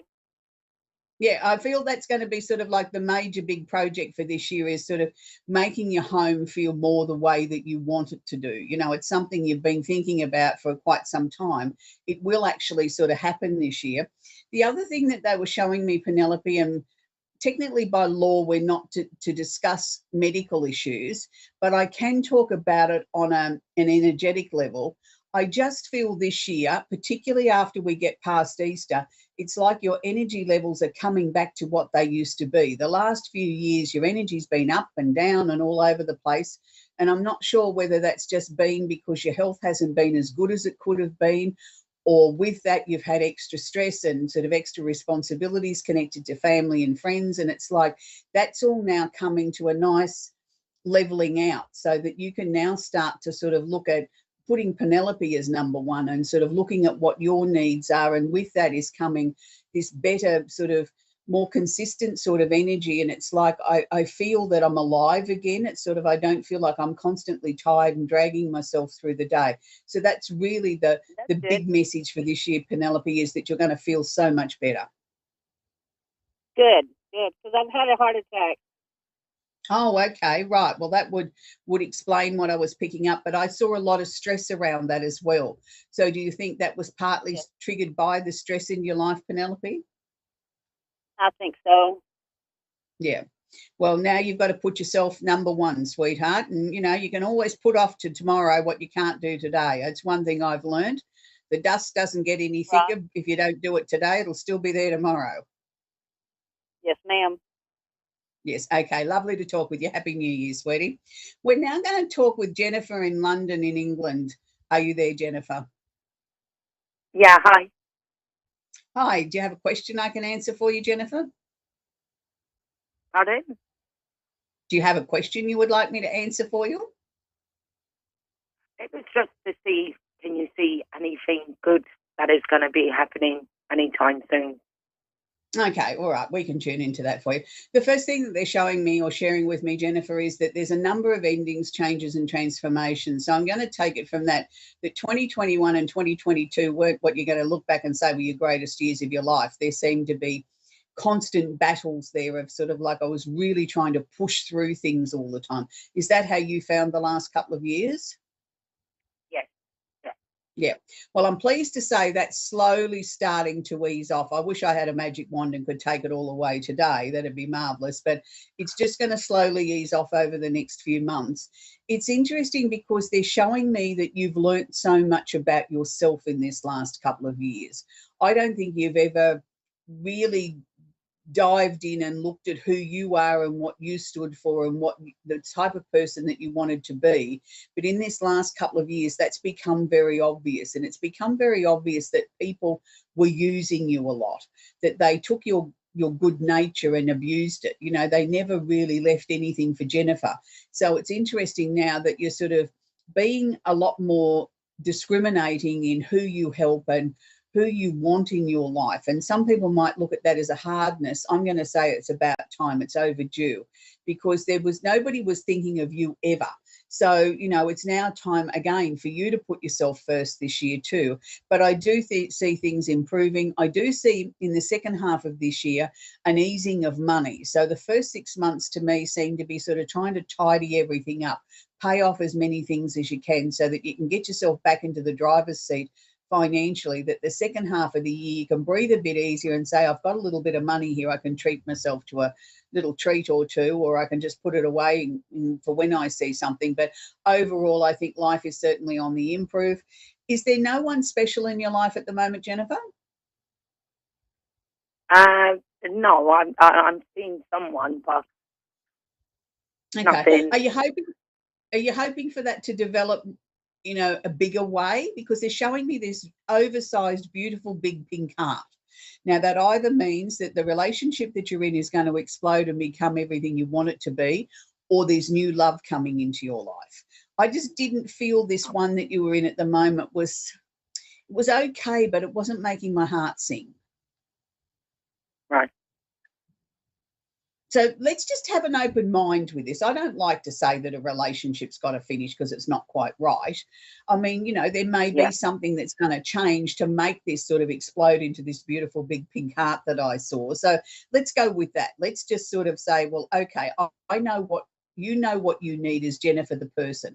We've got to put that out there and sort of see what comes back, because I think this is certainly your year. It's a time where we can have a lot more coming into your life because you deserve it. But it's sort of, you've got to be the one to put your needs first and foremost. And I know it's difficult for you to be selfish, and it's going to take a little bit of work to be able to do that. But you need to, when someone comes to you with a problem, you need to look at who owns the problem. If it doesn't personally affect you, then you are under no obligation to try and help them to fix it, sort it out, or resolve it. Yes, you can give them some of your pearls of wisdom if you choose to, but that's where it stops. It's not up to you to make it happen for them. We've got to keep that energy for Jennifer this year. So is there potentially a move of residence coming up before the end of the year? Sorry, say that again. Did you say a move? Yeah, is there potentially a move of residence coming up before the end of the year? Well, I was hoping. I've been waiting a long time. Have you? Well, I'm seeing a move, but I'm not seeing it in the first half of this year. And they were showing it to me as potentially, and they were showing it to me as being very happy, like I was really excited about it. So I wasn't sure whether that was connected to matters of the heart, or whether you were just excited because this is something you've waited a long time for and it's finally happening, and you sort of think, wow, this is great. So whatever it is, I know it's good. I know there's a lot of happiness to happen this year, and certainly the second half of the year is financially better than the first half, but the first half is more you trying to get your budget under control. You know, you're really trying to pay down any debt that you owe so that you're in a better position to be able to sort of say, oh, I can have that little treat and I don't have to think about it. And that's what your objective is for this year. So I wish you well, Jennifer. I know 2023 is going to be a much, much better year than you've had in many years. So that's Jennifer in London. So, it's an interesting time for most of us. We all have these new ideas of what we're going to do for the new year and what we're going to achieve work-wise, family-wise, whatever. And most of us, we get to the end of the year and think, oh, well, I didn't do many of those things on the list. Oh, well, I've crossed off a couple. Oh, well, next year will be a better time. I think we've got to stop being so tough on ourselves. I think we've got to set realistic goals or realistic intentions or things that we hope to happen. And then sort of allow ourselves a little bit of time to be human. Sometimes plans change. Sometimes the ideas of things that were important to us once are no longer as important. So I think it's a time of putting ourselves first, really looking at making sure that, I'm a bit of a workaholic. I had to learn to schedule in downtime, that, you can actually take the day off or you can have some time off. I put that in my diary now. My children think it's hilarious that mum's decided now she doesn't work weekends. They've never known that in all their lifetime. So, I think we all can take a lesson from things like that, reorganise our lives so that they're better, that we get to spend time with our family and our loved ones, and make sure it's the best possible year that we can possibly have. The song I'm going to leave you with this week, I think, is fairly appropriate. By Have a Happy New Year. I mean, everybody wants to have a happy new year, and let's hope that we can. But the most important thing, be kind to each other. Let's hope for a miracle that this war in Ukraine finishes soon. And also, too, that we finally get on top of the COVID virus that's still circulating around the world, so that we can get our lives back to a point that we don't have to think about when we step out the door what precautions that we need to take. That would be the best thing that could happen in 2023, would be those things. So until next week, enjoy your week. Happy New Year. And I hope that you have an absolutely awesome week. Bye for now.